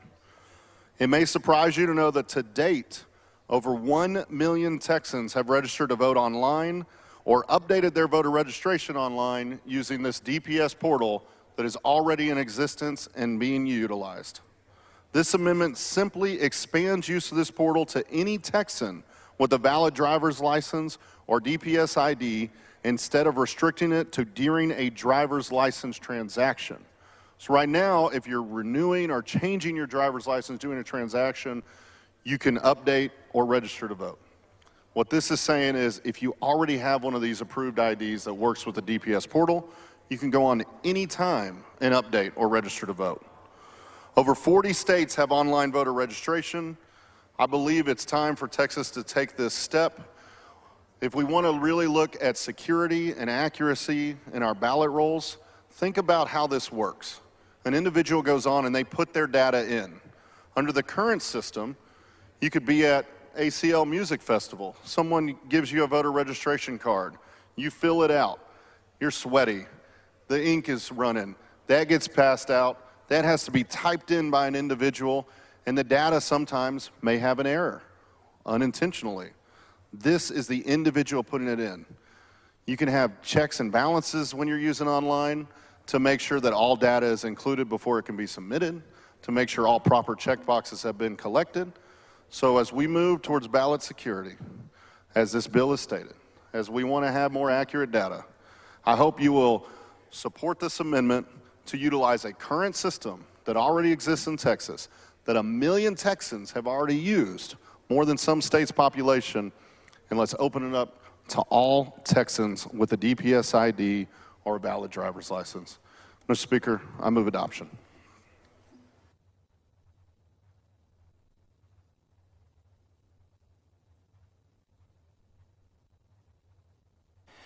The chair recognizes Mr. Murr to speak in opposition to the amendment. Mr. Speaker, members, I appreciate the opportunity to listen to Representative Busey. He and I have had engaged in multiple discussions on the concept of electronic voter registration and the ability to use technology to complete that process. However, I don't know that I necessarily want to incorporate that in the bill language today, and so I would respectfully oppose the amendment. Mr. Speaker? Ms. Rayner, for what purpose? Will the gentleman yield for a question? The gentleman yield for questions. Yield for questions. The gentleman yield for questions. Thank you. Representative Murr, are you aware of the number of data entry errors that occur because of the manual entry of voter registration applications? I'm not advised, so I would respond with I'm not aware of the amount of data entries that are may or alleged to have occurred. Fair enough. I do not have an exact number either, but as someone who has seen a lot of people fill out these cards, I can certainly attest to the variety of legibility of handwriting that our voter registrars have to deal with. Do you think having a more accurate voter registration database improves our election integrity? I would respond that we are all human and we are all as accurate as our human abilities allow us to be. So regardless of the system that's in place, since we're all human, you will inevitably have some challenges with it. Do you believe that it may reduce the number of errors we have in our voter registration database to remove the challenge of one human interpreting another human's handwriting? And really instead letting an individual type their information directly into a form? I really don't have enough information to form an opinion to be able to answer your question, so I don't know. Do you think more accurate databases lead to improved voter integrity? I think generically you can always say accuracy is a goal that we all strive for in everything that we do. And so you can apply that across the board. Okay, thank you. The chair recognizes Mr. Busey to close on his amendment. Thank you, Mr. Speaker. Members, we already do this in Texas. 1 million Texans in just a year's time, less than a year's time, have utilized this program. It is working without issue. It's been accurate data. It's more accurate data. This is how we lead to a modern, more secure, more accurate voting process in this state. I hope you will highly consider it, and I'll just say this has bipartisan support in this room. Whether it gets that way on the vote or not today, we have had one of your trusted Republican colleagues on election policy file an almost identical bill during one of these special sessions. So I hope you'll really consider it. This is good for Texas. It's good for Texas voters. Mr. Speaker, I move adoption. The question occurs on adoption of the amendment. This is a record vote requested on Mr. Turner of Tarrant. The clerk ring the bell. Show Mr. Busey voting aye. Show Ms. Gonzalez of El Paso voting aye. Show Mr. Murr voting nay. Mr. Patty voting nay. Have all members voted? All members voted.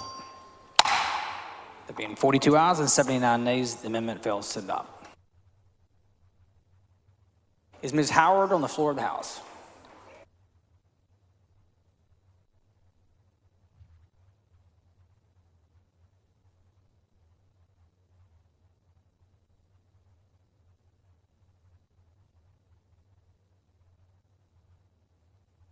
Is Ms. Howard on the floor of the House?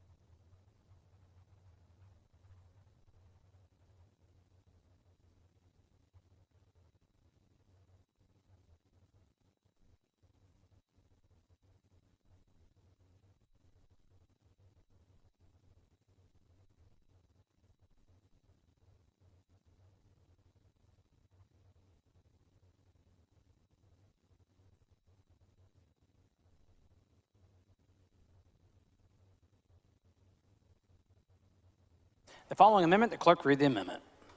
Amendment by Howard. The chair recognizes Ms. Howard to explain the amendment. Thank you, Mr. Speaker, members.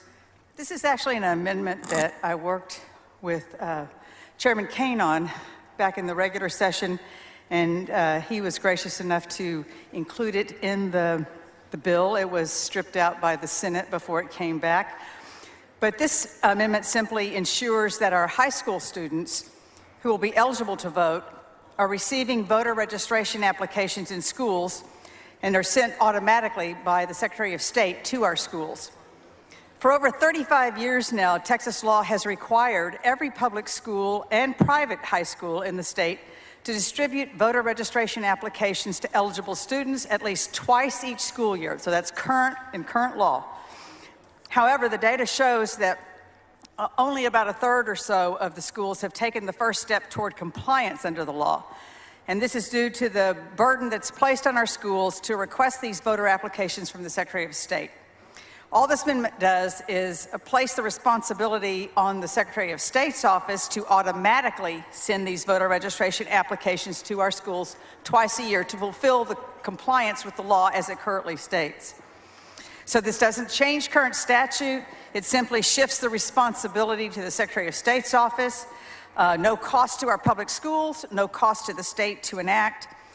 This is an amendment that will help us ensure that our youth are being registered to vote. Similar to what we heard from Representative Stevenson and Representative Murr earlier about how important it is that we educate our youth about voting. This is one of the ways that we can fulfill that responsibility. To continue to support and promote a student's civic duty, especially for our youth who a majority of will become eligible to vote upon graduation from high school. So that is all this amendment does. I move passage.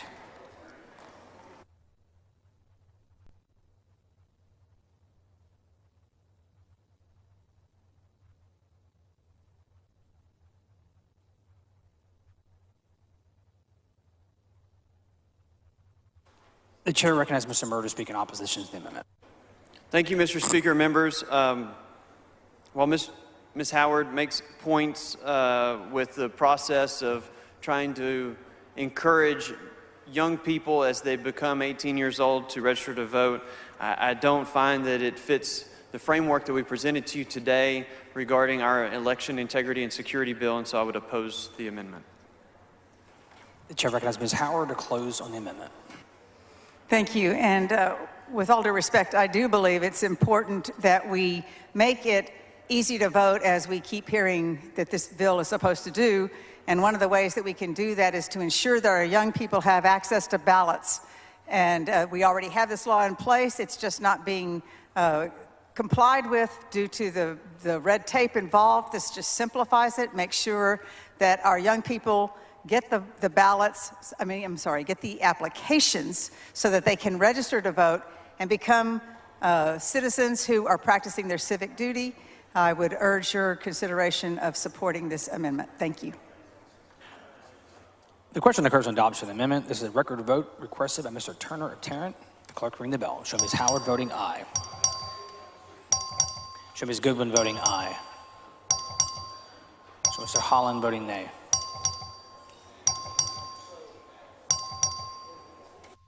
Show Ms. Gonzalez of El Paso voting aye. Have all members voted? There being 43 ayes and 78 nays, the amendment fails to adopt. Following amendment, the clerk read the amendment. Amendment by Goodwin.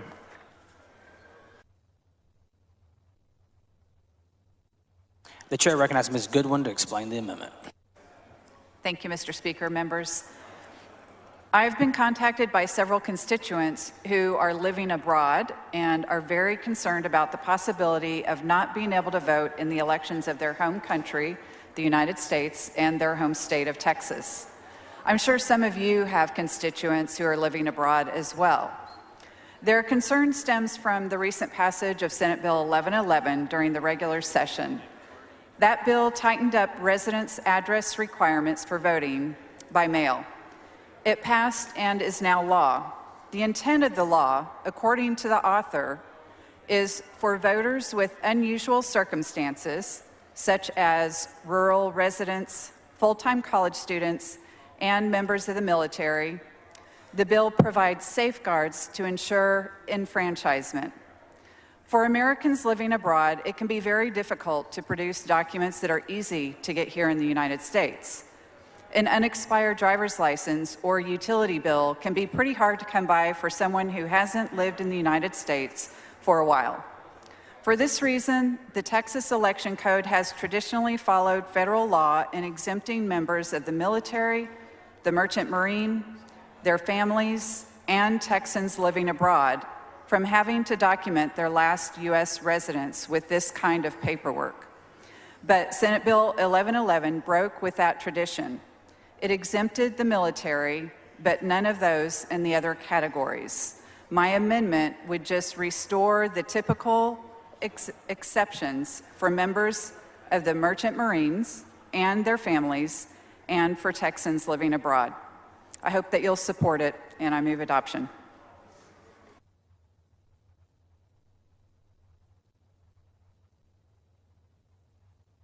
The chair recognizes Mr. Murr to speak in opposition to the amendment. Thank you, Mr. Speaker. Members, appreciate Representative Goodwin's focus on military service voters and the fact that we do have folks that go into harm's way and, of course, change the status of where they're located in order to vote. And I know in the past, this body has considered numerous pieces of legislation to ensure that our military men and women have the opportunity to participate in our election process. And so presently, the bill before you doesn't go into that area in express detail, and so I would respectfully oppose this amendment. Thank you. The chair recognizes Ms. Goodwin to close on the amendment. Thank you. Members, I want to clarify.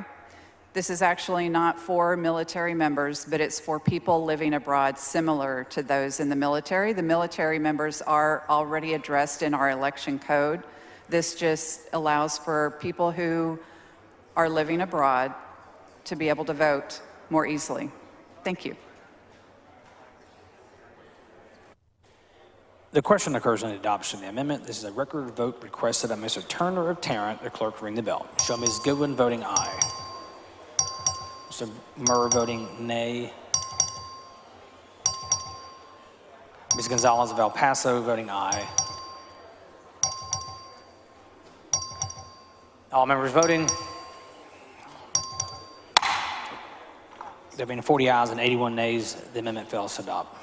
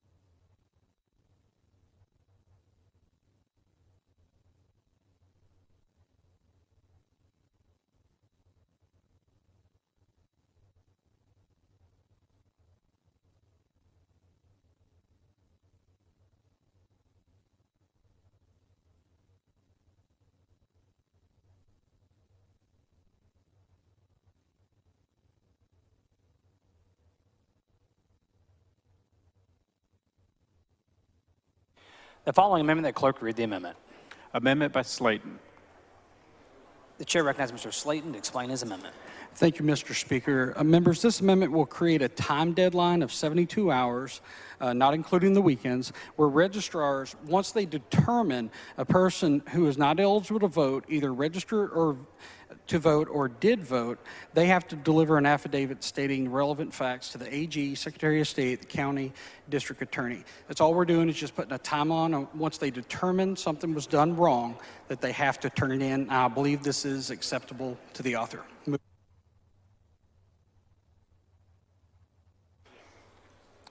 The question occurs on adoption of the amendment. A record of vote has been requested by Mr. Turner of Tarrant. The clerk will ring the bell. So Mr. Murr voting aye, Mr. Wilson voting aye, Mr. Slayton voting aye, Mr. Wilson voting aye.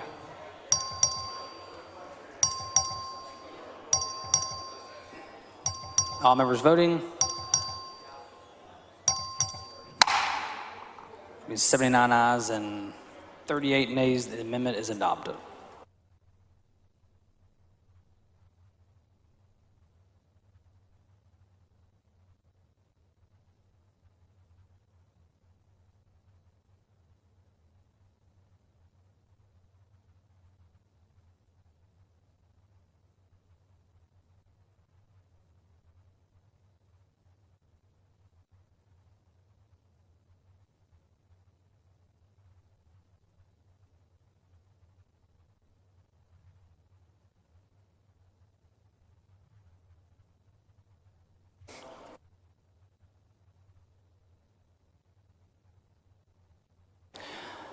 The following amendment, the clerk will read the amendment.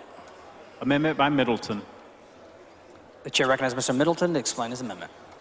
Thank you, Mr. Speaker. Members, this amendment is acceptable to the House sponsor. It's SB 1, and basically what it does is it fixes an issue that I've been discussing with my tax assessor, who is our voter registrar in Galveston County. And essentially the issue created is there's some ambiguity about the early voting ballot board and the signature verification committee about whether they will have access to the statewide computerized voter registration system. This amendment clarifies that, but on the condition that the Secretary of State adopts certain security measures and electronic data security measures in that data from the statewide voter registration system from being shared with county election officials, the early voting ballot board, and the signature verification committee. So it's subject to the rules for that data security that the Secretary of State would implement. And that's a change we made today on the recommendation. Mr. Turner, for what purpose? Will the gentleman yield for a couple of questions? Gentleman yield for questions. I do. Gentleman yields. Thank you, Representative Middleton. I've just really had the chance to read this amendment here in the last few minutes, so I'd like to just make sure I do understand what you're doing here and what the implications are of it. So what you're doing by this amendment is giving new access to the state's complete voter registration database, correct? Well, it's not necessarily new access because, for example, our county clerk in Galveston County said he already had plans, regardless of this amendment, to show the early voting ballot board team's data in order to verify, for example, voter ID on absentee ballots. Okay, right now in statute, though, what's allowed is that a county election official has that access, correct? Well, that's actually a change. That's not going into effect until September the 1st. Before it said election official, any election official, and that changed in House Bill 3107 this session. Of course, that occurred prior to SB 1, this bill being considered on this floor. Well, so what, you said something interesting there. So is it the case that we just recently passed legislation that actually limits the access to this data to a county election official, and now we are going back and changing that? No, it doesn't specifically limit it because there's a lot of debate about what that who that data can be shown to, essentially. So there's a lot of division among voter registrars. So, for example, my county clerk in Galveston County says, I'm going to show that to the early voting ballot board. Others say, well, I don't know if I can do that. We don't have clarity in the law. That's what this does. Well, let's talk about how large a universe of people are we potentially dealing with when we talk about providing this access to members of signature verification committees and members of early voting ballot boards? Like how many people, do you know, for instance, in your county, how large a group of people would that be? So like, for example, the early voting ballot board as prescribed is the election judge plus 2 other members. It varies per county. Like, for example, you don't have to have a signature verification committee. That's permissive. You don't have to have that. Some counties have it, most do, some don't. It's truly permissive. So, do you know how large a group it is statewide, potentially, the number of people that would be given this access? No, but these are people that are already involved in our elections process. I'm not creating anything new here. This is really a clarification. You say here that the Secretary of State would adopt rules to prevent people from retaining or sharing personally identifiable information obtained from this statewide database. Right. And obviously that would be a concern. You don't want people obtaining information and sharing it or letting it get out, you know, saved on some home computer or something and then used in some way to harass people or something like that, correct? Right, correct. And that's why we put that in there. We had conversations with Keith Ingram, and he said, we'd like to see something in there we can adopt hard and fast rules that this information can't be shared. But I'd also like to point out Representative Clardy has an amendment that should be coming up on people's ability to retain notes and limit their ability to take that outside of wherever the early voting ballot board and the signature verification committee is meeting. So that's also an important amendment to adopt in relation to this one. Okay. What I'm struggling to understand a little bit is how exactly are you going to make sure that all of these people statewide who are given instant access via the internet, presumably through some kind of login, I guess, correct, to have access to this data, how are we actually going to be sure that it doesn't get misused potentially with this larger group of people? That's up to the implementation of our Secretary of State. But can you think of a way they can ensure that? That's what I'm struggling with. I know we can say, well, let's just let them figure that out, but I'm trying to see how are they actually going to do that? How are we going to be sure that the information isn't misused? Okay, so one of the ideas that I've heard discussed, I mean, obviously you would want people maybe to take the cybersecurity training. That's an idea that's been discussed. Another one is perhaps there's a screen where their early voting ballot board is meeting, and as an absentee ballot comes up, it pops up there, the identifying information. They verify it, then it goes away to the next one, so they don't get to retain anything. Ideas like that have been discussed, but of course that's going to be up to the implementation. Just maybe one last question. Did this provision, has this been a part of any review in committee up to this point in time? No, because it's changed. So this is a change in the law that occurred with House Bill 3107. So it's actually something that's come up recently, and there's been a lot of internal debate among election administrators of kind of how to interpret this, especially in light of this language in SB1 with the driver's license social security number that has to be put on both the application to vote by mail and on the carry envelope itself. So this is a new issue here. Okay, but with respect to this bill, though, SB1, this provision has not been included in versions of the bill that have gone through committee. Is that right? So we wouldn't have heard testimony about it. Right. Okay, well, I appreciate you answering my questions. I think I would feel more comfortable having this vetted in a committee process and making sure we understand it, but thank you for answering my questions. Thank you. Mr. Clardy, for what purpose? Will the gentleman yield for questions? The gentleman yield for questions. Right. Thank you. And Mr. Middleton, we talked about this briefly before you took the microphone, and I know you've done a great deal of work, have talked with the Secretary of State's office about it, but I still have some concerns about this bill that I have not really been able to vet with you. One is, as I read, it's line 12, paragraph 3, that the information on the teams, which is the master program or database that has all the personal information of every registered voter in the state of Texas. Very specific, very personal, very private information. The program that the state has spent in the neighborhood of $24 million to protect so it does not get hacked into because there's so much sensitive information that, according to paragraph 3, the way it's written, any member of a signature verification committee or an early voting ballot board will have access to that database. That's what this amendment does, correct? Correct. All right, and again, I want our citizens who serve on these committees to have access to all information they need to make a decision with best information available on whether to count a ballot or not. I want them to have the specific, particularized information on that voter. You want that as well, I believe. Yeah, I do, and I think I understand what you're saying here. So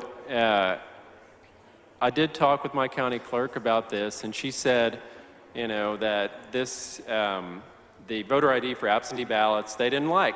That they were not treated favorably, that language was not treated favorably by her association, but the members of this body think it's very important to have voter ID for absentee ballots. Now, that's not going to work unless it can be implemented, right? Well, it can work, and what I'm suggesting to you is we need an election official acting as a gatekeeper so that the information that is accessed, that is needed by the signature verification committee or the early voting ballot board, that they are provided that. But there's a gatekeeper role that's very important. But to release complete access to these members, we're talking about across the state of Texas, thousands of people who would have access to millions of people's personal information. If they need it on a particular voter to do the review, they can request that. Current practice is they will, within the courthouse, go to the clerk or the registrar, whatever the case may be, get that information on this voter. And it happens quickly in that review process. I am deeply concerned that we are opening a Pandora's box of information, and I appreciate, Mr. Middleton, that you have talked to the Secretary of State, and they said, well, you can't retain the information, you can't share the information, but it's simply the fact that we would allow access to this group of people largely unvetted who you're serving a purpose but would have unique and really potentially dangerous information, personal information to all citizens. You know, we wig out every time we hear about a hospital or a insurance company that's been breached and they get access to information. This is the state of Texas. Those officials that control this are duty-bound, obligated to protect it. Now we're going to just open up and pitch the keys to the digital information kingdom to a bunch of strangers across the state who may just be very curious about a neighbor, who want to check on their buddy Joe, who they play dominoes with. We don't need to give them that temptation. They're good people, but we need to have control of this process, have a gatekeeper, and I appreciate you've worked on it, but I think this amendment goes much too far and puts the state at risk for surrendering that information of its citizens. But does my concern make sense to you, Mr. Well, I think there are Middleton? two counterpoints to that. These are not just unvetted people. The county election board is the one that appoints the early voting ballot board, and that includes the judge, county judge, the sheriff, the clerk, the voter registrar, and the county party chairs who are elected by the people. So no, I think we trust them to have good judgment, correct? We would, and we normally do, but again, it's a larger body of people that we're for the first time, and I know it's not just limited to those people. Early voting ballot board in some of the larger counties, I think I talked to Representative Click about this, they may have 40, 50 members in these larger counties. So it's going to go beyond that list of elected officials you just named. It will have others designated, and again, I'm not saying they're not good people, and I appreciate their service in doing this, but let's don't open Pandora's box or give them more access to more information than they need to do the job. Allow them to request information, that to be provided by a person who's authorized into the team system, and not just surrender control of this valuable asset of the state of Texas. Well, we're not surrendering control, and the second important point here is we are opening Pandora's box if we do not adopt this, because the gray created by House Bill 3107, there's a lot of ambiguity, and I have severe concerns that the voter ID that is in SB 1 right now, where you enter the driver's license number, social security number, and if you haven't been issued either, you can provide something else, cannot be implemented, because what is that going to be verified against? Because that is the early voting ballot board that reviews that. So what are they going to compare that to? If, for example, they had an election administrator or a clerk that said, I'm not going to give you access, it doesn't say that I have to do that, then what? Then they only compare the numbers. And I think that's where some of this can be done through the rulemaking process. But it needs to be clear that the information will be available. I want the information to be available so that they can do their job with the provisions of 3107. But that does not mean we need to release full access to teams. There is a way to do this where they can get it done. This is just overly broad in the number of people we're allowing access into. Well, again, we have spent $24 million to secure the team system, to not allow people to hack in and get people's private information. It seems like we're wasting that if we pass this amendment. The gentleman's time has expired.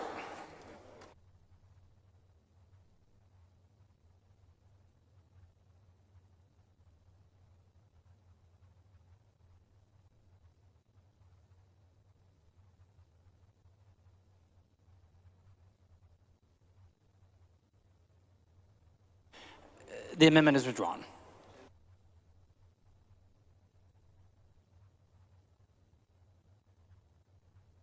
The following amendment, the clerk read the amendment. Amendment by Swanson. The chair recognizes Ms. Swanson to explain the amendment.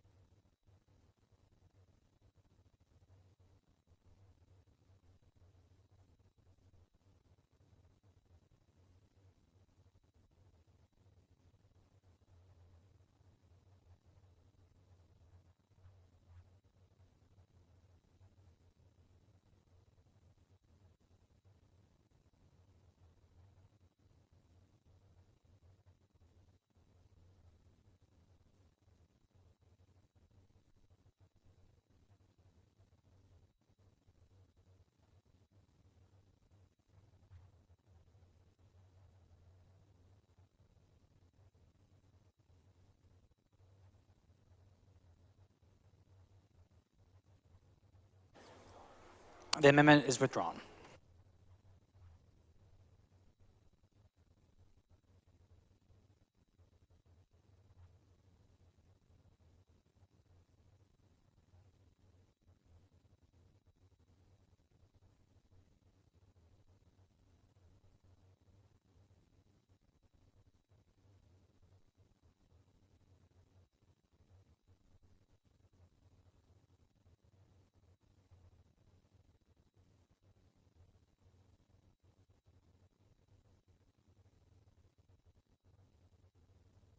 The following amendment, the clerk read the amendment.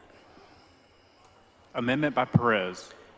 The chair recognizes Ms. Perez to explain the amendment. Thank you, Mr. Speaker. Members, what this amendment does is simply allow voters to vote safely and securely from their vehicles through the drive-through voting method. As COVID-19 cases continue to rise, drive-through voting is necessary to allow for social distancing. All voting rules still apply when voting from a vehicle. The same voting machine and procedures are used as with walk-in voting, so it is just as secure. The Texas Election Code already provides an allowance for the curbside voting only if the voter is physically unable to enter the polling place without personal assistance or the likelihood of injuring the voter's health. And that part I want to repeat. The likelihood of injuring the voter's health. We need to protect our voters while also maintaining access to the ballot box. The Harris County early voting rosters indicated that 47% of voters who used drive-through voting were white and 53% of voters were minorities. When broken down, 61.9% of those voters were women. Women could keep their kids in cars with them while they voted in the middle of a pandemic when childcare was difficult to find. Not only do voters like drive-through, but it also makes voting more accessible for everyone. According to the Texas Tribune, 10% of Harris County in-person early voters cast their ballots at the county's 10 drive-through locations. That's nearly 130,000 votes. According to KHOU, a study by a professor at Rice University found that a majority of Harris County voters like drive-through voting. In fact, 91% of those who voted by drive-through, including the 86% Democrats and 70% Republicans, rated their experience as excellent. During the last election, I voted by drive-through. What I experienced felt very efficient, secure, and safe, all the way down to the finger sleeve I received. COVID-19 cases were quickly rising, and as we all know, people handle the pandemic very differently. Some people wear masks, while others choose not to. Voting from my vehicle eliminated that concern for me.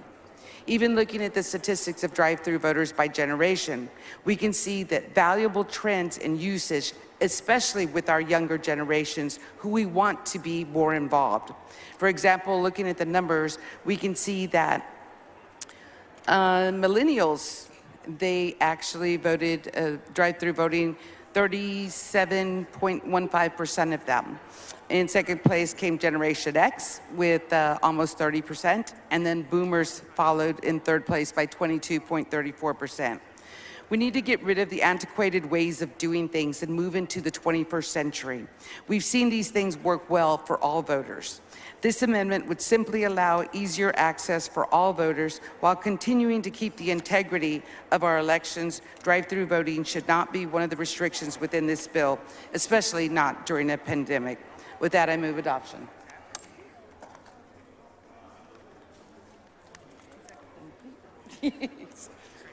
Mr. Anchier, for what purpose? Thank you, Mr. Speaker.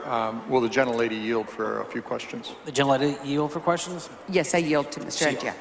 Thank you. Representative Perez, thank you for bringing this amendment. We've heard a lot of discussion about drive-through voting and how it was predominantly, or at least a majority of the users of the drive-through voting were people of color. But you've raised an important point here that, to my knowledge, has not been discussed today, which is the utilization by women of this. And when I was discussing the motivations behind eliminating drive-through voting in the midst of the deadliest pandemic in 100 years. We talked about the disproportionate impact on people of color, but talk about the fact patterns of women, including yourself, who utilize this, that were able to use drive-through voting to keep themselves safe and their families safe. Right. Thank you very much for that question. You know, it's been noted that women, it was much easier for them to have their children in the back seat of the car instead of outside in the hot, humid weather that Houston and Harris County have every year. And it was much easier to keep them quiet, to keep them cool and comfortable, and also safe during the pandemic. So it was a good choice for women to make, and now obviously they utilized it over 60%. And it's an important point that you made about the collapse of childcare during the pandemic, where you had especially a lot of smaller providers, affordable providers that had to go out of business because of spread that was occurring in those facilities and the need to shut them down to fight COVID. So with a lack of childcare, women oftentimes, or virtual school, women oftentimes had children with them and needed to go vote, not leave their children alone, and used this method of voting. Did you hear from anybody, because you're from Harris County, did you hear from anybody that said that this adversely impacted the secrecy of the ballot for them? No, as a matter of fact, I think people felt that it was very secure, even when I did it as a female. You know, I drove up, I gave them my ID, they looked at me, made sure it was me, and gave me the box in order for me to vote. I voted, and I gave it back, and we were done. But I felt safe, I felt secure. I didn't have to worry whether somebody behind me or in front of me were wearing masks, as I chose to do. The people that handed me the machine, they were fully wearing their PPE. So I felt very safe and secure and didn't once worry about whether or not I was contaminating them or they were contaminating me. So I thought it was a good choice. And I'm glad you walked us through that, because you still proved who you were and showed photo identification, correct? Absolutely. And in your case, which one did you use? Which photo ID? I used my driver's license. You used your driver's license.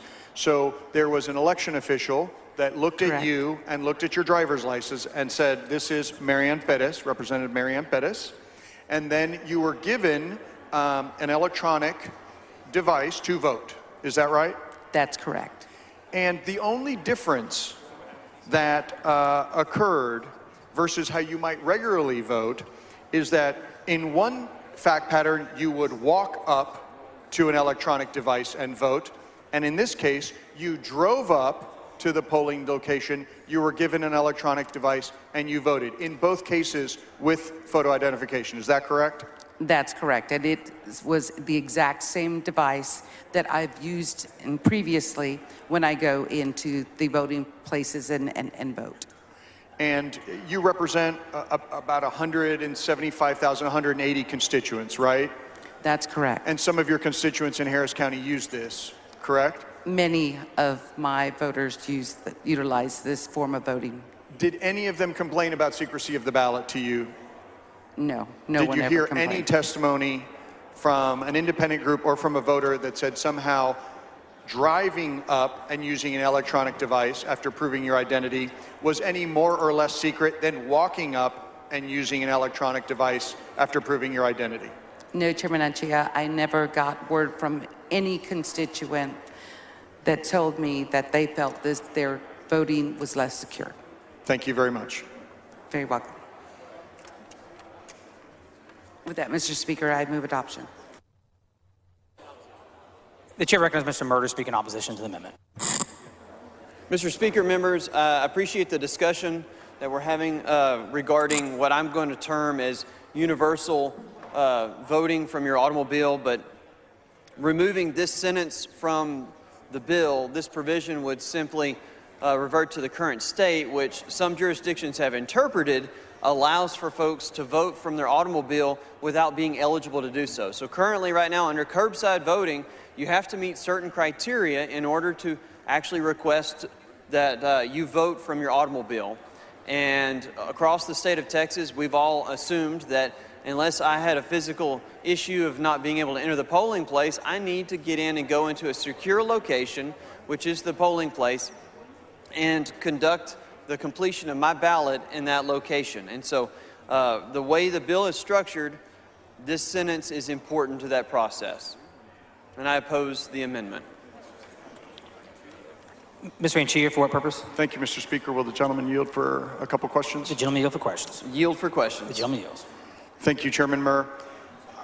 It dawned on me during your opposition to the bill that I wanted to have a further dialogue with you about this secrecy of the ballot objection that you raised earlier today related to this drive-through voting, right? You said that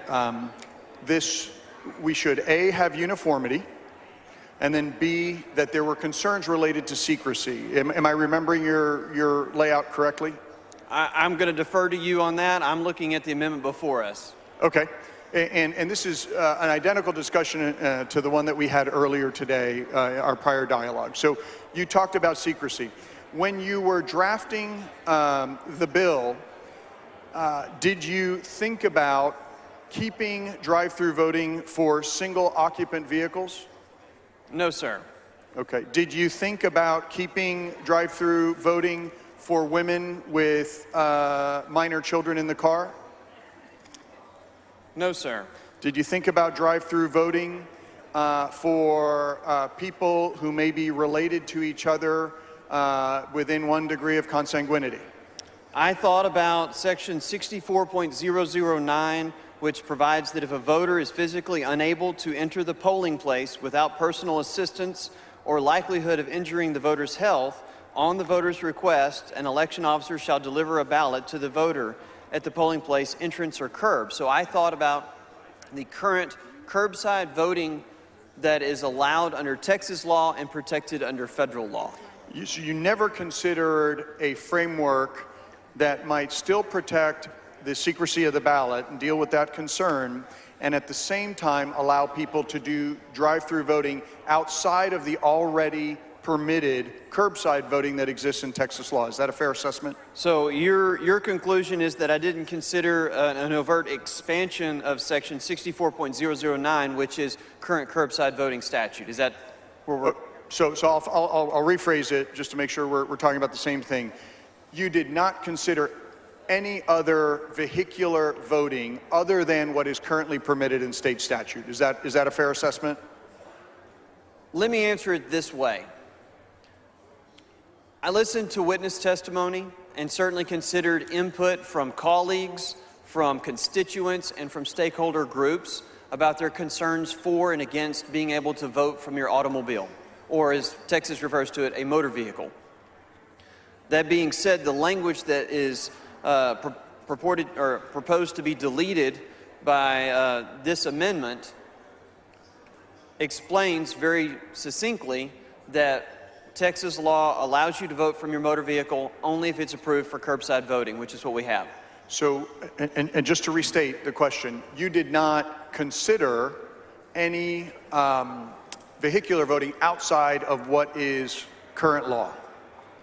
Just so I understand. And I know where you're going with this, and the answer is I heard witness testimony input, so therefore I did consider methods that might be out there.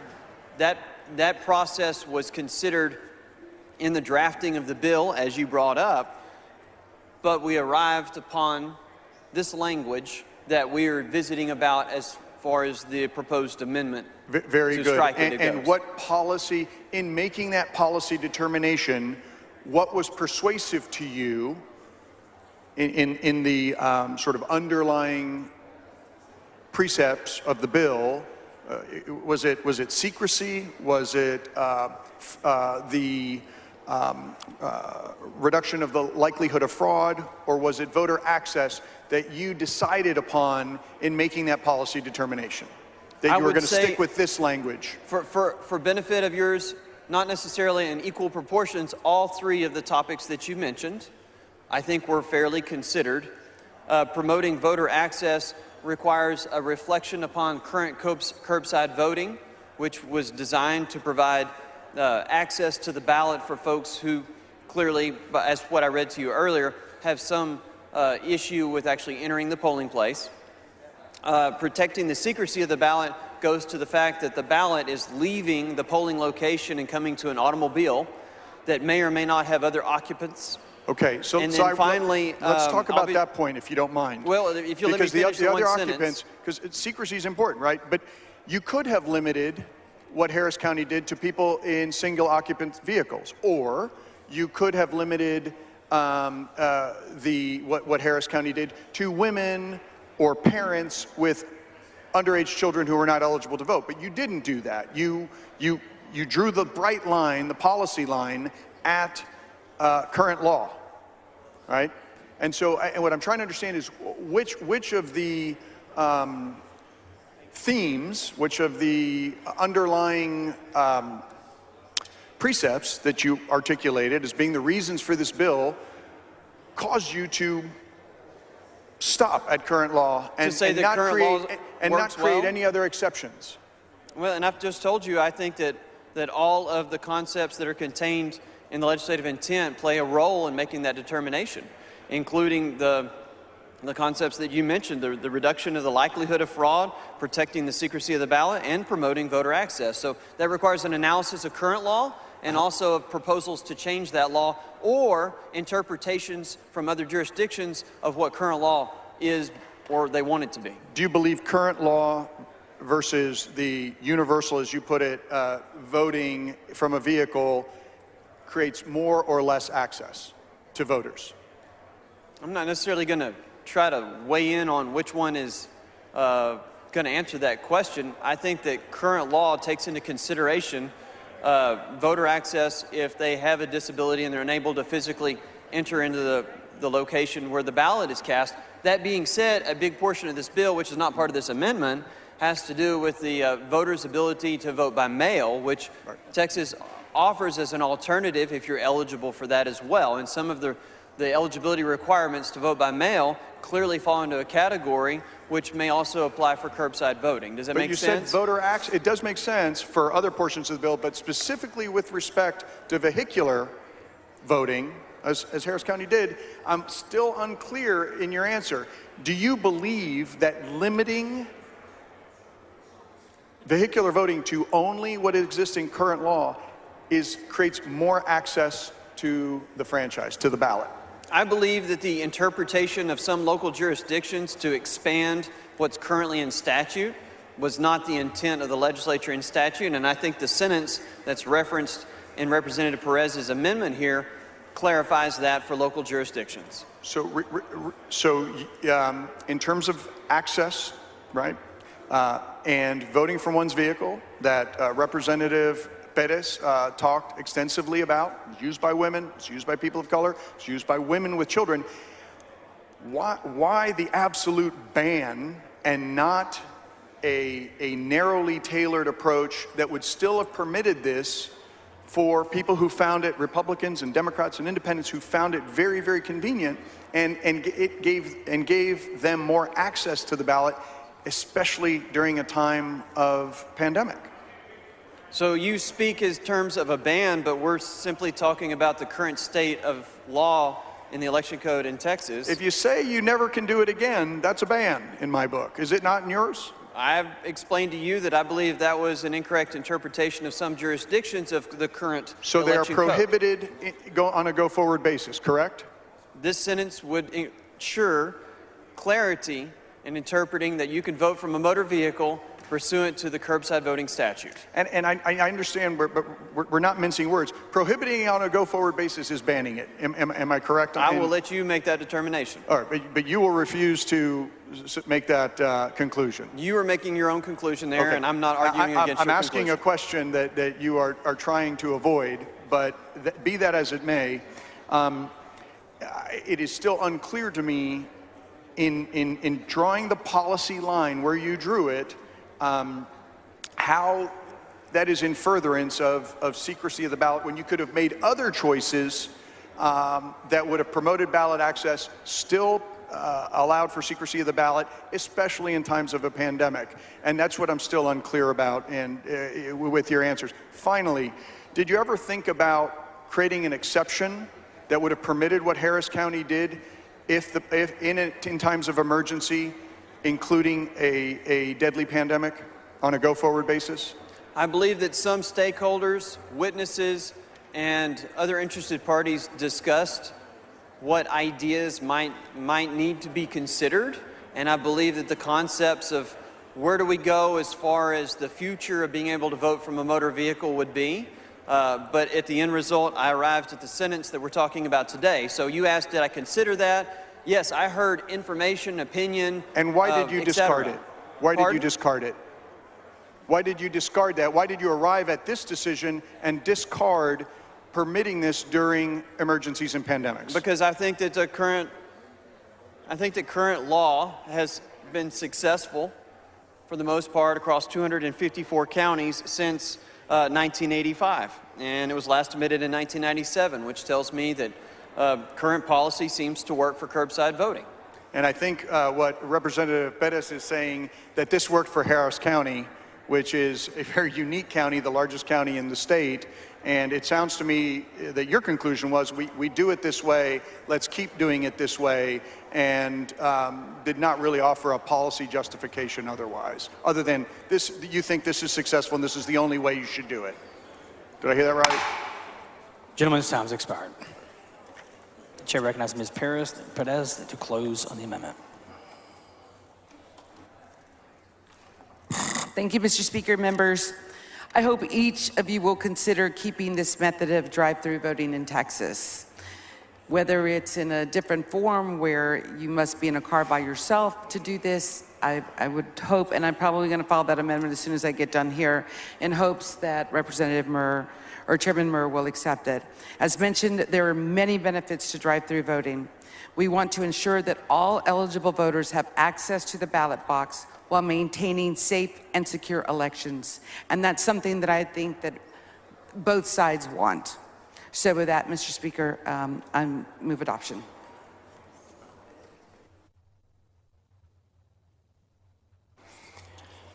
The question occurs on adoption of the amendment. This is a record vote requested by Mr. Turner of Tarrant. The clerk ring the bell. Should Ms. Perez voting aye, Mr. Dutton voting aye, Mr. Wilson voting nay, Mr. Murr voting nay, Mr. Huberty voting nay, Mr. Harris voting nay. All members voting. All members voting. There being 38 ayes, 80 nays, the amendment fails to adopt.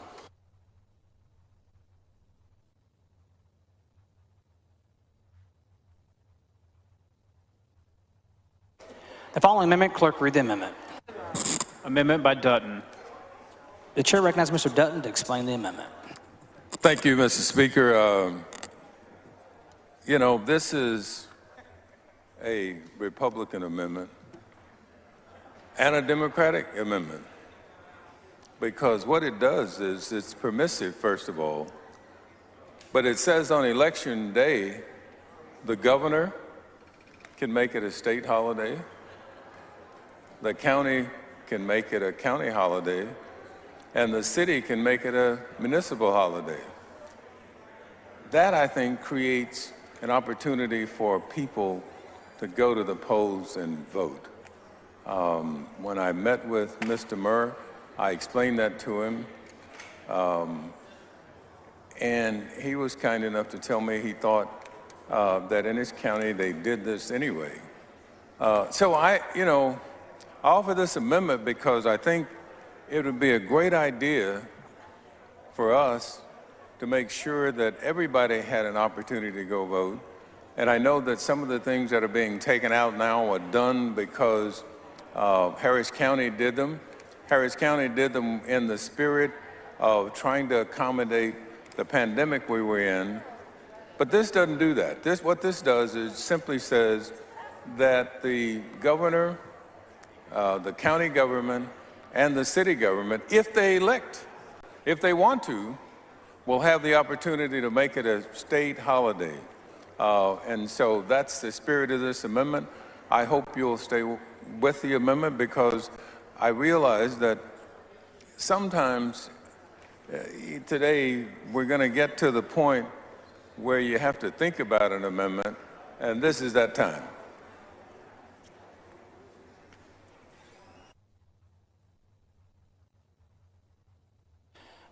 The chair recognizes Mr. Murr to speak against the amendment. Mr. Speaker, members, I enjoyed the opportunity to visit with Chairman Dutton in his office. We spent several hours talking about various concepts, including this concept, and he made a very eloquent point with it, and I make a counterpoint when we talk about holidays and the opportunity to vote.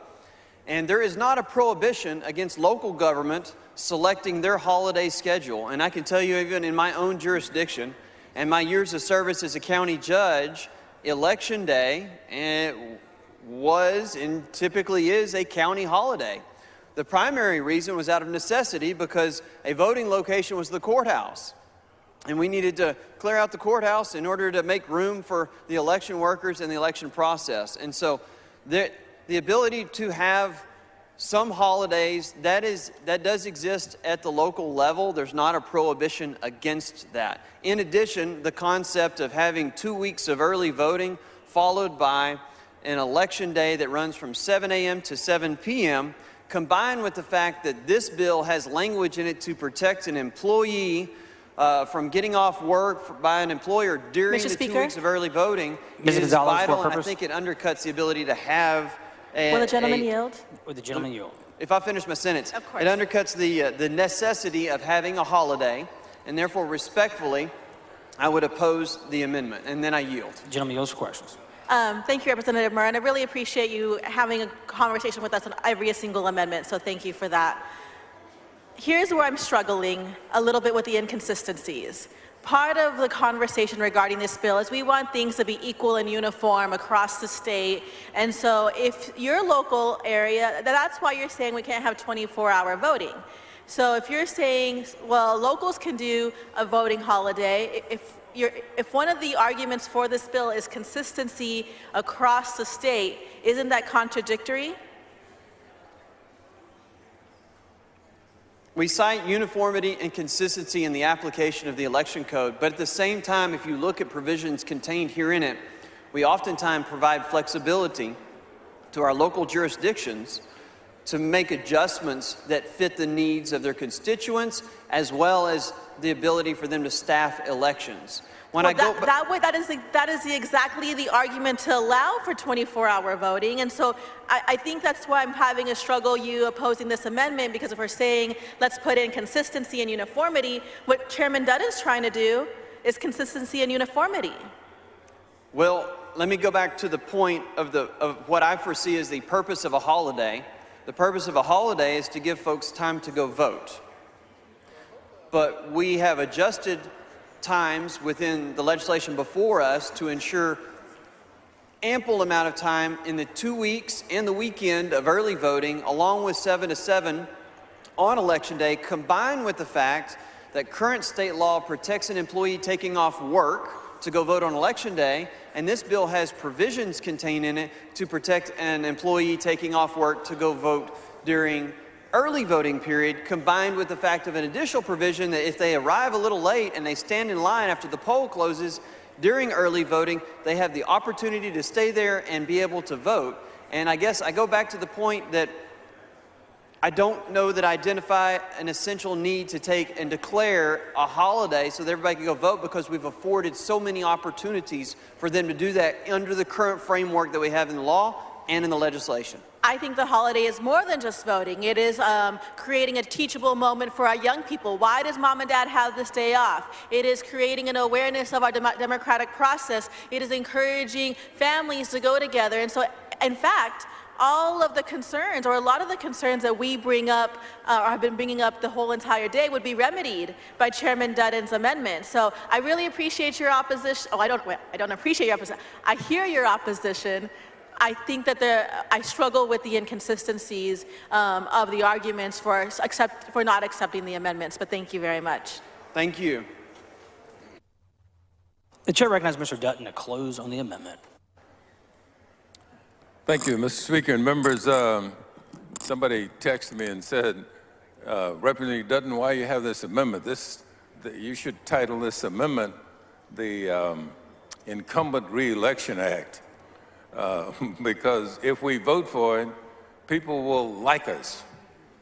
Well, I don't know whether they'll like us or not, but what I do know is this, is that if we have an election day, and we have all kinds of election day. I mean, we have an election day for Confederate heroes. I mean, you know, I'm not sure what that means, but what you do on that day. But I know if we have an election holiday, what you're going to do is go vote. And it seems to me that that would be the best of all worlds in a democracy where voting is the underpinnings of everything related to that democracy. I told you earlier that Texas is 5th from the bottom in voter participation out of 50 states. And that is a tragedy, members. That's going to lead us down a road to where, of course, I'll tell you what somebody else said to me in a text. They said, well, the reason we have low voter turnout is so that we can have a legislature like you all. I said, what? And they said, well, if we get more people to vote, we're far more secure in the things that we do in this legislature, far more secure in the things that we have to consider. Because what we have to consider is that when we make laws, they are for all Texans. They're for everybody in Texas. And yet, everybody in Texas doesn't participate. Well, what this amendment does is allows that participation. And I think you heard the conversation between Representative Gonzalez and Chairman Murr. Chairman Murr says that in his county, they already do this. They already do this. They already let people off to go and vote. You heard Representative Gonzalez talk about the inconsistencies of not letting every county do that if we want to make sure that what we're doing in this bill is we're ensuring that we have everybody doing the same thing, everybody on the same plate.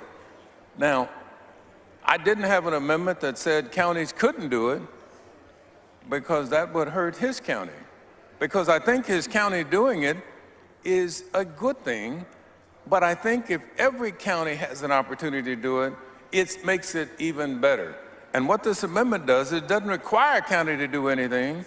It doesn't require the governor to do anything. It doesn't require a municipality to do anything. But what it does is says that to the extent that they'd like to have that as a holiday, election day, it will happen. And so I appreciate the fact that you're thinking about this. I hope you're thinking about it and not deciding that, well, I'm going to draw the line on Republican and Democrat, because that's not what this is about. When we come here to do things for all of Texas. And today, what this amendment does, it makes it better for voting time for all of Texas. And I appreciate you voting for this amendment. The question occurs on adoption of the amendment. This is a record vote requested by Mr. Turner of Tarrant. The clerk ring the bell. Show Mr. Dutton voting aye. Show Mr. Turner of Dallas voting aye. Show Mr. Rosenthal voting aye. Show Ms. Click voting nay. Show Mr. Murr voting nay. Show Ms. Gonzalez of El Paso voting aye. All members voted. There being 44 ayes and 75 nays, the amendment fails to adopt.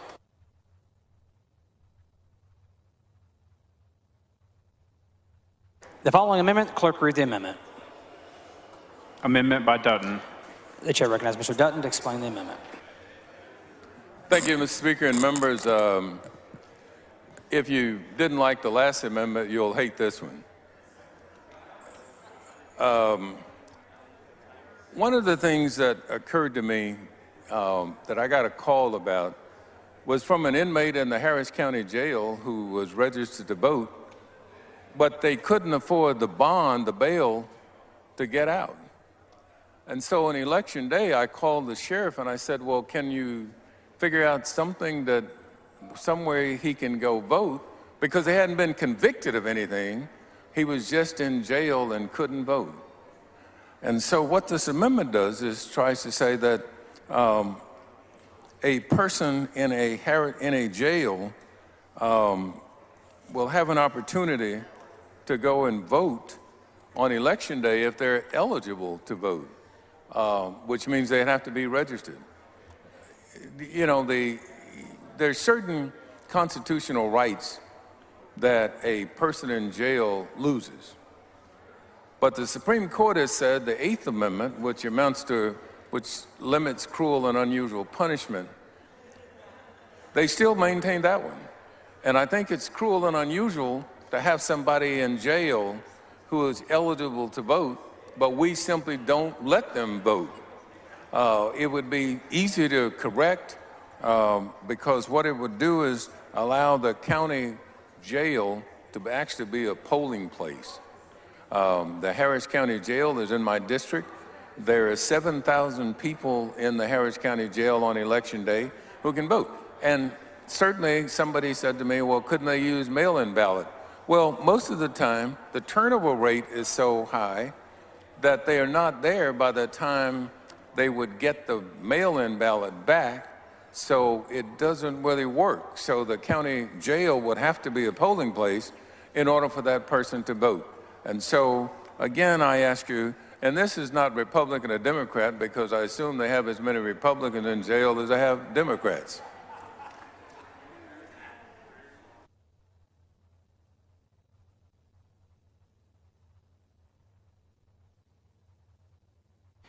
The chair recognizes Mr. Murr to speak in opposition to the amendment. Mr. Speaker, members, I appreciate Chairman Dutton's sincerity when he talks about creating additional opportunities for folks to vote. In reviewing this, and I know you've looked at this, creating a county jail as a polling place, even though it may be limited. I will point out that under the eligibility requirements to apply to vote by mail, Texas law already expressly provides an opportunity for someone who's confined in jail and eligible to vote by mail. So we've created an opportunity where they're able to do that, and consequently, I would respectfully oppose the amendment. The chair recognizes Mr. Dutton to close on the amendment. Well, let me respond to Mr. Murr's objection this way. What it does on paper is gives the opportunity for the person to vote. In practicality, though, what happens is, I mentioned earlier, people get out before that 30 days, before they can get the mail-in ballot back. And so sometimes they get arrested within 15 days of the election, for example. That person wouldn't have an opportunity. You'd have to have been there at least 30 days prior to an election to perfect somehow or another getting the mail-in ballot back.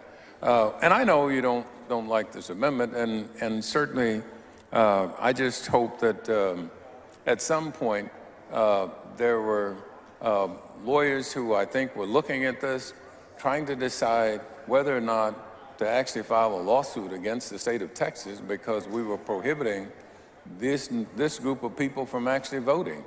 And our Texas Constitution says that we can't do anything that would actually prevent a person from voting. And so if you do that, I think you're violating not only the Eighth Amendment, but you're also violating the Texas Constitution.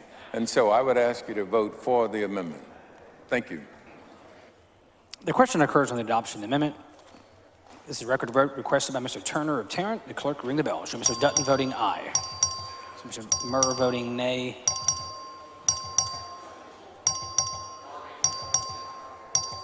All members voting. All members voting. There being 38 ayes and 82 nays, the amendment fails to adopt. The following amendment, clerk read the amendment. Amendment by Zwiener. The chair recognizes Ms. Zwiener to explain the amendment. Mr. Speaker, members, this is a very straightforward amendment that will allow our Texas University students to use their identification card from their public university, college, or community college to vote in Texas.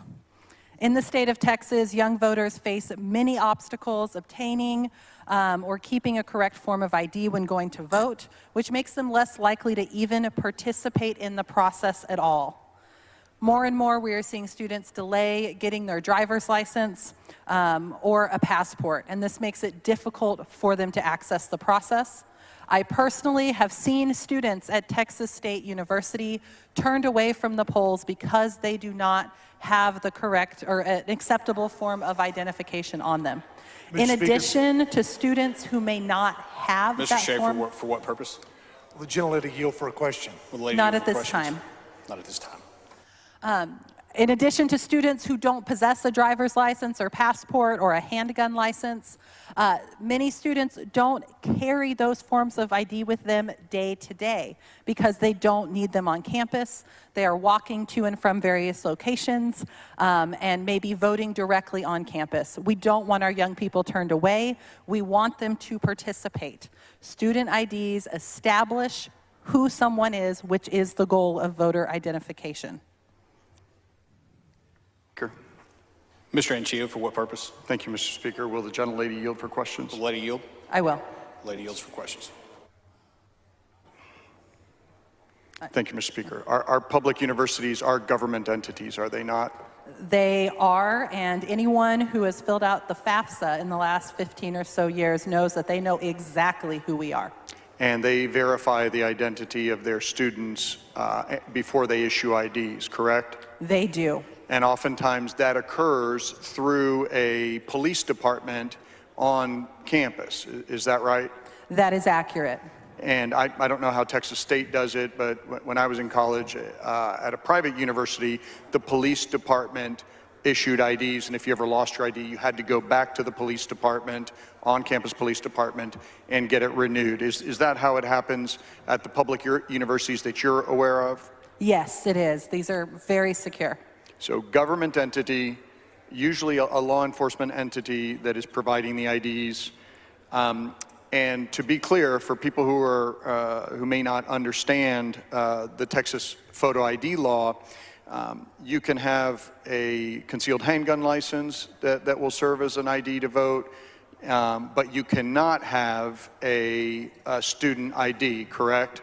That is correct. The forms of ID we are willing to accept here in Texas are very arbitrary, and we need to expand them to make sure that we are covering all Texans. And you can't use an out-of-state driver's license to vote, correct? Correct, and that is one barrier for many students who have moved here from elsewhere. If you arrive here in September to attend university, it's very hectic your first semester. You may not go through the steps of obtaining a Texas driver's license before that first election day where you can vote in November. So you're 18 years old. Your identity's been verified by the university. You're issued an ID. You may have an out-of-state driver's license because you don't know where you're going to end up with a job or where you may go to graduate school, maybe here, maybe not. But you still have a First Amendment right to vote, do you not? Absolutely. The Supreme Court has confirmed that university students can vote at the location where they go to school and live. And under current Texas law, you are, even though you have a out-of-state driver's license that confirms your identity issued by a government and an in-state student photo ID issued by a government entity, you can, even with those two forms of ID plus your voter registration certificate on campus, you would not be permitted to vote a regular ballot in Texas. Is that correct? That is correct. You would generally be directed to a provisional ballot and then have the chance to try and cure that by bringing an ID to the polls later. And if you, and I have observed this case where my former chief of staff had an out-of-state driver's license, had her identification from the university, had her photo identification from the Capitol that got her in and out of the Texas Capitol, all of those things with her, plus her voter registration certificate, and she was turned away from voting an election. Tell me a little bit about what you hear from the students at Texas State who are in a similar situation. You know, what I see is students every single day on campus walk into the voting location, often after waiting in line for a long period of time, discover they don't have the correct form of identification. Often they do show up with their voter registration certificate and their student ID, believing that's enough. And then they have to decide whether or not they believe they qualify for a reasonable impediment, whether or not they want to try and travel back to their dorm to see if they have any of the acceptable forms of ID, or if they want to cast a provisional ballot, try to correct it later, or perhaps determine that they just don't have a way to vote. And what I don't want is I don't want people's first experience with voting to be being told they're not wanted. We have lots of research that shows that people who begin voting young become lifelong voters. And that's what we want. We want active participation in our democracy. Our student IDs are secure. We know who they are. They are often secure enough for students to use them to pay for things on campus. And they affirm what voter ID is supposed to affirm, who the student is. And a photo ID from a university is good enough to open up a bank account, correct? Often, yes. And good enough to get on a plane and be screened by TSA, is that correct? I am not advised on that. That it is correct. In fact, even a high school ID will let you get on a plane. And it's good enough to engage in any other sort of adult transactions that you might engage in as a college student, right? Yes, they are used cashing frequently. a check,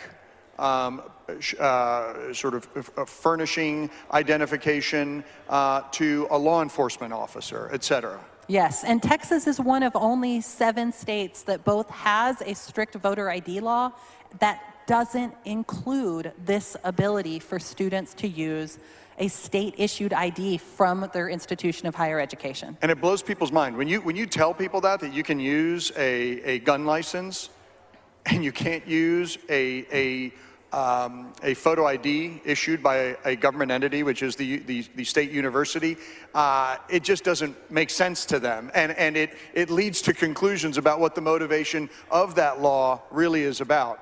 It's wild to me because one of the most common things I hear from folks is, well, why can't they have a driver's license? But I have never heard somebody say, well, why can't they have a driver's license about concealed handgun licenses being used for voter identification. That selective application of that logic does lead to some really unfortunate conclusions about the motivations behind this. And it is also a true statement that not every 18-year-old will drive, and not every 18-year-old will have a driver's license. And nobody is forced to have a driver's license. Is that yes, correct? of course. Driving is something that many people choose to do, but we are seeing more folks delay starting to drive, particularly folks who come from a larger city that may be walkable or have public transportation. And some young people just don't want to drive. They have no desire to do so. But that should not abridge their First Amendment right or their constitutional right to vote. Absolutely. Okay. Everybody deserves access to the ballot box if they are an eligible voter here in Texas. Thank you very And I will much. note, because this is brought up a lot, the purpose of voter identification is not to determine eligibility. Most of our other forms of voter ID do not prove citizenship. They do not prove residency. They are simply used to prove who you are. Thank you. Members, I move adoption. Chair recognizes Mr. Murr to speak against the amendment. Thank you, Mr. Speaker. Members, I appreciate the zest that Representative Swinger brings to the conversation about trying to expand forms of identification. What I will point out to the body is that in the discussions that we had for identification to be used for mail-in ballot purposes, it mirrors what we already require for in-person voting. And to that degree, the state of Texas also makes available a personal identification card issued to the department issued to the person by the Department of Public Safety if they choose that they decide they need one. So you don't necessarily just have to have a driver license in order to do it. And so we have gone to great lengths to make sure that forms of appropriate ID are available to our voters, and so therefore I would oppose the amendment. Thank you. Chair recognizes Ms. Swinger to close. We don't tell people who hold handgun licenses that there are other options available to them and therefore they should go get a driver's license or an election ID. We don't tell members of our military that their ID isn't good enough and they should get a driver's license or go get a special election ID. We make these options available because those forms of identification are secure and meet the purpose they are intended for. Student IDs from our state institutions are the same. This makes sense. I will also mention that this language actually passed out of the Elections Committee during the regular session and was set on the House calendar, unfortunately too late for a vote. So I hope to see bipartisan support for this. I hope that you will all support young people in Texas having fair access to the ballot box. I move adoption. The question occurs on the adoption of the amendment. A record vote has been requested by Representative Turner of Tarrant. The clerk will ring the bell. Show Representative Murr voting nay. Show Representative Click voting nay. Show Representative Wilson voting nay. Show Representative Busey voting aye. Have all voted? There being 41 ayes, 79 nays, the amendment fails.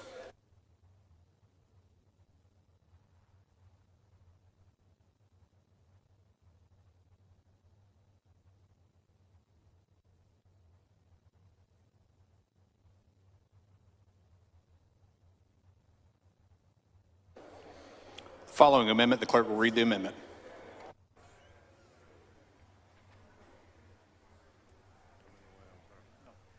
Amendment by Psaki. Chair recognizes Mr. Busey to explain the amendment.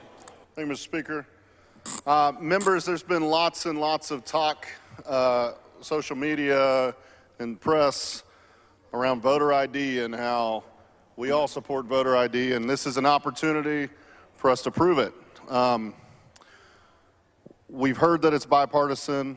This amendment simply allows college student IDs, IDs issued by a state agency, and tribal IDs or documents to be added to the list of approved IDs under the voter ID rules. So this is something that many states do. I've heard y'all talk about your support of voter ID, and so this will help us continue to grow that program of what's approved in this state. So I hope you'll join me in voting for it. And Mr. Speaker, I move adoption. Chair recognizes Mr. Murr to speak against the amendment. Thank you, Mr. Speaker. Representative Busey certainly rolls up his sleeves and works on policy, and I respect the efforts that he tries to bring to the table when we have discussions about making sure that folks have the opportunity to vote. Again, I go back to the concepts that are in the bill before you. They include providing the identical requirements that we have for in-person voting for our ballot by mail. That's where we are. They don't necessarily look to expand the list, and so I'm certainly opposed to the amendment. Thank you. Chair recognizes Mr. Busey to close on the amendment. Mr. Speaker, Mrs. Weiner, for what purpose? will the gentleman yield for a question? Will the gentleman yield? Yes, I do. The gentleman yields for questions.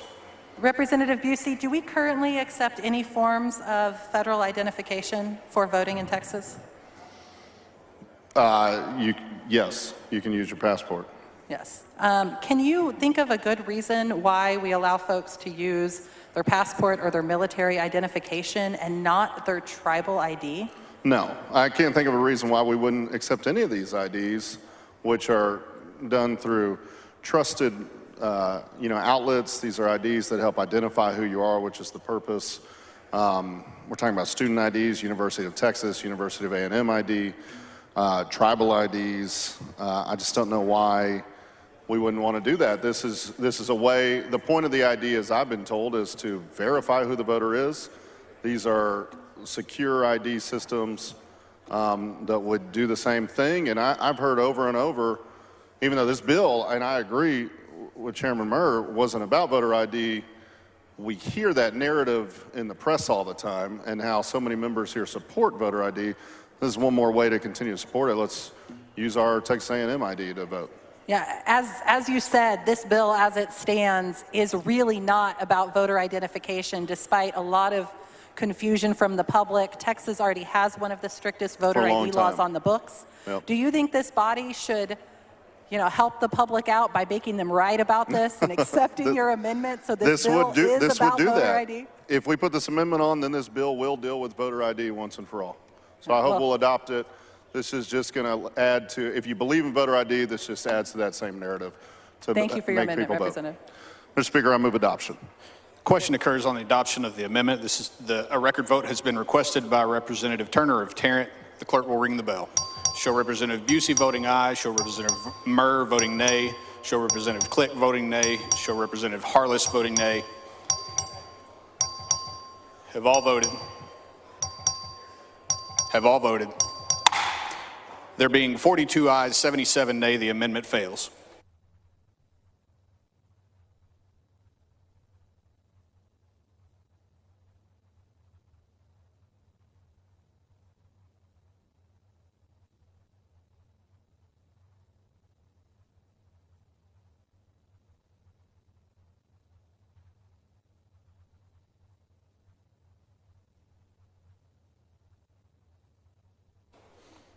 Ms. Niave.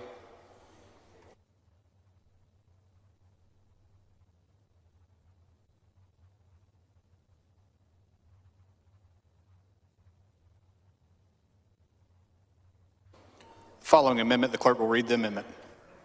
Amendment by Niave. The chair recognizes Ms. Niave to explain the amendment. Thank you, Mr. Speaker, members. The COVID-19 pandemic changed the way we live, the way we work, the way we function as a society. And our communities were hit hard, not just last year, but this year, today, August 26, 2021. We are now in the fourth wave of COVID cases in Texas. Our 7-day rolling average of new COVID cases in Texas is 17,022, which is nearly as high as we've ever reached during the pandemic. As of yesterday, we've had another new 18,826 confirmed cases of COVID per the Texas Department of State Health Services. In North Texas, my area, we have only 68 available ICU beds in the North Texas region, a region that has millions of our fellow Texas residents. We had only 2 ICU beds in my county, Dallas County, for children. And we know that the Delta variant has delayed our return to normalcy. And as we debate this legislation that will impact elections for years to come, we do so knowing that, or without knowing, what new variant may be circulating in the air next year.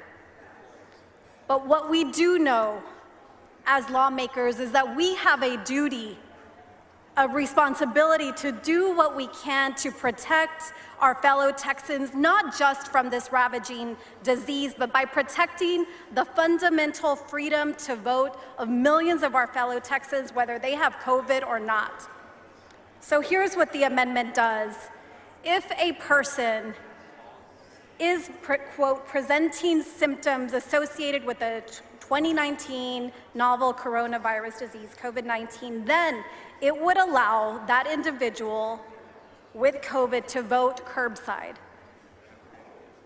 This amendment would benefit our state in 2 ways. First, it would protect our fellow Texans, voters who are showing up to the polls, and the election workers that don't have COVID by reducing their exposure to voters with COVID. And second, it would ensure that an individual with COVID would still be able to vote. And members, I'm asking you to vote yes because we do this for our own Texas House of Representatives. If one of us on the floor contracts COVID, in that corner right there, we have a room, the speaker's room, where an individual with COVID can vote. We do that in order to protect their safety, in order to protect our own public health and safety. So we extend this voting protection to ourselves, to our COVID positive members, and this amendment will follow that precedent that we set for ourselves and allow Texans with COVID to safely vote without infecting other Texans. What's good for the goose is good for the gander. I move adoption. Chair recognizes Representative Murr to speak in opposition to the amendment.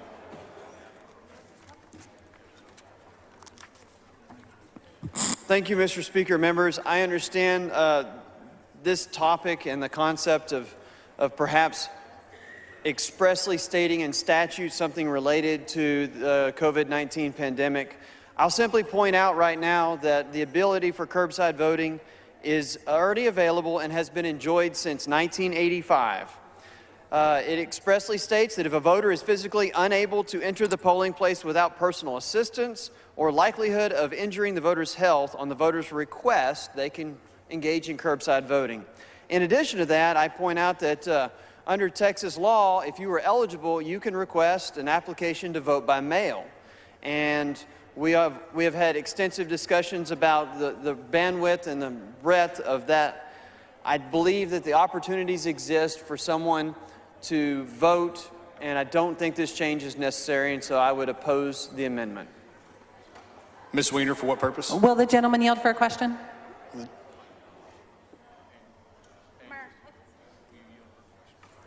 Will the gentleman yield for questions? Yes, I will yield. The gentleman yields. Thank you, Representative Murr.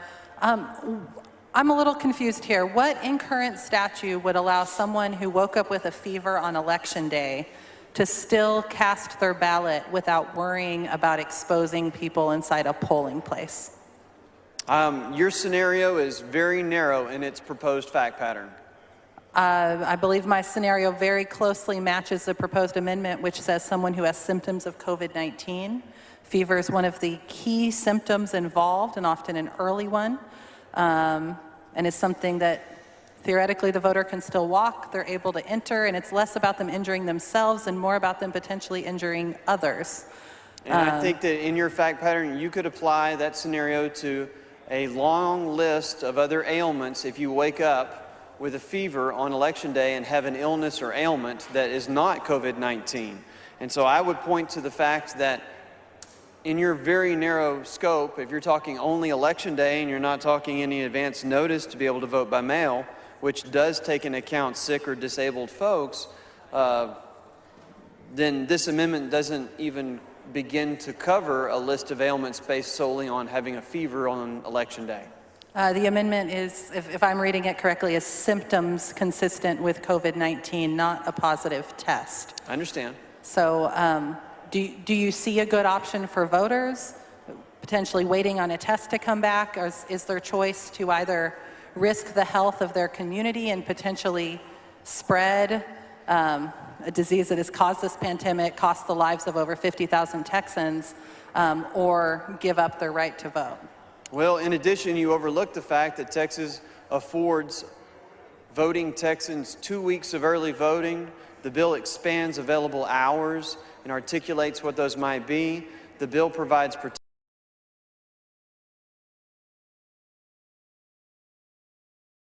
protections for employees, employers, and affords them every opportunity to take advantage of early voting instead of waiting until election day. So what I'm hearing is that you don't currently see a remedy for that particular fact pattern. What I'm telling you is Texas affords an immense amount of opportunity to vote. All right, thank you. Mr. Speaker, would the gentleman yield for a question?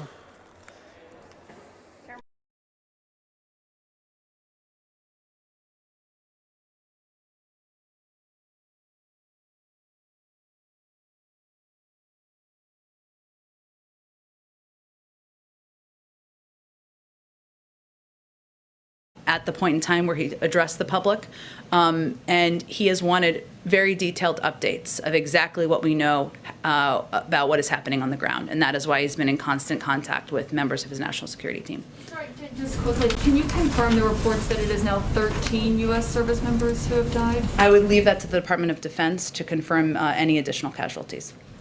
Go ahead. Thanks, Jen. You talked about the ongoing threats earlier. We heard from General McKenzie talking about, this, quote, extremely active threat streams. But how would you sum up right now the level of confidence that the administration has that there won't be another attack like this before the completion of this evacuation mission? I can't give you that assessment. As I think our national security team has said, members of our national security team, these are ongoing threats.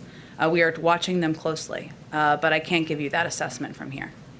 Go ahead. Can you speak a little bit to what the impact on flights has been? You've been touting U.S. and coalition flights, but this attack has slowed some of those flights from coalition partners. Other countries are now out. Does this restrict bandwidth that you thought you would have for the next 5 days to get people out? Are fewer Americans and Afghan allies, SIVs, et cetera, going to get out because of this attack?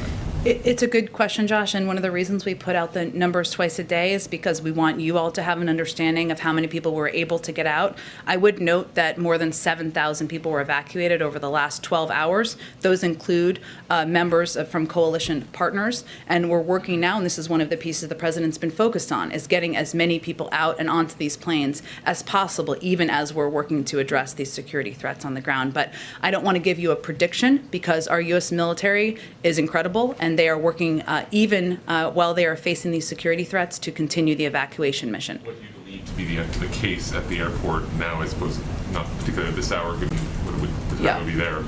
Can Americans go? Should Americans go? Are Afghan SIVs getting through Taliban checkpoints and to the airport? Are you still discouraging them from doing that? What is the situation on the ground in that perimeter? Again, Josh, I would say that we are giving very specific direction to individuals, American citizens and others, on when they should come to the airport, where they should meet, how they should come to the airport. We're obviously not going to outline or detail those from here or in any public manner, but that is certainly the direction we would be giving to people, to pay attention to the security alerts and to pay attention to notifications and contacts they're receiving from us or coalition partners.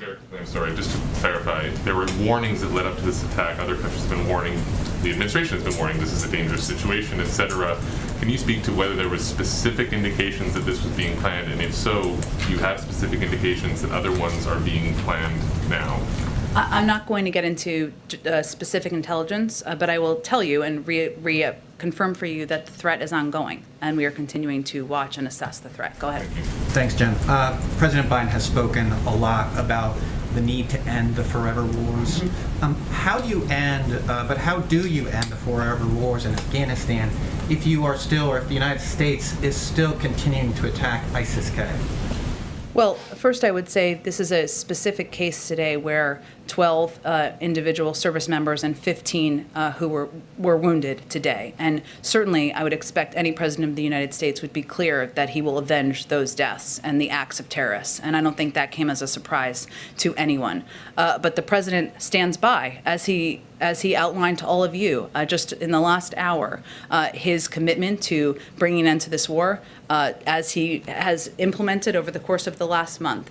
And what we're talking about here is avenging these deaths from terrorists. We're not talking about sending tens of thousands of troops back for an endless war that we've been fighting for 20 years. If I may ask a bit of a related question to Josh. When the Obama administration was bringing in Syrian refugees, there was a lot of pushback from various states and locales about refugees coming into their communities. How do you see that situation this time around? Is this going to be different, or do you anticipate those same kind of pushback and hard feelings? We will see. But I will tell you that what we have been working to do is to work closely with governors, with localities,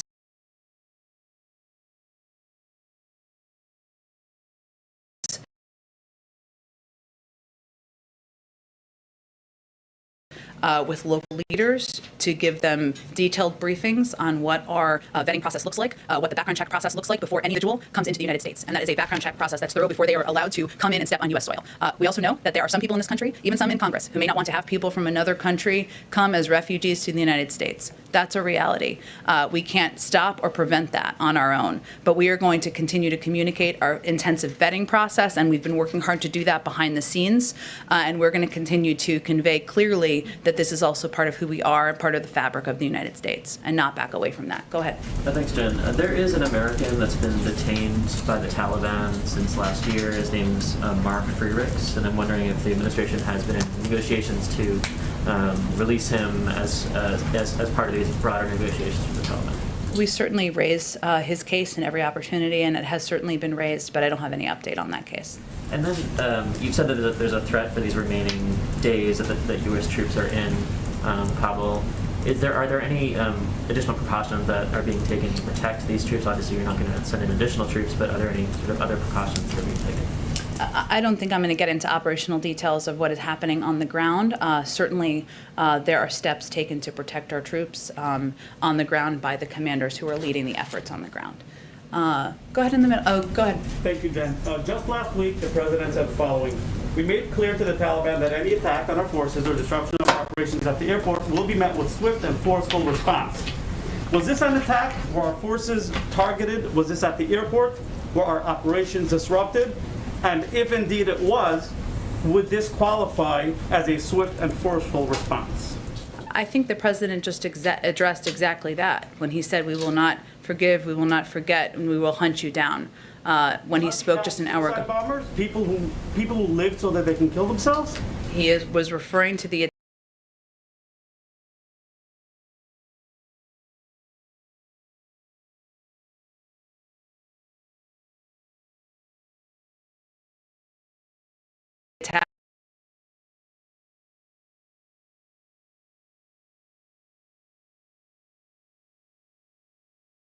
attack of terrorists from ISIS K who launched this attack and killed U.S. service members. I don't think he. Regardless of whether they I don't think he could have been more clear. Go ahead. I think you're looking at about 125,000 right now. Is that something that the White House is willing to accept? I have not talked to the president about the specific question. What I will tell you is that what we are trying to do is get our muscles working again, both in our systems and the incredible refugee groups that are working on welcoming refugees from around the country and working on getting our vetting processes and systems around the world that need to be in good shape in order to welcome refugees, to get as many as we can. But I have not had a conversation with him about raising the cap beyond the 125. As you said, I'm happy to do that. Go ahead, Eli. Given that Kabul has been the only departure point in the country, I wonder if the administration knows how many of the American citizens left, green card holders, SIVs, that are in the country still are outside of Kabul, and if there have been or may be in the future efforts to go out and rescue people from those more far-flung places. Yes. On your latter question, I'm not going to get into more details and will continue to be. On your former question, the vast majority are within the Kabul vicinity. But as the State Department provided an update a little bit earlier today, but I know there's been a lot happening today, so let me just reiterate a couple of these numbers. Of the 1,500 that they briefed on yesterday, roughly 500 have been evacuated. And so we're talking about roughly an additional 1,000 that we believe remain in Afghanistan. The vast majority, over 2/3, informed us they were taking steps to leave, and we are in touch with. That is what we are working through and what we are focused on every single day. And so just to be clear, you're saying that those missions, even if you have to be vague about it, they have taken place at times? I'm not confirming if they have or haven't. I'm just going to convey to you, I'll leave that to the Department of Defense. What I will tell you is that we are committed to getting American citizens home and out of Afghanistan should they want to leave. And that includes people around the country. Go ahead. Thanks, Jen. Earlier today, General McKenzie said that right now they are focused on other active threats to U.S. service members there on the ground. Are all the threats the U.S. is currently facing from ISIS-K? Are there other groups that may be bad actors? I'm just not going to detail additional information about ongoing live threats. Do we know if the president still feels as though the chaos and the violence that we've seen there on the ground in Kabul was all unavoidable, even at this point? You mean from about 11 days ago?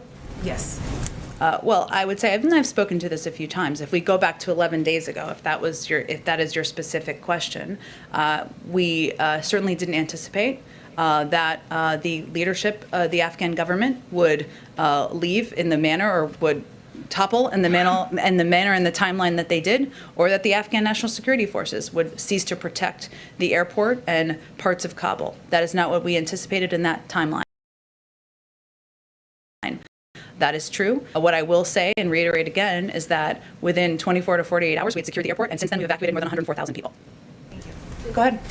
How would you describe the relationship right now with the Taliban in light of the attack? And are they still helping out with security? What's their relationship right now?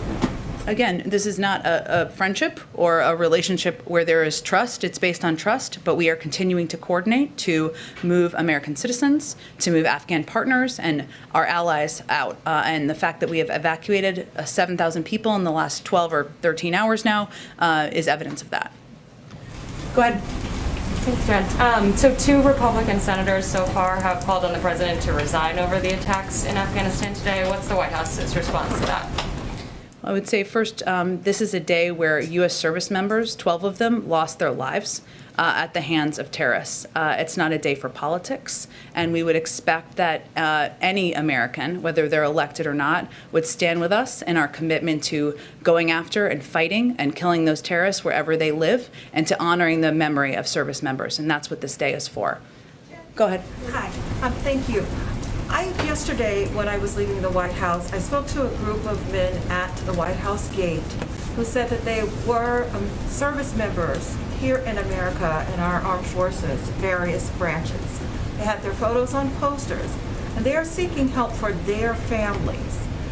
We've prioritized which groups we are helping, namely those who have helped us in the mission, but they are not, they're currently in military, but they are not people who fit the description or the criteria for getting assistance. However, in our interview, they told me that they are getting assistance. Can you speak to this prioritization and who really is eligible to get assistance going forward, considering what happened today? I know you've already spoken to it, but can you drill down a little bit to make sure people know who we are allowing into the country at this point? I'm not sure that I totally understand your question, but let me do my best. American citizens, which I assume these U.S. service members are. They serve here in our country. They're from Afghanistan, and they have family members there. So they said they went to the State Department, and the State Department was helping them get their family members in, and they wanted to get attention so that other people in their situation could get their family members in. And they didn't seem to fit the criteria, so I'm just asking you to clarify. Are you concerned that we're helping the family members of people who have fought by our side for 20 years, helping them come to the country once they've been through a thorough vetting process, or what's the root of your question? The root of my question is consistent information for those who need help. So I've been doing some reporting around people getting correct information about the process. So I want to be able to say in my reporting, if you meet these qualifications, you are the folks who can come into the country. And I think a lot of people want to know that information. Does that make sense? I think we've been very clear, Mona, that U.S. citizens, their family members, some of those are dual nationals. Many of them who are left are dual nationals. Some of them may have lived their whole lives in Afghanistan.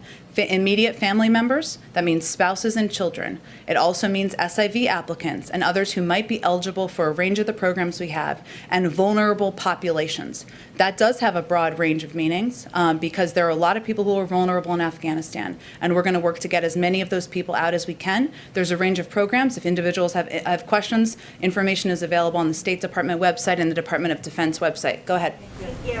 Over 65 Democrats in Congress are calling on Biden to raise the refugee cap to at least 200,000. I think I just answered this question. Oh, another one, sorry. Okay. And then the president had cited intelligence data earlier in the speech that ISIS-K would be planning attacks on U.S. personnel for quite some time, and that was in part why he was trying to get everyone evacuated by August 31st. But if that was the case, then why did the administration make the decision in late July to not do more rapid early evacuations on military aircraft? Well, first I would say that we have, over the course of the last 11 days, evacuated more than 100,000 people. And that is a credit to the U.S. military and the men and women who are serving, who have been able to conduct and oversee this operation and done it at great risk. And that was an operation that began, again, just 2 weeks ago. Before that time, we'd also evacuated a number of people. I can't speak to what the difference of the ISIS threat would have been, but obviously that has been increasing over time, which we have spoken quite publicly about. Go ahead. Thank you very much. Despite the lack of true trust that you and the President and everyone is highlighting in this relationship with the Taliban, which is understandable, having said that, there's been a remarkable level of cooperation. I mean, something no one would ever possibly have imagined, whatever, even a month ago. And as the President was saying, it's actually ongoing now, despite the incident. They're, kind of helping try and deal with this.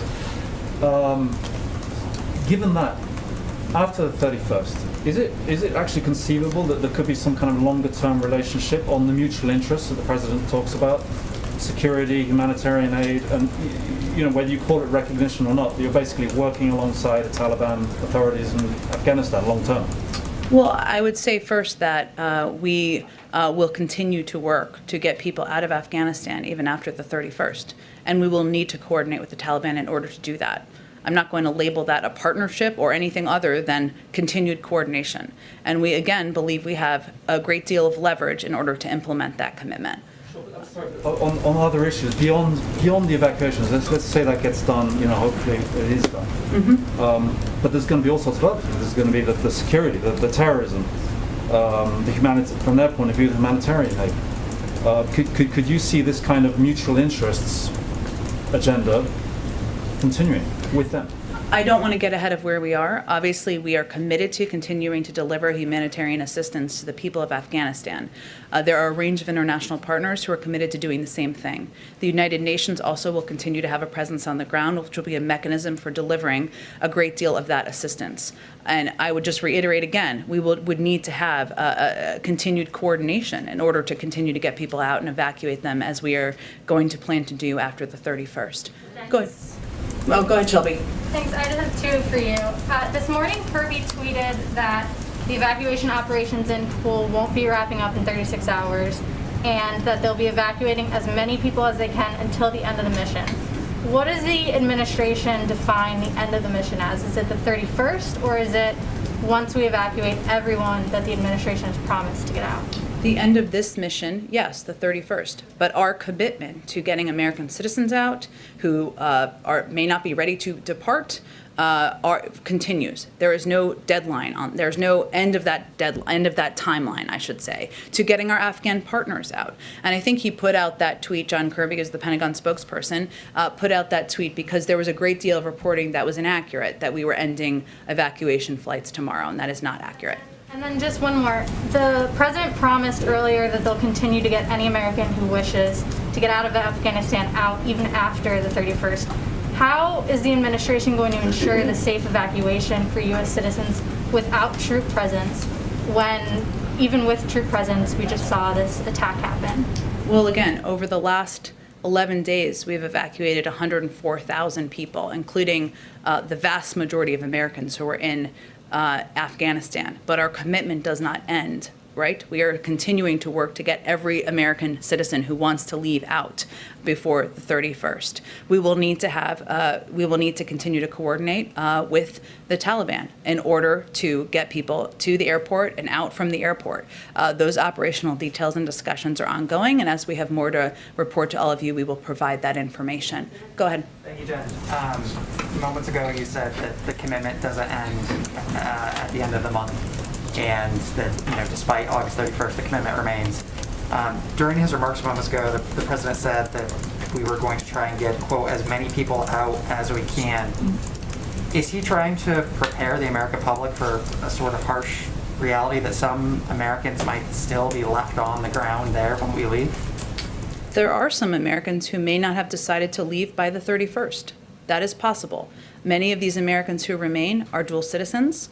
They may have extended family members, 20 family members, 30 family members, others who they want to bring with them, and they're not ready to make that decision yet. Our commitment to them does not end. We will continue to work to get them out. But his objective and focus and laser focus, which he asks for many updates a day on, is getting every American who wants to leave out now in the next few days. That is what our U.S. military is working to deliver on. Jen, go ahead. A quick follow-up to that. What are those Americans supposed to do on September 1st? We have been reaching out, in touch with every single American who has reached out to us and we have contact for via phone, email, text, WhatsApp. That will continue. That will continue. But our focus right now is on getting every single American who wants to leave out in advance of the 31st. Jen. Go ahead. Jen, given that you had intelligence about the attack, even as I understand it, down to the very gate, but weren't able to stop it, what hope do you have of thwarting further attacks that the President told us just now, and I quote, were inevitable? And if not, isn't the decision to stay potentially the wrong one? Is my first question. I got a quick follow-up. Sure. Well, I would say first that General McKenzie spoke to this earlier today, our version of this question, which is a very good question. And what he conveyed clearly is that they are committed, our U.S. military is committed to continuing the mission despite the fact that there are daily risks and despite the fact that there are ongoing threats. That speaks to their courage, that speaks to their commitment and their service to this country. Obviously, anything they need, anything that the national security team needs, our military commanders on the ground need to thwart, to prevent these attacks, to go after terrorists, they will be granted. But I'm not going to get into more details than that. And just secondly, you mentioned earlier, I think in an answer to Caitlin, that there were other operations or methods of getting Americans to the airport, particularly given what's happened today.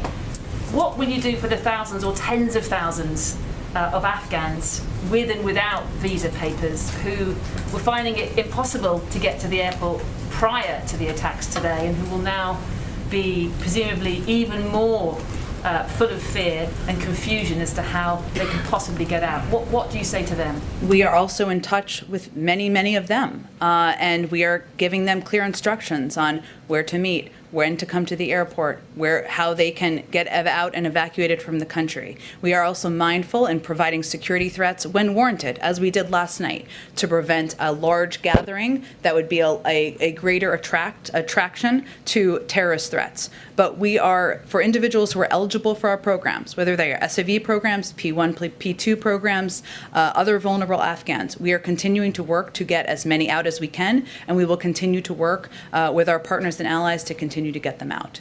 Yeah. Go ahead. Can I follow up on that? It seems like right now Americans and Afghan allies still in Afghanistan are facing two choices. Either they stay where they are and risk being hunted down by the Taliban, or they try to get to the airport and risk being blown up by ISIS. How does this evacuation mission continue without evacuees risking their lives? We are in direct contact with every American citizen we have contact information for. Email, phone, text, WhatsApp, and we are working with each of them and their families on an individual basis on how to get them evacuated to the airport and evacuated. That's the process. I'm not going to get into more details about how that works because it's not in their interests. It's not in the security interests of our troops or the individuals we're trying to work to get evacuated. Go ahead all the way in the back, pink shirt, yeah. Has Joe Biden spoken with any foreign leader after the attacks in Kabul?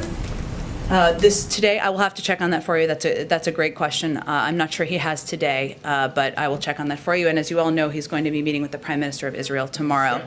Okay, thank you, everyone. Does the president report having Secretary Austin focus on a stand down to address extremism in the military, or Mark Milley saying that the greatest threat to democracy in our country was